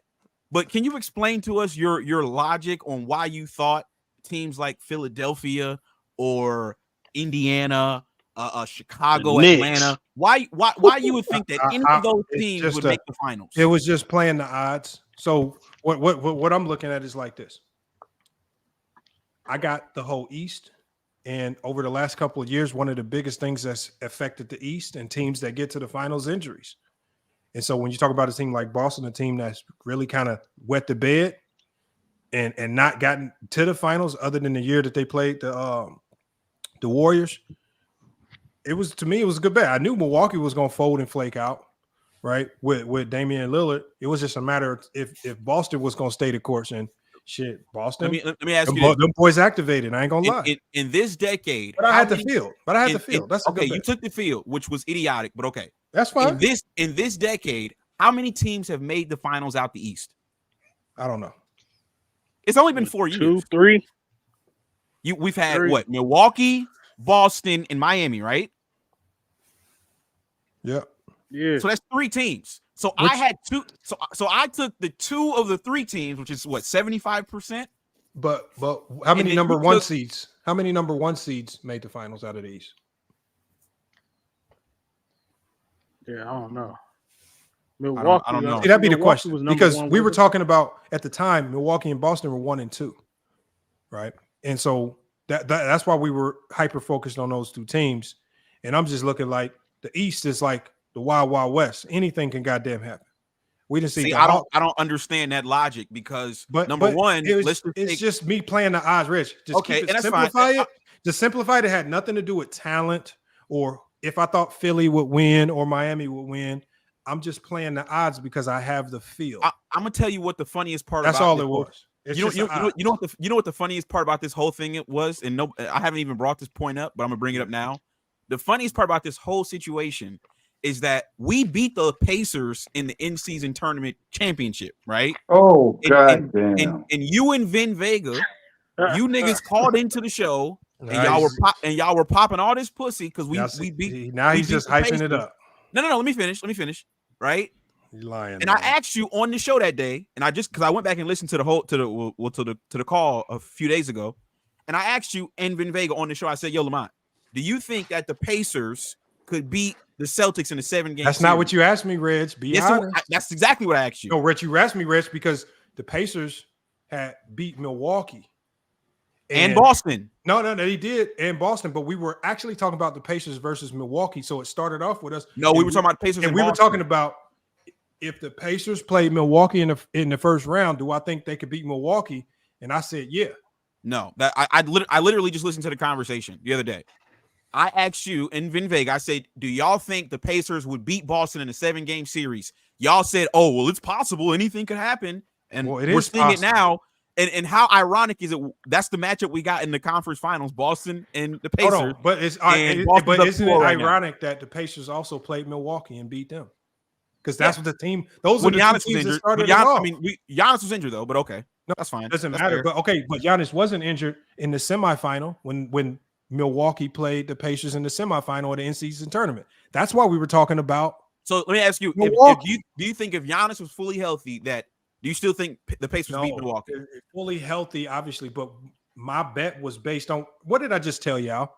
I said injuries happen. I said things don't always go as planned in the East. I was like at Wild Wild West. So I was banking on another crazy East scenario to come unfold and play out. Hey, Lamont, is that Brandon? Is that Brandon dude that guy was on the panel earlier? Is that him in the chat? Yeah, that's Brandon. Man, tell him to call back up, bro. He won't, man. Brandon just let me try to get him. Brandon, I told you you gotta start blocking these clowns, Lamont. That's the problem over here. No, one of my mods blocked him. I unblocked him. That's the problem over here. It's way too many idiots over here. No, Let this clown on the panel, man. All right, You must be looking in the mirror. Brandon, hit the link, Brandon. But Lamont, I just find it funny though how Boston and Indiana met in the conference finals, and now Boston's up 2-0. Like I said, man, it's all. You got a plea bargain deal for me? No, I can't. I might have offered you a plea deal bargain, but the way you've been kind of bragging about beating Ben out of that bet, I kind of got to stick it to you, Lamont. I didn't brag about it. Yes, you did. I tuned into a show you did a week and a half ago, and you made mention of it. I'm like, wow. No, I made mention of it because you literally told your chat did not make any more bets with me. Okay. Did you? Yeah, I did actually. I don't. You're not going to come up on the backs of the locker room. That's not going to happen. Now listen, Lamont. Where's your boy make a bet on D'Angelo Russell in the offseason. No. You trying to win some of this money back? Lamont, where's your boy at? Where's your boy Vin at? Because this is nasty. Now when he's about to lose the bet, he conveniently goes missing. No, he's not missing, man. Vin is easily accessible, man. All right. Like I said, I'm not doing no scavenger hunt when Boston wins this series, Lamont. I'm not doing no scavenger hunts for you niggas, man. I think it's still gonna go 7. I had it 7 at the beginning. We'll see what happens. Man, this is a Boston got lucky game 1. Here's the problem. This is a 5-game series. We having this conversation now. If the Pacers come back and win, it's gonna be a hellified video. No, we know if they do, you're gonna clip it for sure. You're gonna make a spoof. Hell yeah! I know a clip is coming for sure if they come back and win. I know that for a fact. We do not want to see the Pacers in the finals, though. I swear to God. But that's why I said the NBA is never gonna let the Pacers be in the finals, man. That'd be the most boring thing ever. I mean, they let Denver make it last year, so I don't know. Yeah, that's true. That was terrible. Brandon's here at locker room. Okay, what were you talking about in the clown? I mean, in the chat, you clown.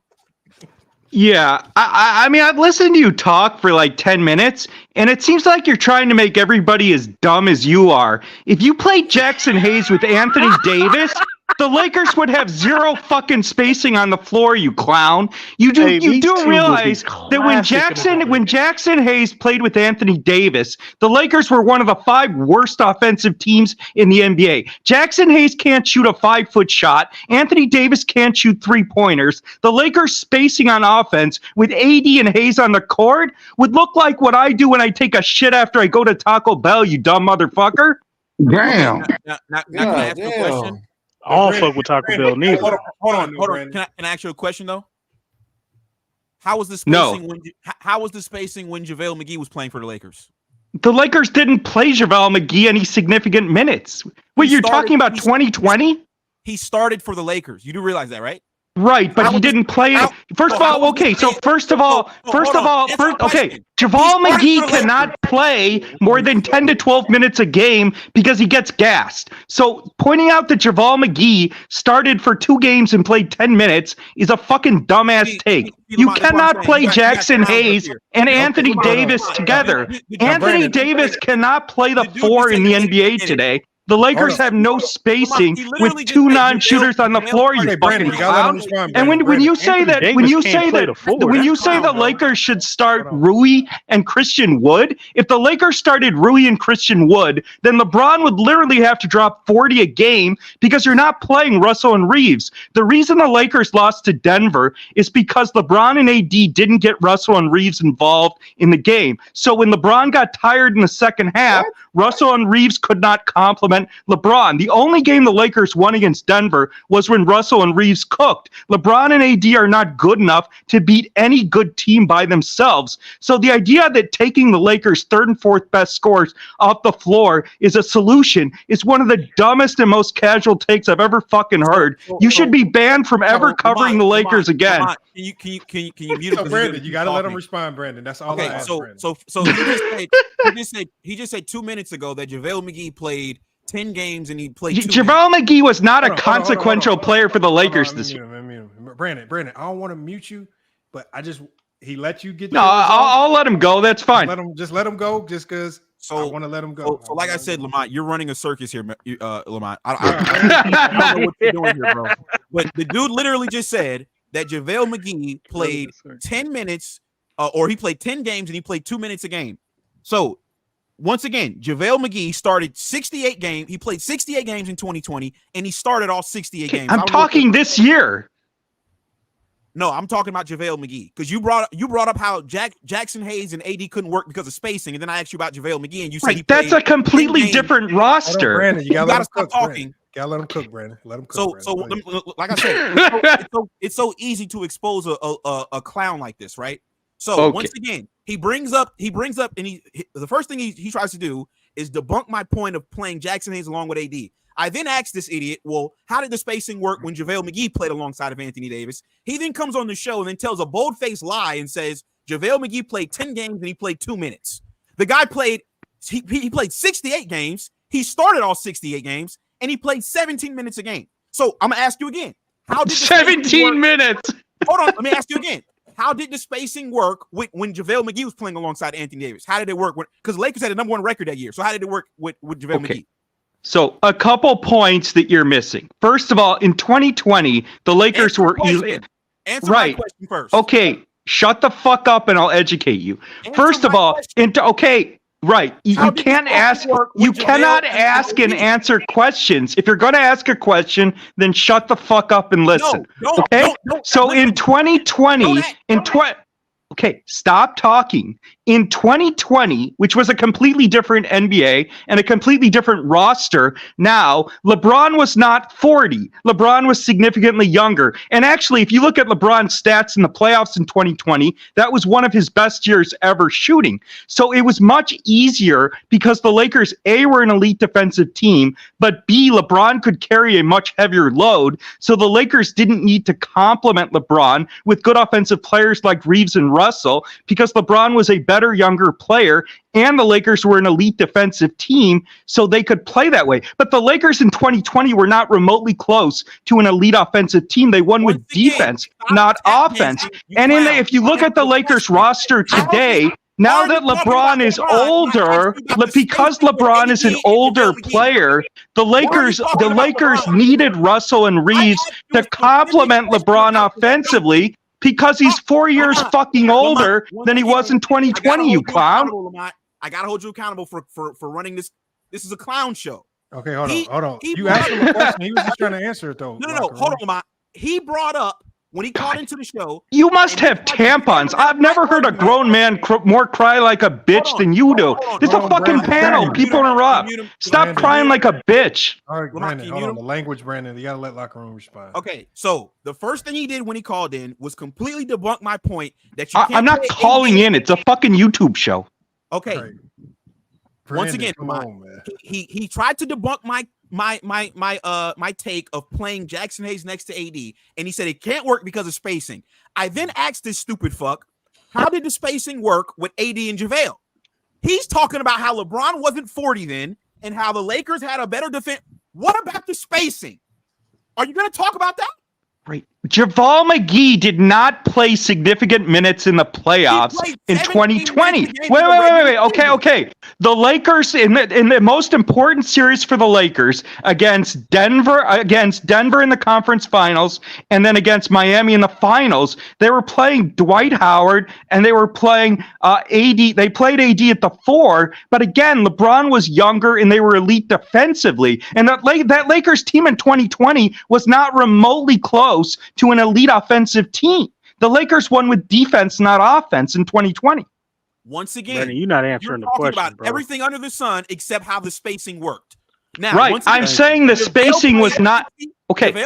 I'll give you a very direct, simple answer. Okay, in 2020, the Lakers' spacing was not that good, and they were not anything special offensively. They won because they had an elite defense. They did not win because they had that good of an offense. And LeBron was much younger, so it wasn't as important to have the spacing in 2020 as it is now, because LeBron could carry a much heavier load. And AD was a better player in 2020 than he is now. He's not the same player because of the injuries he's had.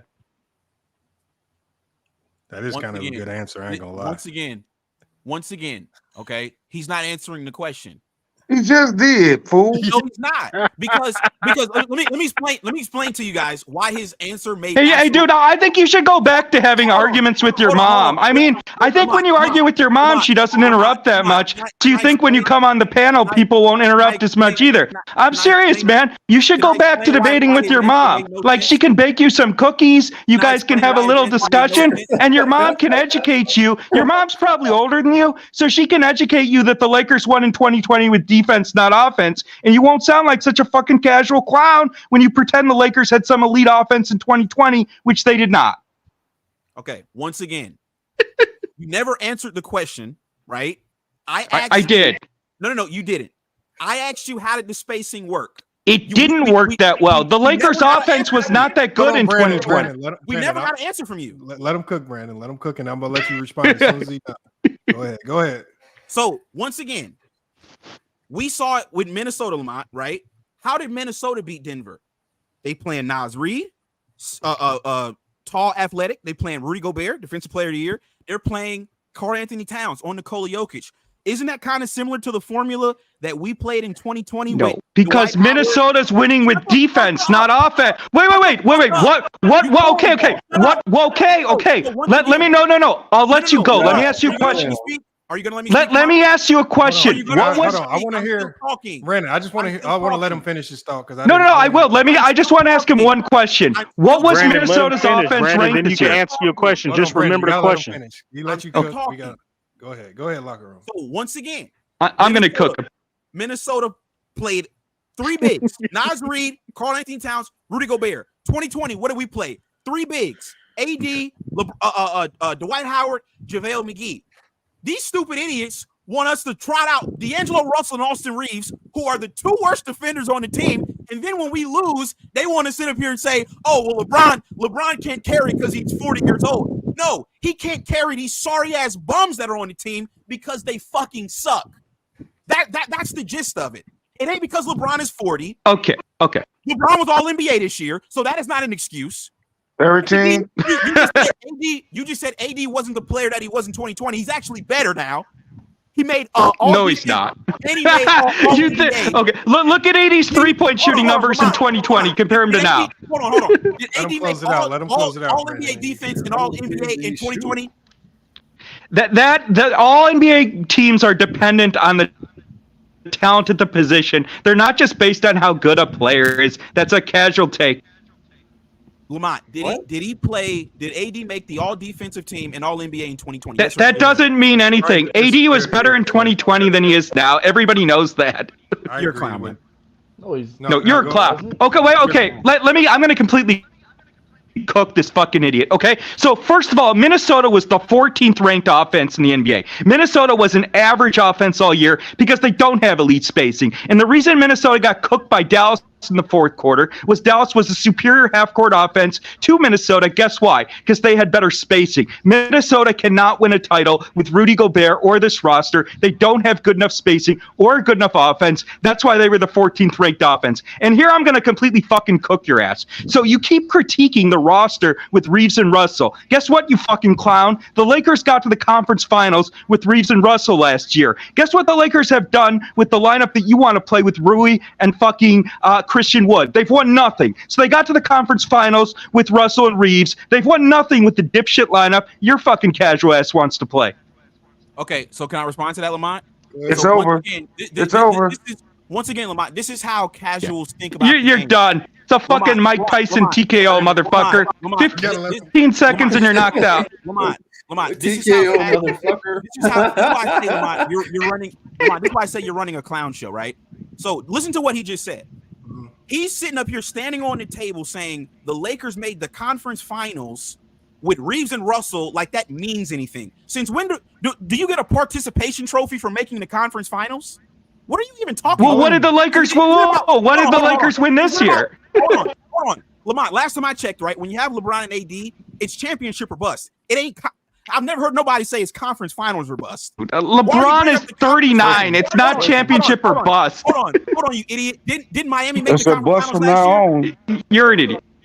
Hold on, let locker room. You're not winning a title when your best player is 40 years old, you clown. Some of these Lakers fans must be high on meth. They're Lamont.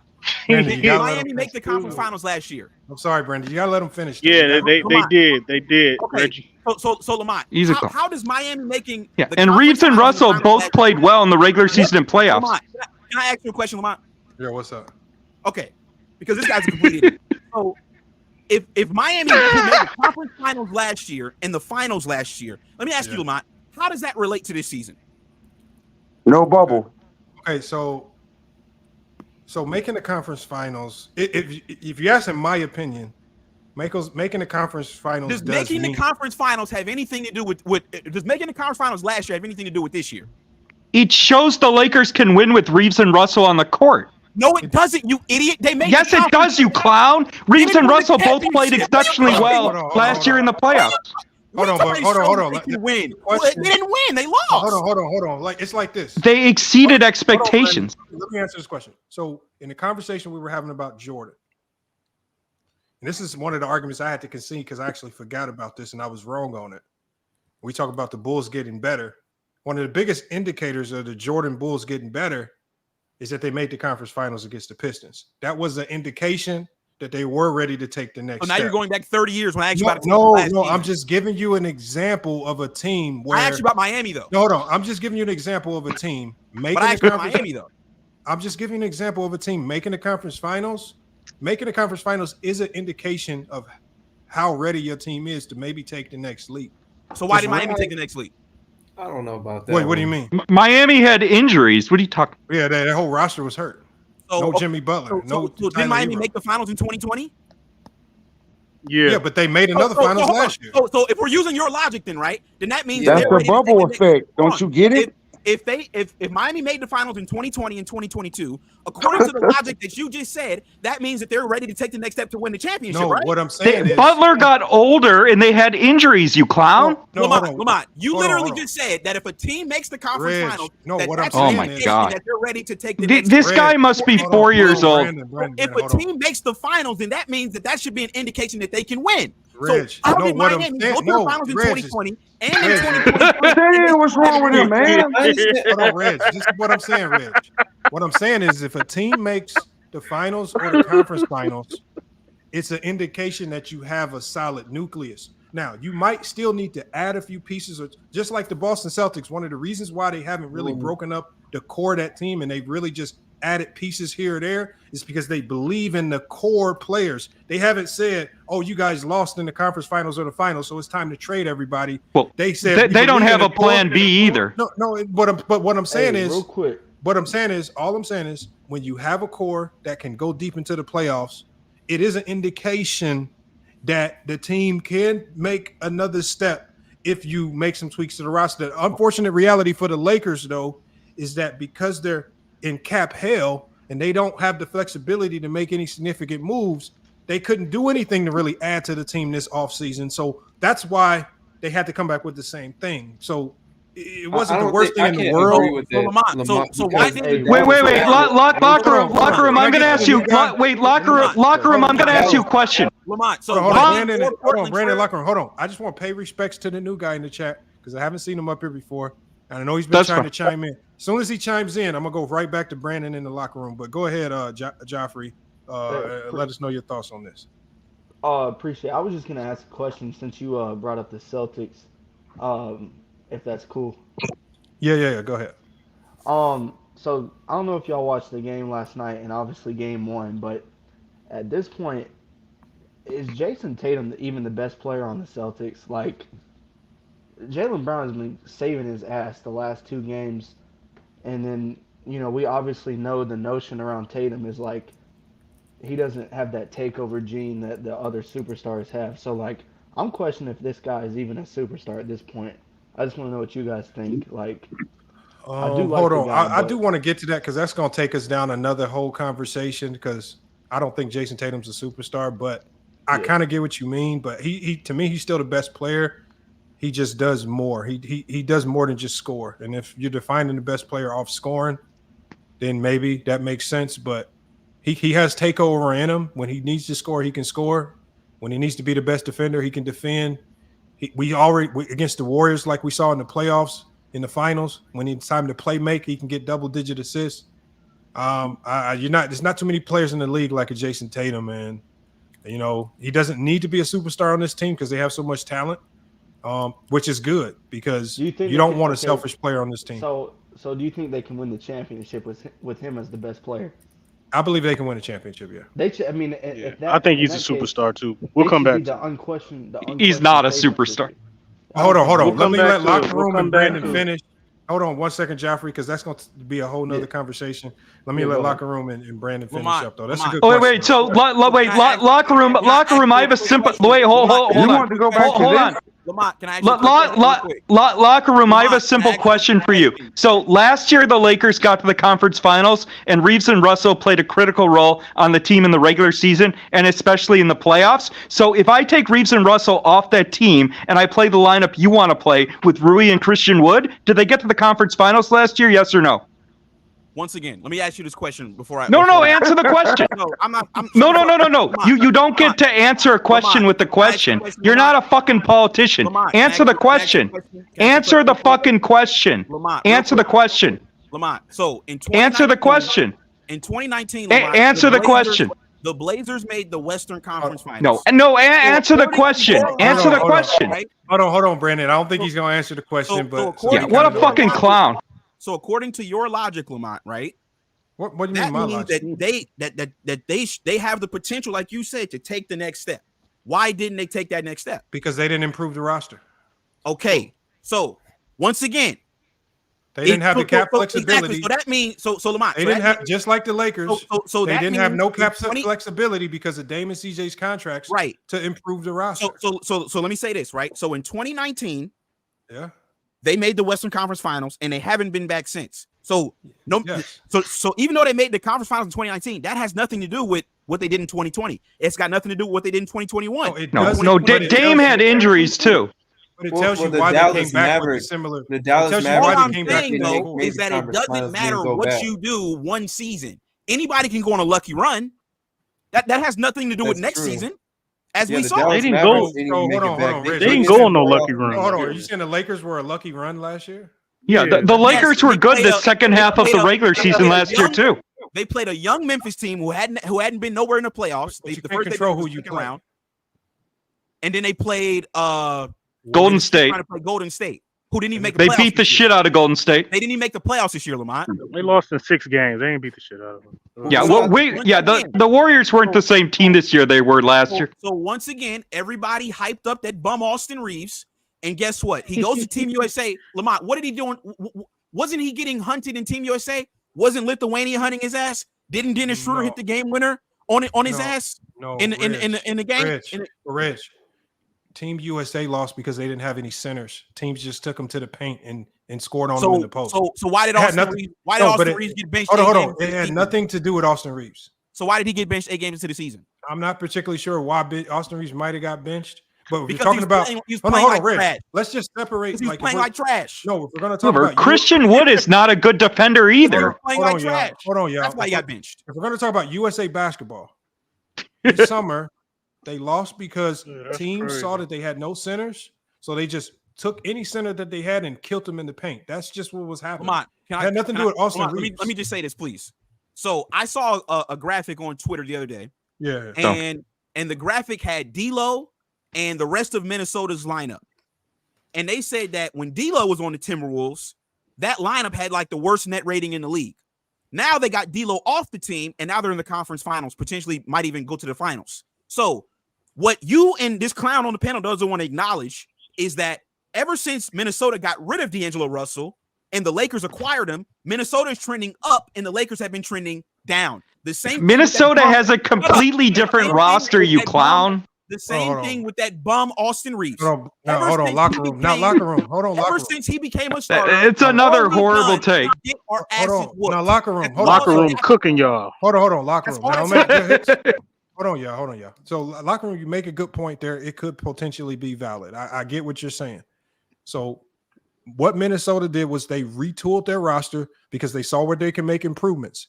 They knew that they didn't need a scoring point guard. They needed a facilitating point guard. And all they did was swap D'Lo for a guard that plays completely different. A guard that's not hyper-focused on scoring, and that's not his strength, but his focus is on team defense and facilitating. Like, I've seen games this playoff where Mike Conley has significant impact on the game, but only has 4 points and 7 assists or 3 assists. Even games where Anthony Edwards has far more assists, but his impact on the game overall is different because he's just there to facilitate and make sure things are not getting out of whack. With D'Lo, you had no guy that could do that. So that's just called retooling your roster. And when you don't kill your cap and you have flexibility, you can make moves like that. Conversely, the Lakers had a guy by the name of Russell Westbrook that they needed to get rid of quick, fast, in a hurry because they put themselves – hold on, Reg. Let's just explain it the right way. Because the Lakers put themselves in a weird situation with Russell Westbrook, and it didn't work with Frank Vogel, and it didn't work with Darvin Ham. They had to trade Russell Westbrook immediately for the best package that they can get, and they could not be choosers. They were beggars looking to pawn off Russell Westbrook on anybody that were willing to take him. The best that they can get in return for him was a package that included D'Lo because Minnesota needed to discard D'Lo to make room to bring in Mike Conley. So the Lakers, because they brought in Russell Westbrook and the trade didn't work, they had to take the discarded pieces from other teams just to get rid of them. Now you got all of these discarded pieces. You have to try to make these discarded pieces work with your team. Hold on. You're acting like you're acting like this team was put together by choice, not by force. This team was put together by force. And so right now, because they couldn't trade D'Lo, the Lakers were trying to trade him. There was no trade suitors out there for him. They were stuck with him. So now they have to make the best of a bad situation with broken pieces. So we all understand that it's not what the I'm trying perfect to fit. explain to you, though. We understand how D'Lo got acquired to the Lakers. We all get that. We know what happened. All we're saying is, though, is that guess what? Since we've acquired him, all we've been doing is getting swept. Like, I don't care how we got to the conference finals with Russell. All I'm saying is, hold on. I don't care about what I said. Only casuals argue about making the conference finals. I'm not finna sit here and argue that. What I'm saying is I look at the results, right? So the results are the conference finals. No. That's Stop. Yeah, but the Dallas Mavericks made the conference finals too, and they didn't even make the playoffs the very next year. Lamont, here's what I Yeah, know. but that's because they had injuries the next year. Lamont, here's what I Who know. was injured? With LeBron James and AD, the Lakers have won a championship. Kyrie was hurt. Okay, With 2020 they won a championship. With, Yeah, I with get that. D'Angelo Russell, and this is not just with the Lakers, it's with every team he goes on. He does not win. That's what we know. Okay, I don't care how it but happened. The Lakers I don't can't care. get rid of Russell right now. Lamont, I don't care if Brooklyn traded him because they wanted KD and Kyrie. So what I do don't you care want if the Steve Lakers Kerr to didn't do think he with was them a then? fit. All I'm saying is everywhere he goes, he does not win. So That is what the are the fact. Lakers to do? Are they just supposed to bench him and not play him at all? Let me get to that. So let me get to Austin Reeves before I answer your question. Same thing with Austin Reeves. What this casual you have on the panel doesn't want to acknowledge is that ever since Austin Reeves became a starter, all we've done is gotten swept. Now he wants to blame LeBron, he wants to blame AD, but he does not want Wait, so who would you start over Austin Reeves then? Who would you start over? I've given numerous Reeves? lineups, and guess Cam what? Reddish. If I say Hey, so what? Name a player. Name a player. You already said Okay, Cam Reddish. Max Christie. Here's what I would do. I'm gonna tell you what I would do. Max Christie can't Man, even fucking Duncan play for more than 5 minutes. Nobody must be watching. I'm gonna explain it. Okay, so number one, me personally, Max Christie, LeBron like James, 12 years old. LeBron James, and he's better than Austin Reeves. So LeBron James, No, he's not. Nigga, Bronny is better than Austin Reeves. No, no, he's not. You're missing the whole point, right? Okay, wait. Let me ask you a question. Wait, let me ask you a question. Is LeBron or AD a first option on a contending team at this point in their careers? Yes or no? Yes. Yeah. Okay, you're an idiot. Okay, that's fine. Now listen, Lamont, let me say this, right? Because he asked me for my lineup. So here's what my lineup will be last year if everybody was healthy. Number one, I wouldn't have two frauds named D'Lo and Austin Reeves in the How many starting lineup. times you gonna say that? You done left the show, came back to the show, left the show, came back to the show. Hold on. Those bums. I think D'Lo and Reeves banged his girl. Hold on. Hey, let him say his roster, bro. Go ahead, man. Now listen, Lamont. Both of those guys are. See, he's talking about Lamont. Notice the question he just asked. He just asked, are LeBron and AD the number one option on a championship winning team? Notice how he didn't ask, is D'Angelo Russell? Let me ask you, is D'Angelo Russell a starting caliber point guard? Yes or no? D'Angelo Russell's a role player, you fucking clown. Answer the question. Is he a starting caliber point guard on a championship winning team? Yes or no? He's a starter. Yes, I believe he's a starter. Okay, you're a clown, Lamont. So let me ask the other clown you got on the What do you panel. want me to lie? Brandon, You want me to just Brandon, say he's not a starter? Is D'Angelo Russell a starting caliber point guard on a championship winning team? Okay, so the way that D'Angelo Russell plays with the Lakers, when LeBron is on the court, Russell does not initiate the offense. He plays off the ball, which by the way is a mistake. Russell's much better when he initiates than when he plays off the ball anyways. But D'Angelo Russell could be a role player on a championship team. Yes. That's not what I asked you. He basically saying no. He basically saying no. Thank you, MagDef. No, I'm saying yes. Russell could play the role he plays with the Lakers on a championship team. Russell could be a role player on a contending or championship team. First of all, hold on. The easy answer to this is this right here. Look, not every starter is a star. If you're telling me, can D'Angelo Russell be a starter on a championship team and he's just playing a role and he's not asked to go be the star, yes, he can do that. Now, if you're asking me if D'Angelo Russell can be the number one, number two option on a championship team, no. But if he can be a role player on a championship team, which on this team for the Lakers, he was a role player. I think what Brandon is saying. Hold on, all I'm saying is I'm just trying to help you guys get somewhere so we can move the conversation along. I think all Brandon is saying is that as a role player in the starting lineup, he doesn't feel like the number one and the number two option did a good enough job helping him and Austin get involved in the offense. And then he used game 4 as an example. When you involved Austin and D'Lo, you win. They both had over 20. Right, because LeBron gets tired in the second half of every game, especially at altitude. Lamont, I agree with locker room. This is why I got to call you out now, Lamont. Rich, I'm just trying to. This is always what you do. All I'm doing is wait, locker room. I have another question for you. So, locker room, you're saying that the solution for the Lakers is to bench D'Angelo Russell? Well, guess what? The Lakers benched D'Angelo Russell in the playoffs against Denver last year, and they got swept. Lamont, can I ask you why you do this? Why are you doing this? I'm just trying to help the conversation progress along by telling Lamont, you what he's saying. Lamont, locker room cooking. Whenever we have a conversation, locker room couldn't cook a 4-year-old. You always revert. You literally just said that it's LeBron's fault for not getting D'Lo and Reeves more involved in the offense. We just told you what their numbers were. D'Lo shot 32% from three. Austin Reeves was 27% from three. You're not gonna mention that. That's because LeBron did not give them the fucking ball all series, so they had no rhythm. Locker room.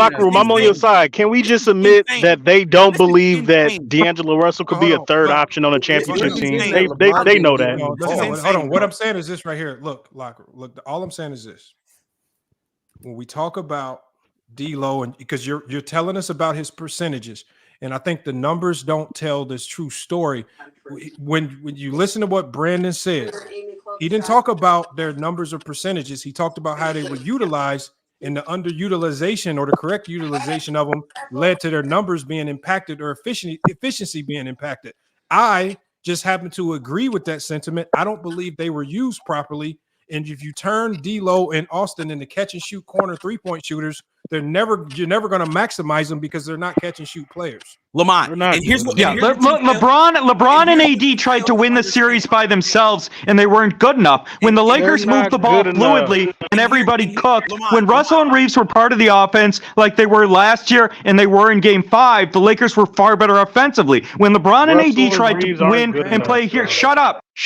When LeBron and AD tried to win by themselves, LeBron got tired in the second half, and the Lakers' offense fell apart. If you don't get players involved in the offense in the first half, you can't expect them to cook in the second half. They're not in any rhythm. Reggie, hold on, locker room. Let me get him. Hold on, Reg. Hold on. Real quick. Brandon, do you believe that Russell Westbrook can be a third option? You mean D'Angelo Russell? Hold on. Utilized the right way in any freaking system, he could be the third option on a championship team. Fact, if you said Russell Westbrook, are you sure that's the right? Oh, that's not. That's what I'm saying. Who cares? D'Angelo Russell. Wait. This is going to be a barbecue. So, Mac Depp, I have a question. Who was the third option on the Lakers in 2020? No. My question. I heard. No, shut the fuck up. I'll answer your question. I'll answer your question. Go ahead. Okay, that is wild. I'm answering your question. Who was the Lakers' third option offensively in 2020? I have no idea. Right, and guess what? Because it wasn't a player as good as D'Angelo Russell. You're fucking cooked. Hold on, time out. I'm gonna raise my hand.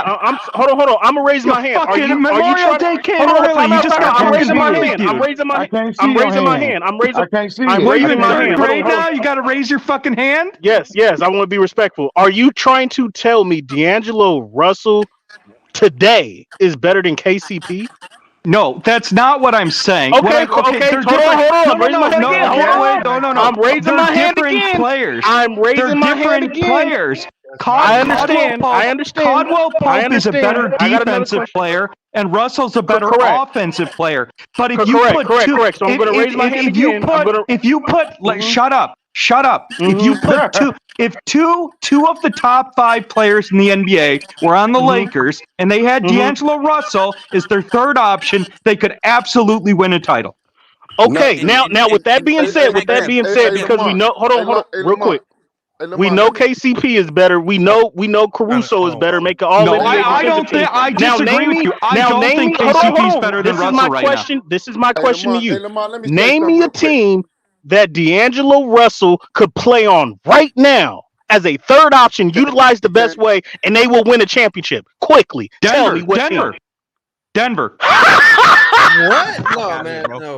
Okay, if you took Caldwell Pope off Denver and you put D'Angelo Russell on them, and Murray was healthy because he wasn't healthy in the playoffs this year, Denver would be fine. They wouldn't be as good defensively because Caldwell Pope's a good defender. Russell's a significantly better offensive player than Caldwell Pope. If I put Russell on Denver as the third option, they would still be the best team in the NBA if Murray and Jokic are both healthy. D'Angelo Russell shoots the ball, shoots the 3 ball better than KCP. No, what? Okay, okay. No, this guy is okay. getting So cooked. We can move on. We can move on. Go ahead. The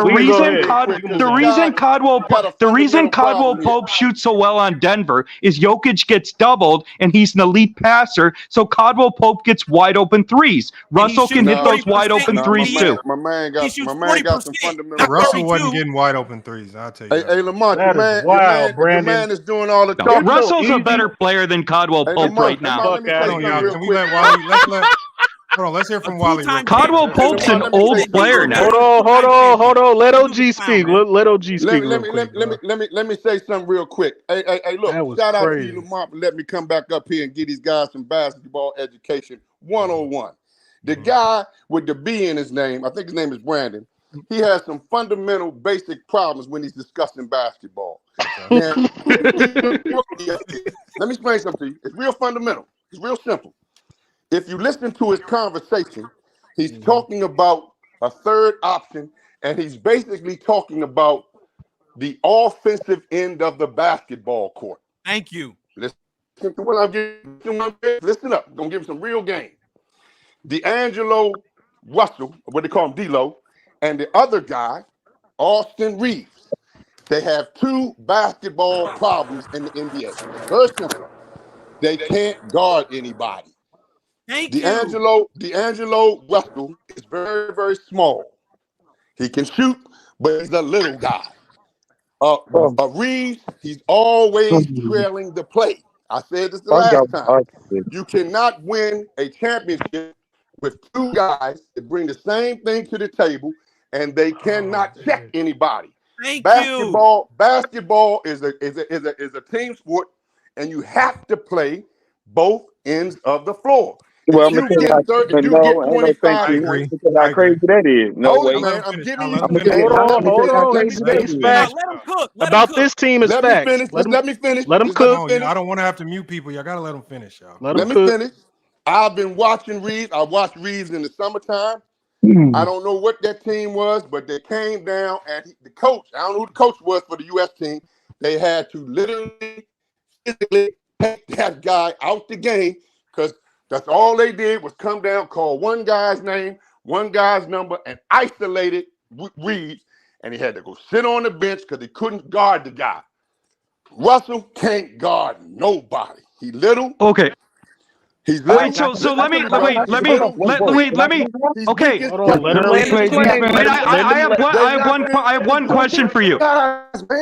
Okay, I have a question for you, Wally. Wally, were the Lakers a good defensive team last year? Yes or no? How can they be good? Were the Lakers a good defensive team last year? Yes or no? How can they be good with those two guys on the floor? No, I just asked you a question. Were the Lakers a good defensive team last year in the playoffs? Yes or no? Did they win? No, answer the question. You're not a fucking. Nobody wants to answer fucking questions on this panel. No, they it's wasn't. a simple They was question. horrible. It's a binary answer. Were the Lakers a good defensive team last year? You own a TV. Answer the fucking question. Are they playing? Answer the question. They were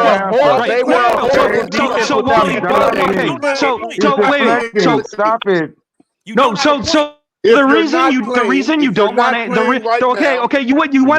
you went on, you said your piece. The reason you don't want to answer the question is because the Lakers were a good defensive team last year. They were one of the best defensive teams in the NBA last year, and the Lakers were one of the best defensive teams in the NBA last year with guess who on the court? Russell and Reeves. And again, is Russell a third option on a contending or championship team? For most teams, no. But the question is, could Russell theoretically? The question was. Come on, y'all. It's getting out of control. No, he's talking over me. I'm just trying to clean it up overall, so because there's a lot of new people in the chat, so I want to make sure everybody knows what we're talking about. So let me just it ain't gonna be but one champion, man. Let's reset it a little bit so everybody knows. Man, let me get something in right quick. No, I'm gonna let you go, Mingo Jester. Hold on one second, y'all. Let me drop. There's a lot of new people in here. Make sure y'all join the Discord if you haven't joined the Discord. Hit the Cash App if you're enjoying the conversation. Just some Laker talk about this Denver series. But yeah, come on, y'all. We just got to try to go one at a time because the audio is getting horrible right here. I'm seeing all types of audio bars. Everybody talking. And I know it sounds horrible. Yeah, I mean, let me. The question was No, I know. I heard you. Right. Let me just say Russell theoretically could be a third option on a contending team. That's my point. What I'm saying is, Wally, my thing is this right here. And I think we all know that Russell and Reeves both have significant deficiencies on the defensive end. Me and you, we both understand that. But Wally, me and you both also understand that sometimes you have defensive bums on your team and ain't really no way around it. You got to find a way to make things work with these guys on the floor. And so when you look at this Laker team, you got to try to figure, how do we make it work with the pieces that we have? They couldn't trade D'Lo like they wanted to. You stuck with them. Everybody that you hoped to have, like Vando, Cam Reddish, Christian Wood, the guys that can defend, these guys are all hurt, so they're not available to you.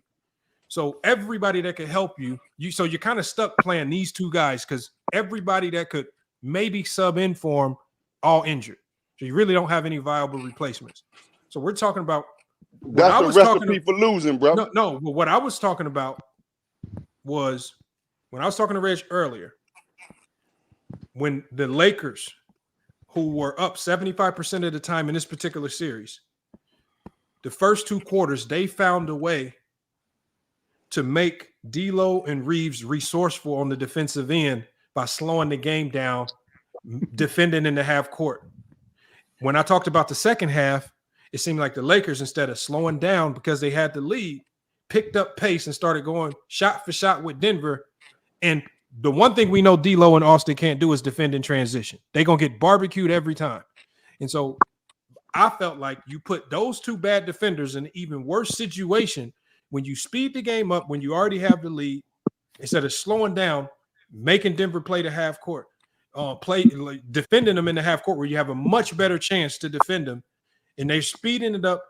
They're speeding it up for no real reason. They're taking bad shots and they're stagnating their offense with no ball movement. And so that's what I said. Sometimes you have to, you can't really do anything about having bad defenders on the court. So we're primarily talking about if this is what you have, how do you navigate through it and find a way to win, even because you can't just bench these guys. And I think that's what Brandon is trying to say. You can't just bench guys for the convenience of benching them because this is all you got. Well, here again, Lamont, what you're doing is you soft-toying the fundamental problem, right?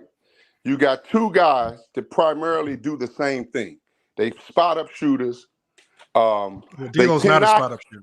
Yeah, they job like spot up 3-point shooters. Well, Russell can do more than be a spot up shooter. All of us, they can't really create their own shot. So Reeves is not a spot up shooter. Let me just finish for a second, man. No, Russell can create his own shot. They can't, not on a consistent basis, not on a big guard. Disagree. So he's definitely creating. Now, what I'm saying to you is, if you got a liability, if you need a bucket, you cannot depend on D'Lo to get it. You cannot depend on Reeves to get it. I'm talking about consistently. They can't stop. Okay, imagine Reeves, right? The game is on the line, and he got to check that bad boy. He got to check that bad boy that's playing right now. What's that boy they say like Michael Jordan now? What's that guy's name? Anthony Edwards. Ant-Man. Okay, put either one of those guys in an isolation. Barbecue game chicken. On the line. Hold on, game on the line. D'Lo or Reeves on that guy. You're gonna lose every fucking game. If any guys can guard him. Hold on, Wally. The But problem that's what is, it's about. Hold on. Well, Wally, here's the problem. Wally cooking y'all. Hold on, Wally. Here's the issue. But that's what we're talking about. Hold on, but Wally, the game on the line. Hold on, Wally. The game on the line. Game was on the line, Wally. Let me just make this one point, Lamont. No, Wally. The game is on the line. To your point, though, the game is on the line. Wally, this goes to your point. I'm really helping you out. Game was on the line. Denver with the ball. Your best defender is matched up against Jamal Murray. I mean, what better scenario do you want? And he still got barbecued with a fadeaway for game winner. I don't care who you stick on Jamal Murray in the clutch. If you allow the game to come down to one shot, guys like Jamal Murray are going to barbecue anybody. Bron, AD, they all getting barbecued late game. Jokic was so what I was talking about was the formula was by slowing the game down was when you got the lead, slow the hell down and stop giving Denver so many opportunities to score. When Bron chucked up that dumb 3 with 17 seconds on the clock, 11 on the shot clock, you're just giving Denver another possession with a ton of time to go score, and that's exactly what he went and did, and he did it on the Lakers' best defensive player. You can't contest that shot no better, and you lose the game. It wasn't no D-Lo, and this is and Wiley, mind you, this was a game where Austin Reeves gave Jamal Murray hell the entire game. He couldn't make a shot until the fourth quarter when he caught fire. Hey, Lamar, hold up. Murray wasn't healthy that series. I saw the It series, doesn't man. matter. He got cooked. He I cooked don't the agree best with that, defender man. on this Laker When team. you have liabilities, because the Lakers didn't know how to slow down and take smart shots. Right? When you got defensive When you got liabilities, liabilities. like What did D'Lo and Reeves have to do with that last shot? When you have Jamal Murray hit the series clincher on Austin Reeves. What are you talking about? Yeah, he did. When you got defensive but liabilities how did they on get the in that court, situation where it keeps coming down to one shot? No, you just brought up how he hit the shot on AD, but you don't bring what? up No, the the points you're missing. Hold on, yeah. The point I'm trying to get across, because it seems like it's going over your head, is that when you have the lead against this Denver team, you have to find a way to maintain it, because the Lakers are horrible playing late game versus Denver. Because every time you play late game versus Denver, that one man, Jamal Murray, finds a way to barbecue whoever's in front of him. And I don't care who it is, AD, Bron, D'Lo, Reeves, Vandy, it don't matter who it is. But why he didn't barbecue Ant? When you have these big leads, and because the Lakers did not know how to be smart late game when they had big leads, double-digit leads, you allow them to walk back, and then you allow it to come down to one shot. Because you take dumb shots in the fourth Lamont, you're making a lot of excuses, man. That's not excuses. Why Jamal Murray didn't? Yeah, but what Wally? The reason the Lakers lost this. Because at the end of the day, the Lakers lost because their offense, not their defense. If it's truly about defense, which the Lakers actually defended well, that series. If it's truly about defense, I haven't heard none of y'all complain about LeBron James's atrocious defense. If you talk about some of the worst defenders, if you talk about because the thing is, if it's truly about defense, then let's go ahead and have a conversation about defense outside of D'Lo and Reeves. I haven't heard you say much about Rui. You definitely scared to say something about LeBron James. So again, go ahead. No, I'll say something about LeBron, man. I seen that big boy. Hey, look, man, I seen that big boy back LeBron up. No, what I'm saying is, if we're gonna open the door up and really talk about let's talk about it, because I seen that big boy back. Hey, what's good, B? Hey, what up, Mingo? I want to hear y'all talk, because the thing is, Kyrie, I seen that big man. I seen that big. What's that boy name? What was that air energy for Kyrie the other night? Kyrie cooked, boy. That boy, that is something else. What was that Michael Jordan energy? Boy, that boy, you got this geezer up here changing the conversation. Yeah, you went on national TV and you called that man out. You said that's my matchup, and he came in there. Lamont, you got to stop this clown shit, bro. Hey. Why you let this geezer up here change? You're not winning the championship with D'Lo and Reeves. Move on. Period. Nobody's talking about winning the championship. They can't stop. They can't stop nobody, man. Did this dude got more than 10 subscribers? Oh Lord, here we go with the nonsense. He said you were subscribed to him, Bees. You subscribed to him. Man, I ain't subscribed to that. Locker room solid, man. I ain't gonna get on the chat. Let me go check. I wanted to know, what do you mean by like not involving D'Lo and Reeves?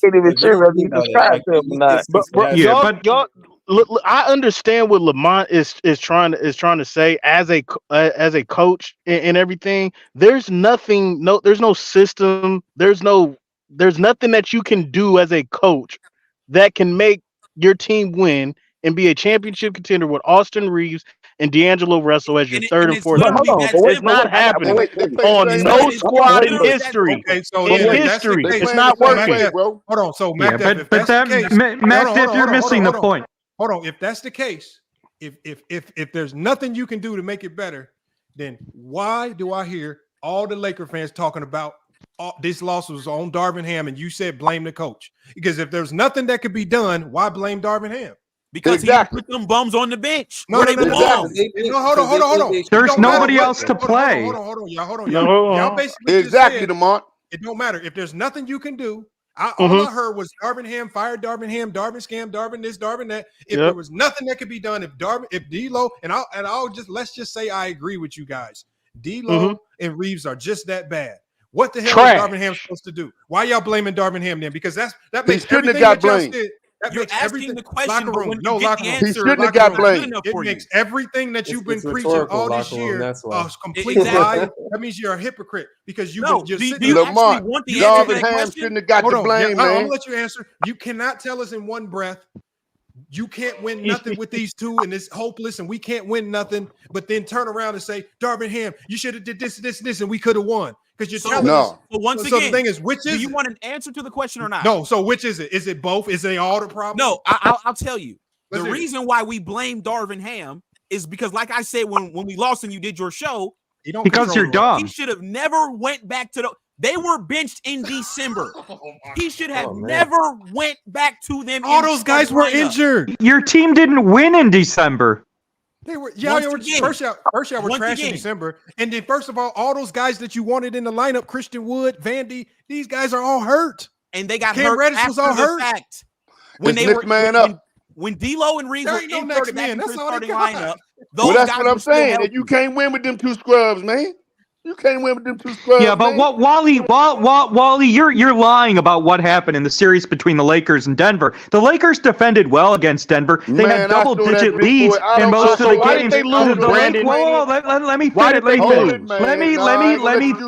Let me finish. I didn't even finish the sentence. The Lakers had double-digit leads in multiple games in the series. The Lakers led for almost 70% of the series. They had a 20-point lead. What happened is when the Lakers offense went to shit in the second half, that's when their defense fell apart because they had to defend in transition. And the reason the Lakers offense fell apart in the second half was they didn't get Russell and Reeves involved in the first half. And when LeBron got tired in the second half, Russell and Reeves couldn't contribute because there was no fluid ball movement. That's what happened, but that's not the reason. Man.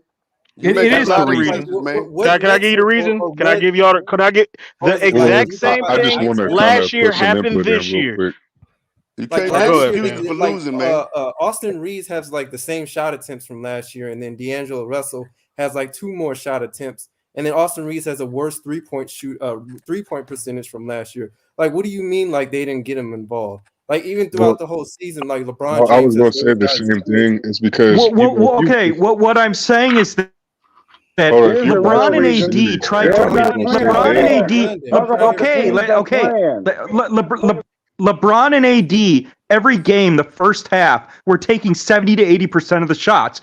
What? There was no concerted effort to move the ball and get Russell and Reeves involved for the full game. The Lakers didn't move the ball fluidly for the full game. In the second half of games, LeBron tried to play hero ball, and he stopped passing to Russell and Reeves, and he got tired. And when LeBron got tired in the second half, there wasn't enough ball movement for Russell and Reeves to cook or get involved.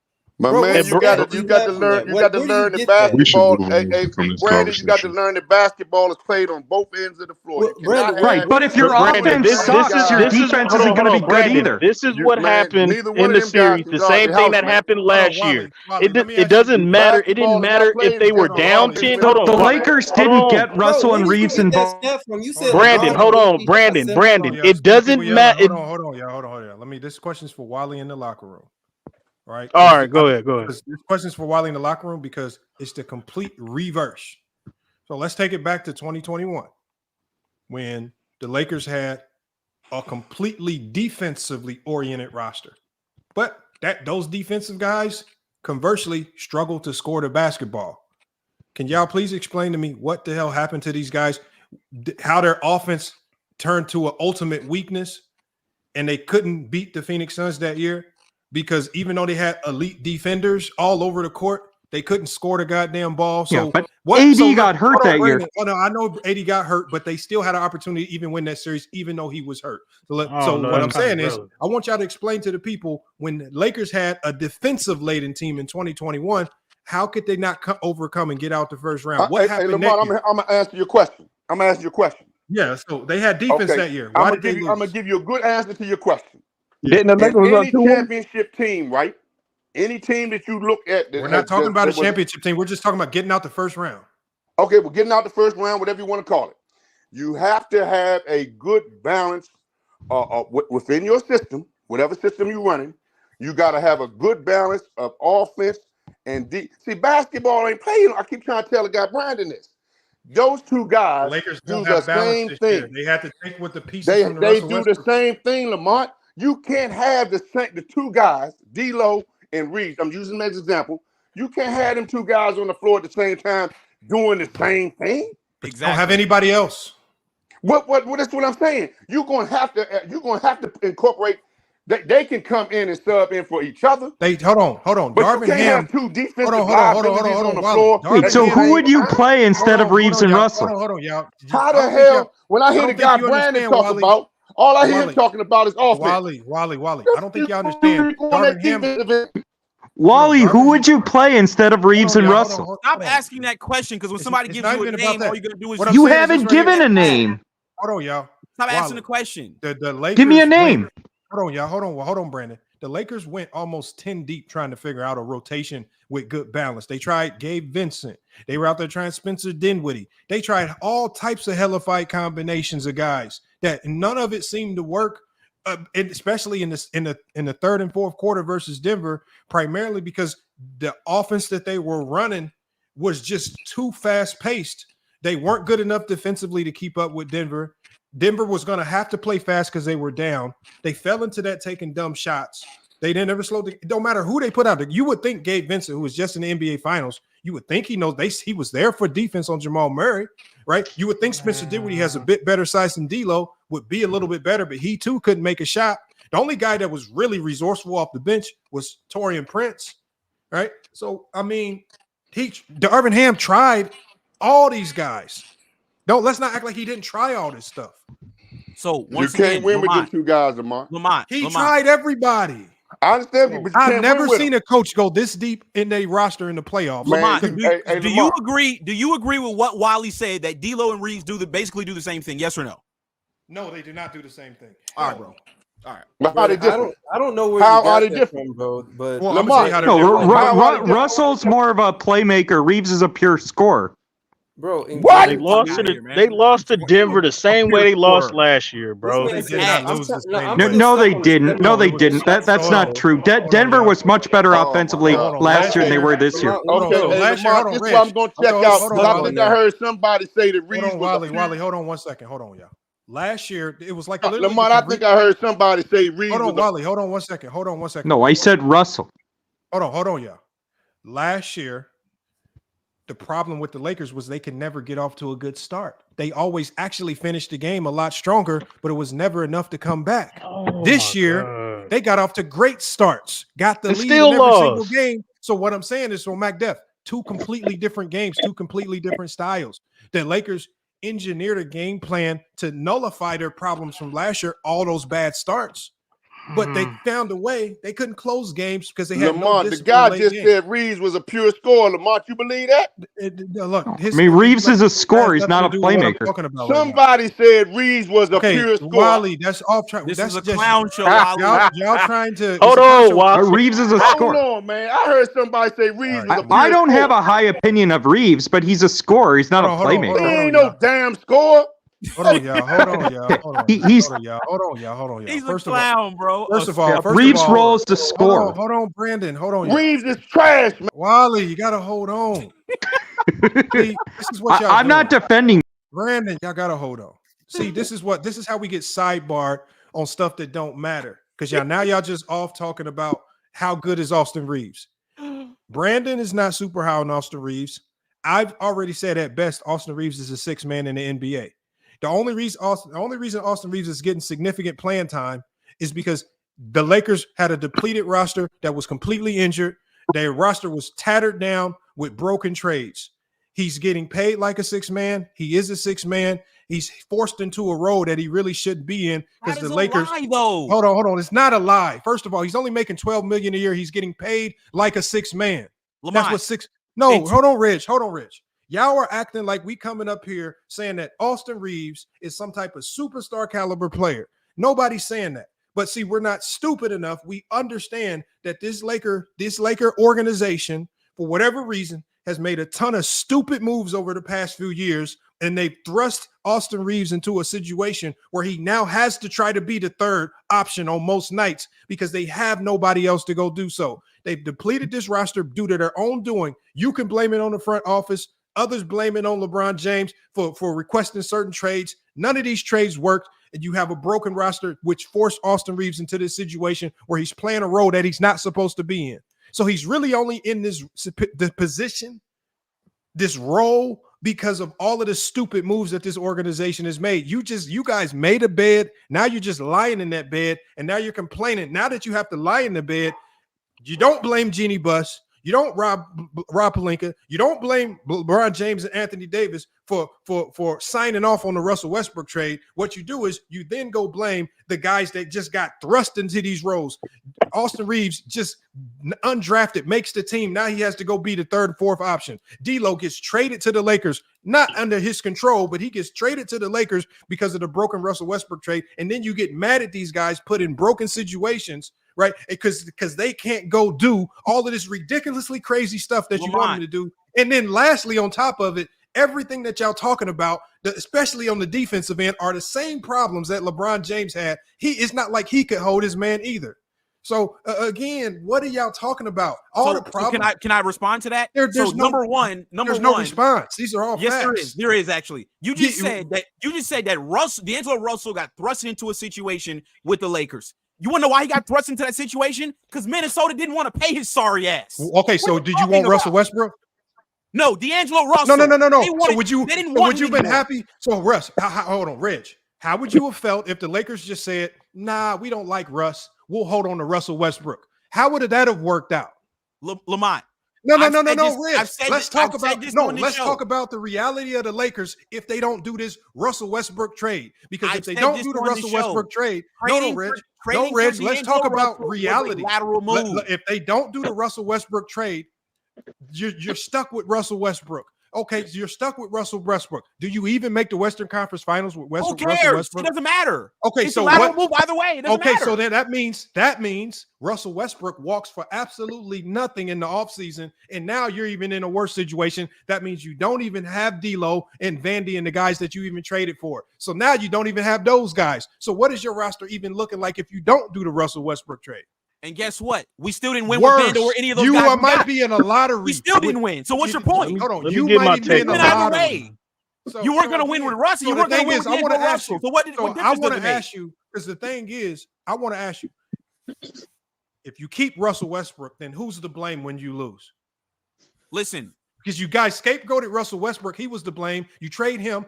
Obviously, he wasn't the problem because you're still getting players and Darvin Ham. Trade pieces. Right? You blame Darvin Ham, even though Frank Vogel fell with the same Russell Westbrook. The guy that won you a championship couldn't even figure out the Russell Westbrook conundrum because the shit was broken, didn't even work. LeBron James was wrong on that move. LeBron James is this Austin Reeves guy that you so remember. You say that Anthony Davis and LeBron James went to the front office and said, "Keep Austin Reeves." So they're the primary reason that Austin Reeves is still on this roster. So again, it seems like a lot of your problems revolve around your favorite player. He didn't defend. He wanted Russell Westbrook. He wanted to keep Austin Reeves. Their team is broken because of him. Where's your vitriol for LeBron James? Since a lot of the problems that you have revolve around LeBron James. Was it LeBron's fault that they blew up the championship? When are you going to get on LeBron James? He's the reason why Austin Reeves is on this team. Was it LeBron's fault that they blew up a championship winning team in 2020? No, hold on. Yes, because he signed off on the Russell Westbrook trade. No, that was in 2021. That's why the team was broken up. No, that was Lamont. We won a championship in 2020. Okay, so 2021. We retooled the team. No, in 2021, and AD got hurt. Mind you guys, we didn't get Russ. Hold on, y'all. In 2021, that team was broken up. You know why?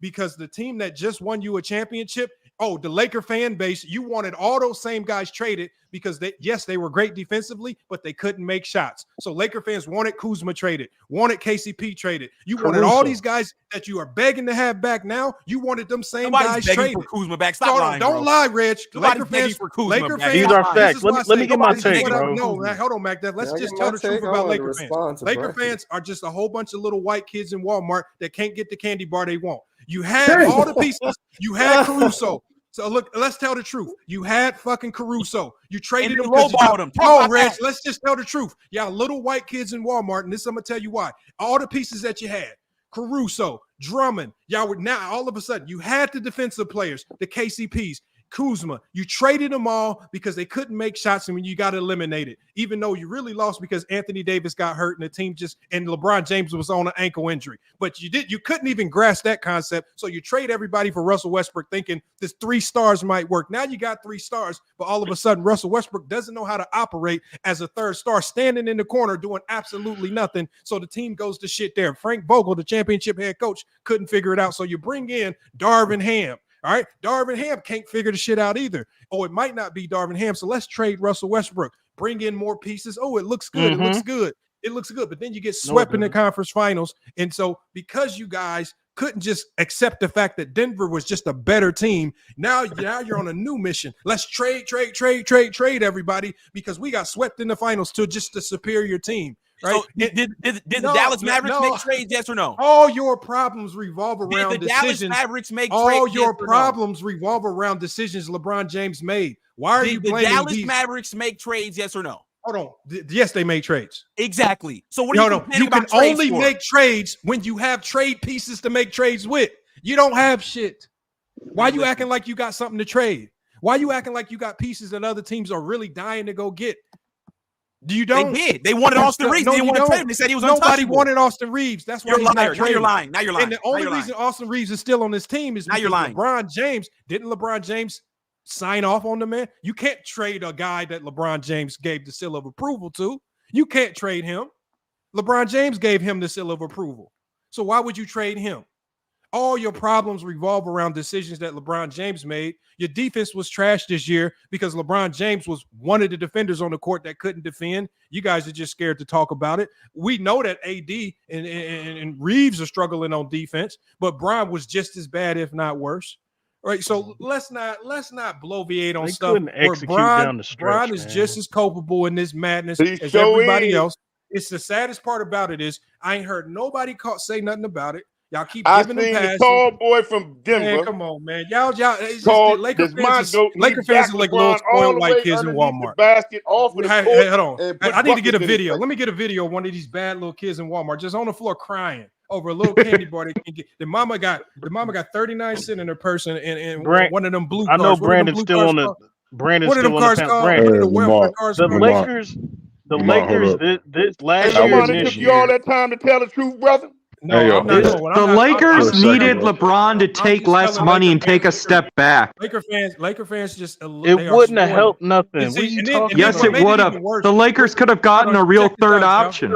Check this out, y'all. This is what made it. So now D'Angelo Russell's not a good third. Let's just tell the truth. I said Russell could be. Hold on, y'all. Let's just tell the truth all the way about it. To make it. Hold on, Lamont. Before you go, I'm gonna head out. I wasn't able to get my take off, but thanks for having me on the show, man. I'll see y'all. Look, check this out. To make it 10 times worse, the Lakers, after they sit here and tell the entire world how trash Austin Reeves is, how trash D'Angelo Russell is, how trash Rui is, at the trade deadline, they suddenly think that these guys have high significant value to go get a Trae Young, a Zach LaVine, a DeMar DeRozan, or DeJounte Murray, and they said, we can package all these guys up to go get a start. And the only thing the other teams are doing is just completely laughing in y'all face.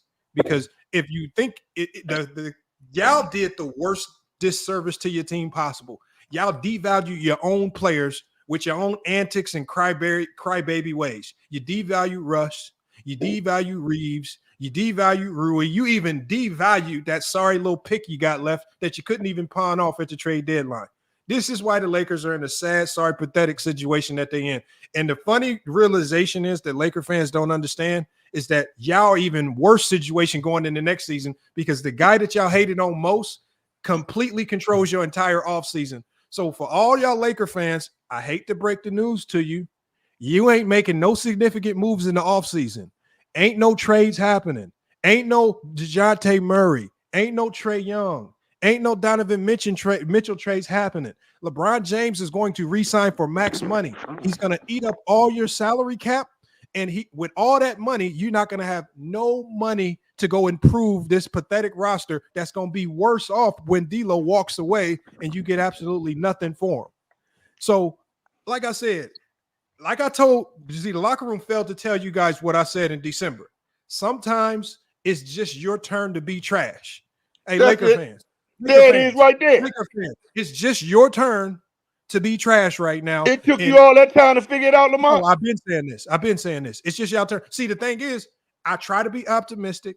When the Laker fans come on, I try to talk them through potential scenarios where their team can maybe see. The problem is for this Laker team to win, they would have to play a more team-oriented style ball that would detrimentally affect LeBron's overall numbers because you have to get the ball spread around.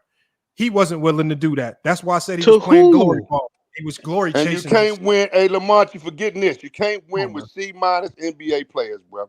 He gonna spread the ball around the who? You can't. Well, that's why LeBron has to take less money. Well, he's the not Lakers need LeBron to take less money so they can have a better roster. Not gonna take less. Who is he gonna spread the ball to? Mac Def. That's why he has to take less money so they can bring better players in. You know what? Hold on. You know what kills me when y'all act like the Lakers players are just no good. See, when I watch all these other teams like the Knicks, and I see the Knicks got guys like McBride coming off the bench, giving energy, making shots. Ain't nobody never heard of this dude. Josh Green coming off the bench for the Dallas Mavericks, knocking down big shots. It's because the team empowers these guys, and when they get on the court, they just not standing in some empty corner. Wait, everybody, the ball has energy when it moves. When you swing that thing around, guys get hyped up. When you look at how Minnesota empowered McDaniels. McDaniels been struggling. But you're leaving out the point, Lamont. You're leaving out the point, Lamont.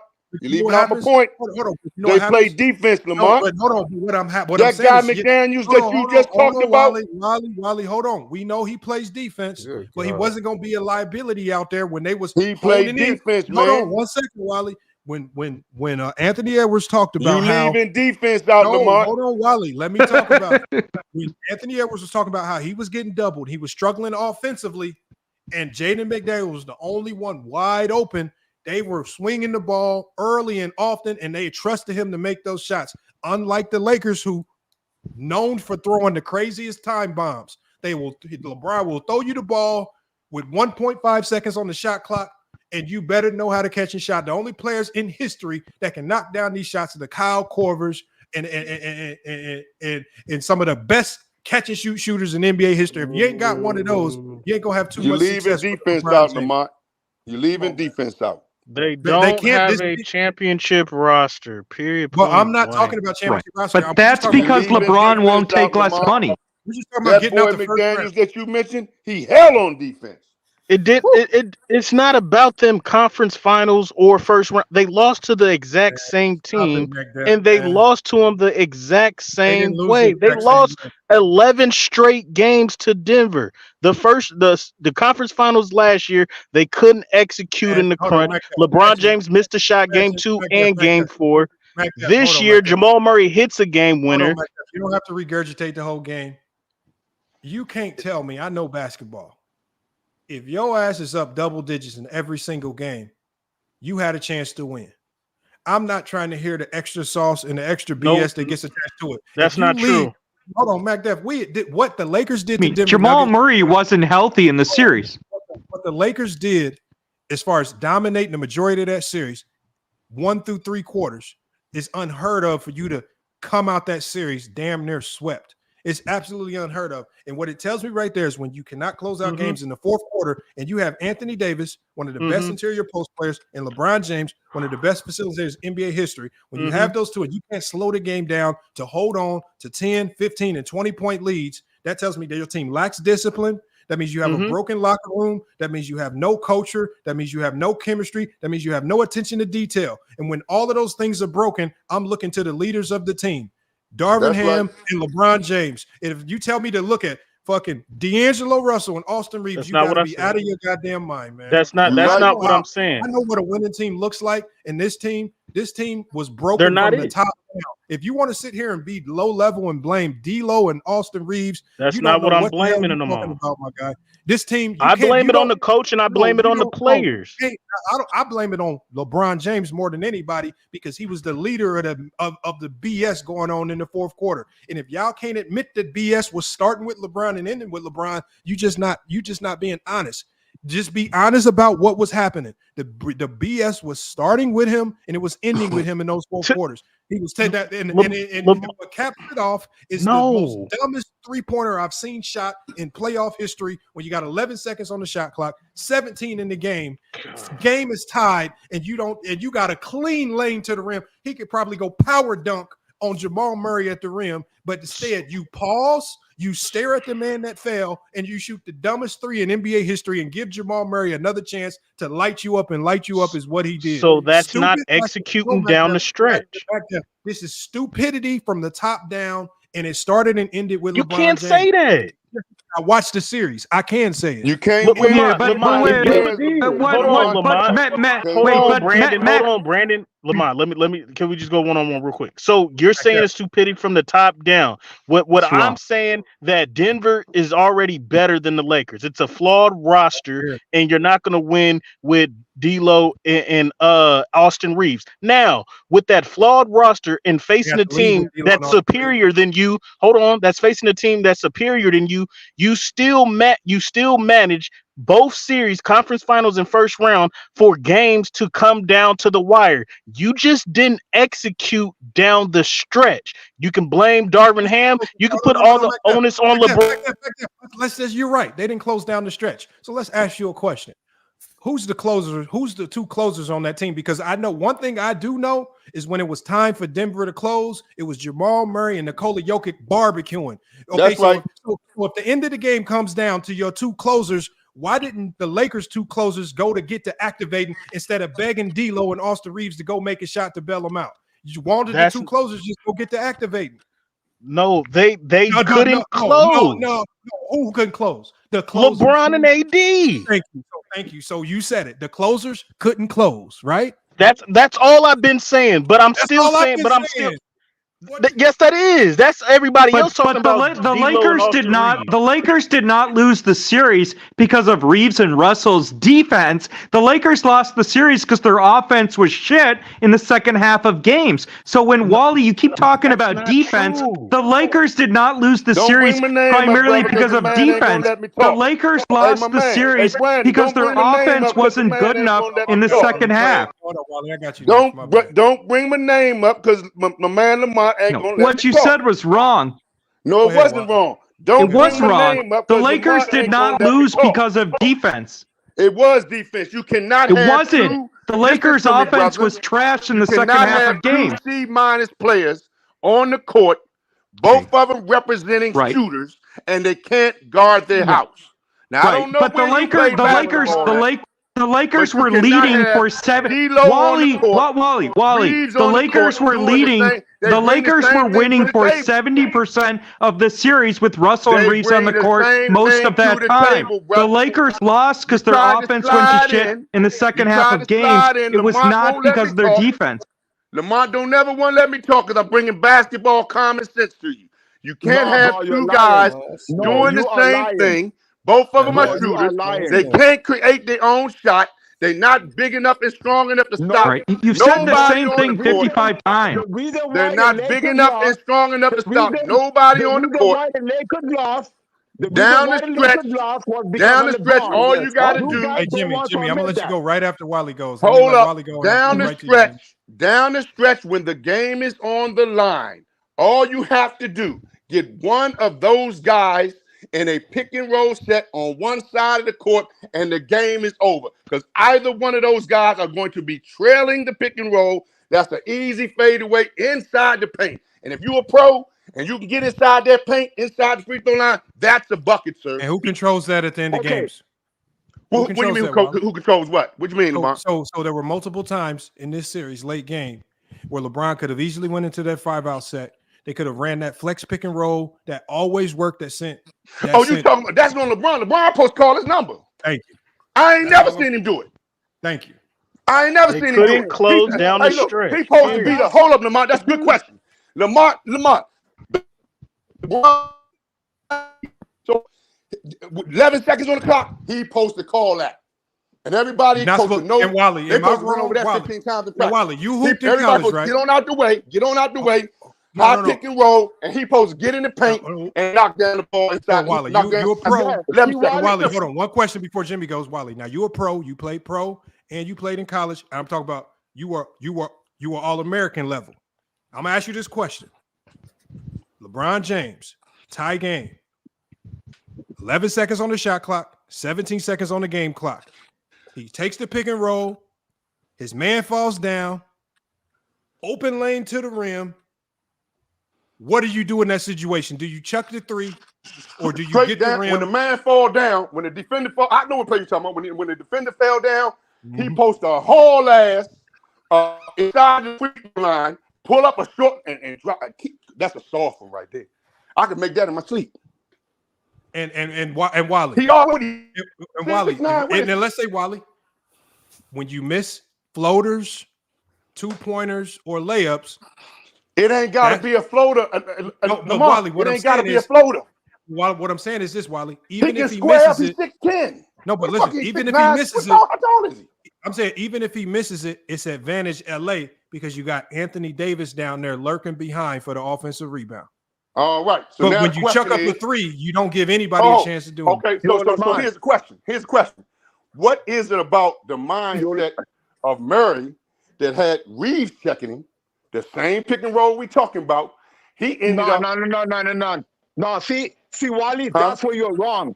Wally, that's where you're wrong. Because see, the thing is you guys, we talking about the same play.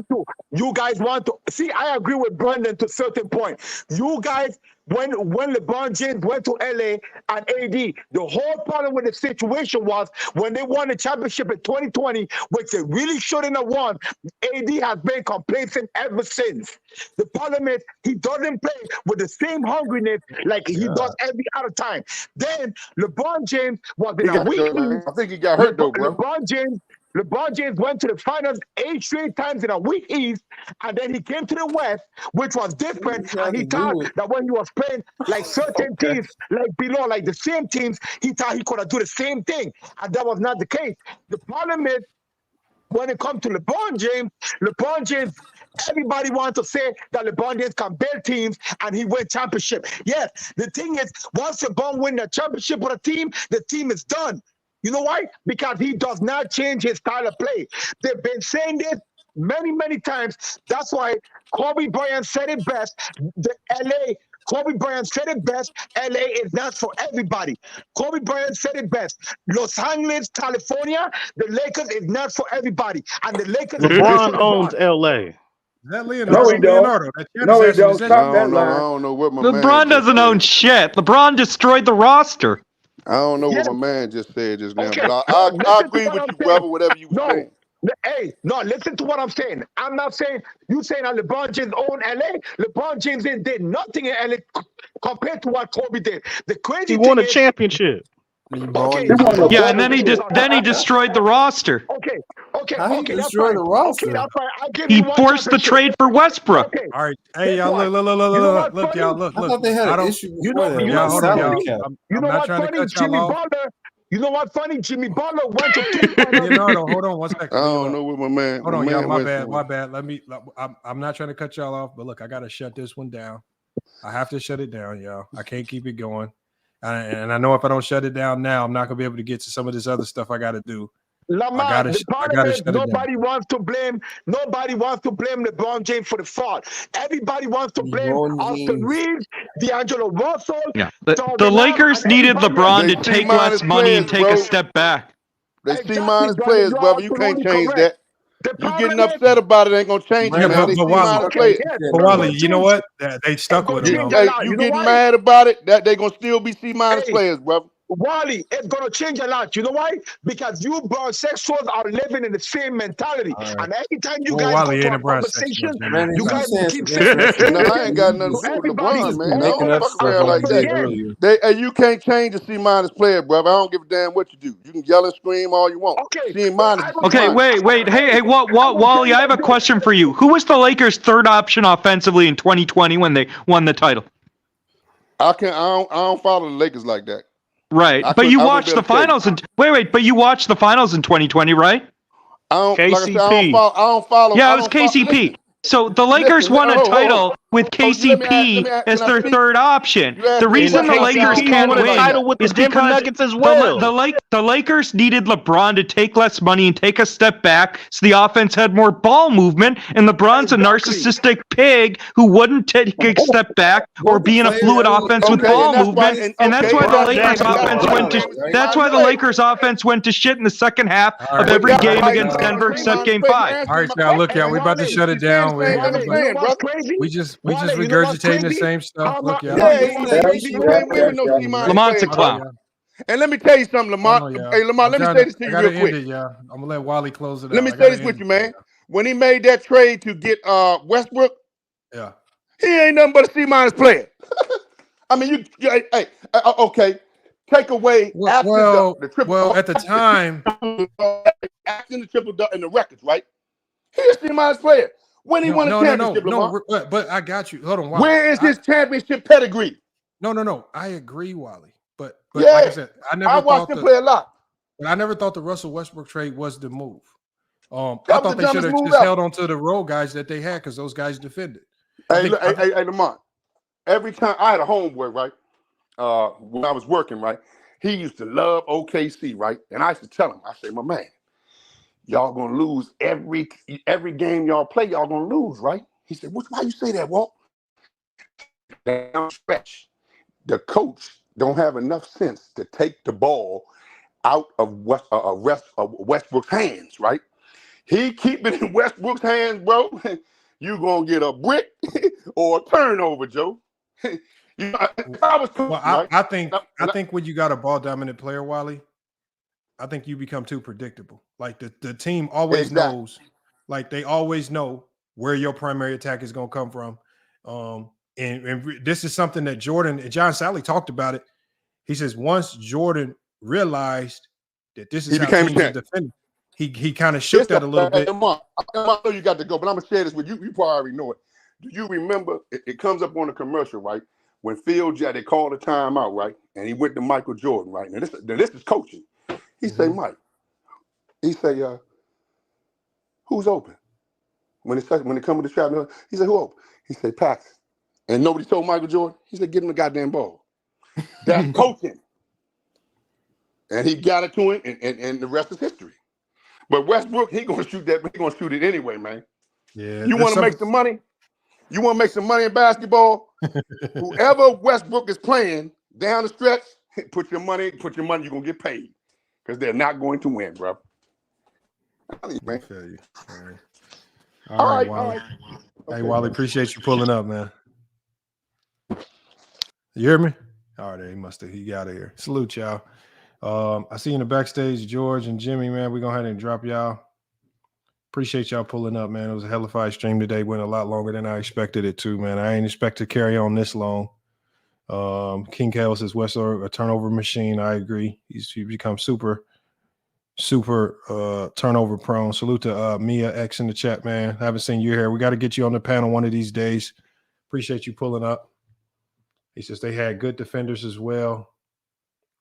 Those guys talking to Alonzo. Salute to Alonzo Villain in the chat, man. I've seen you here last few streams, man. Appreciate you being here. Sports Talk Only, Nar. A lot of you guys stuck around for the whole stream, man. A lot of new names. We had a lot of new subscribers this stream. Let me see if I can run down them real quick, if I even still got it.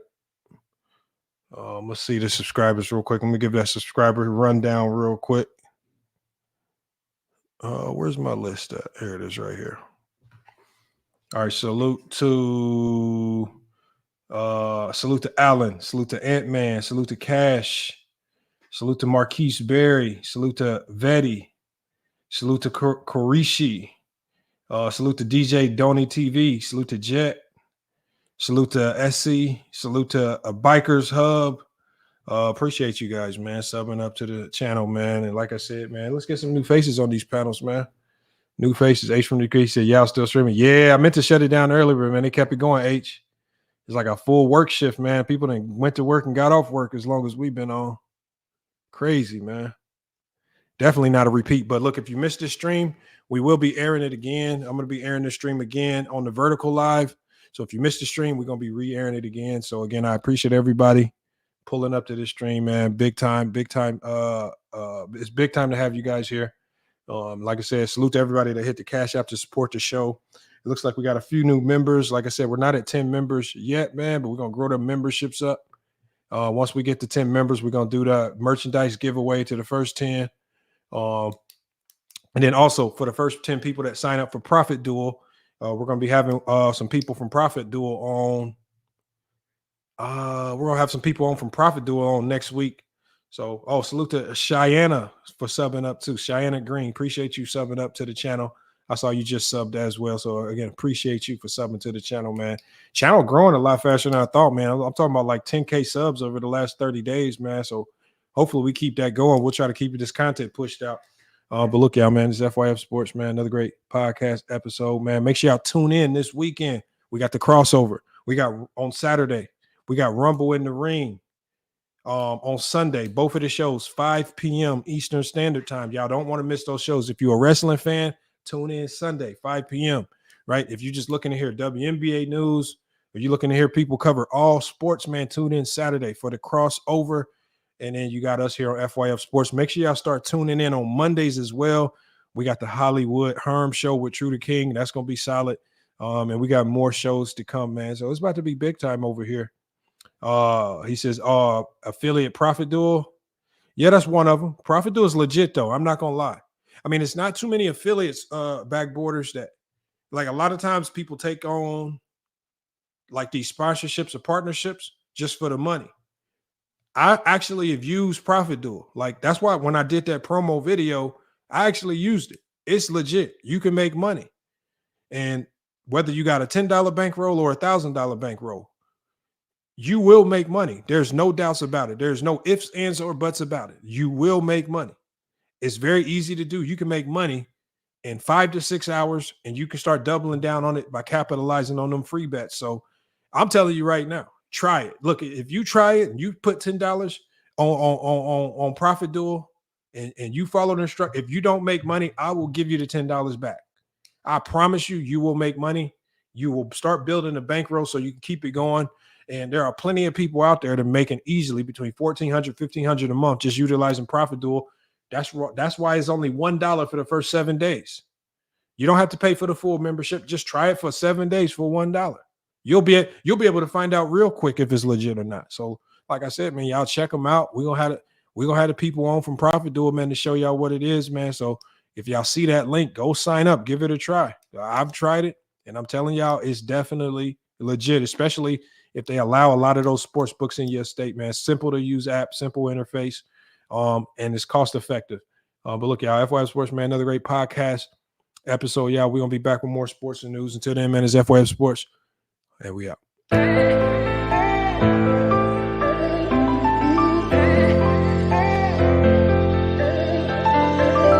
Yeah, we done came from the bottom, mad that we up, but I don't hear him talking. Started with knowledge inside of my noggin. We took a dream and then we started blogging. Put my city on the map now. I'ma say how it is and I don't back down. On the road to 100K, we finna act out. We gon' show them that we not just in the background. We the main event, we the main show. We the one that people always gonna pay for. FYF, we the best, no debate though. Number one sports channel, every angle. I'ma show them all how we ride. Best sports talk show, we not like them guys. We playing it safe while they feather the lines. We pushing the narrative all the time. Like who to go in the game is not MJ. Kobe Bryant top 10, not what we say. I keep my life, you want is very overrated. Keep it real if it ain't fact, we don't say it. Now it's stable, we won't be ignored. Missing the lake, I'm missing the draws again, a hell of pain. I got a lot to deal with in my mind, it's kinda slipping away. What's on the line, I made in my mind, some shit, I'll just taste it great. Whatever it is, whatever it was, it's never gonna be the same. How do I explain what's been going on with me? You say that I changed, but you didn't know the old me. I think that I saved you, tell me who gon' save me. I'm way too fucked up in this club, I'm ashamed, baby. You say that I changed, but you ain't really know me. When when I'm around my dogs, girl, they just can't control me.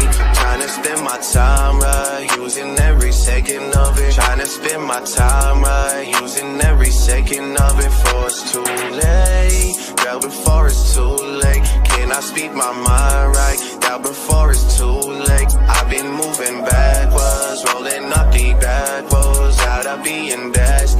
Do you have my back, girl, before it's too late? Can I say my piece, girl? You'll know what you mean to me. You just keep it real with me. I've been moving backwards, rolling up the backwards. Every time I'm backstab, missing the lake, I'm missing the draws again. A hell of pain. I got a lot to deal with in my mind, it's kinda slipping away. What's on the line? I made up my mind, some shit I'll just taste it great. Whatever it is, whatever it was, it's never gonna be the same. Floating again, I'm running the map. They say the best defense is just to attack. Hopping through too much, it's hard to attach. All this bone on is being hard to relax. Gotta get up, gotta get it again. They ain't get the message, we spinning again. I feel my back, I'm just leaving it in. Get what they want, then they leaving again. I cannot act like this ain't nothing new. Been getting smarter with all I've been through. Nowadays, I'm more rewarding than truth. Tired of keeping energy just to lose. Let it all out when I step in the booth. We're dead for some months, now it's time to recruit. Met the investments, it's time to recoup. It's time to recoup, but how do I explain what's been going on with me? You say that I changed, but you didn't know the old me. I think that I saved you. Tell me who gon' save me? I'm way too fucked up in this club. I'm ashamed, baby.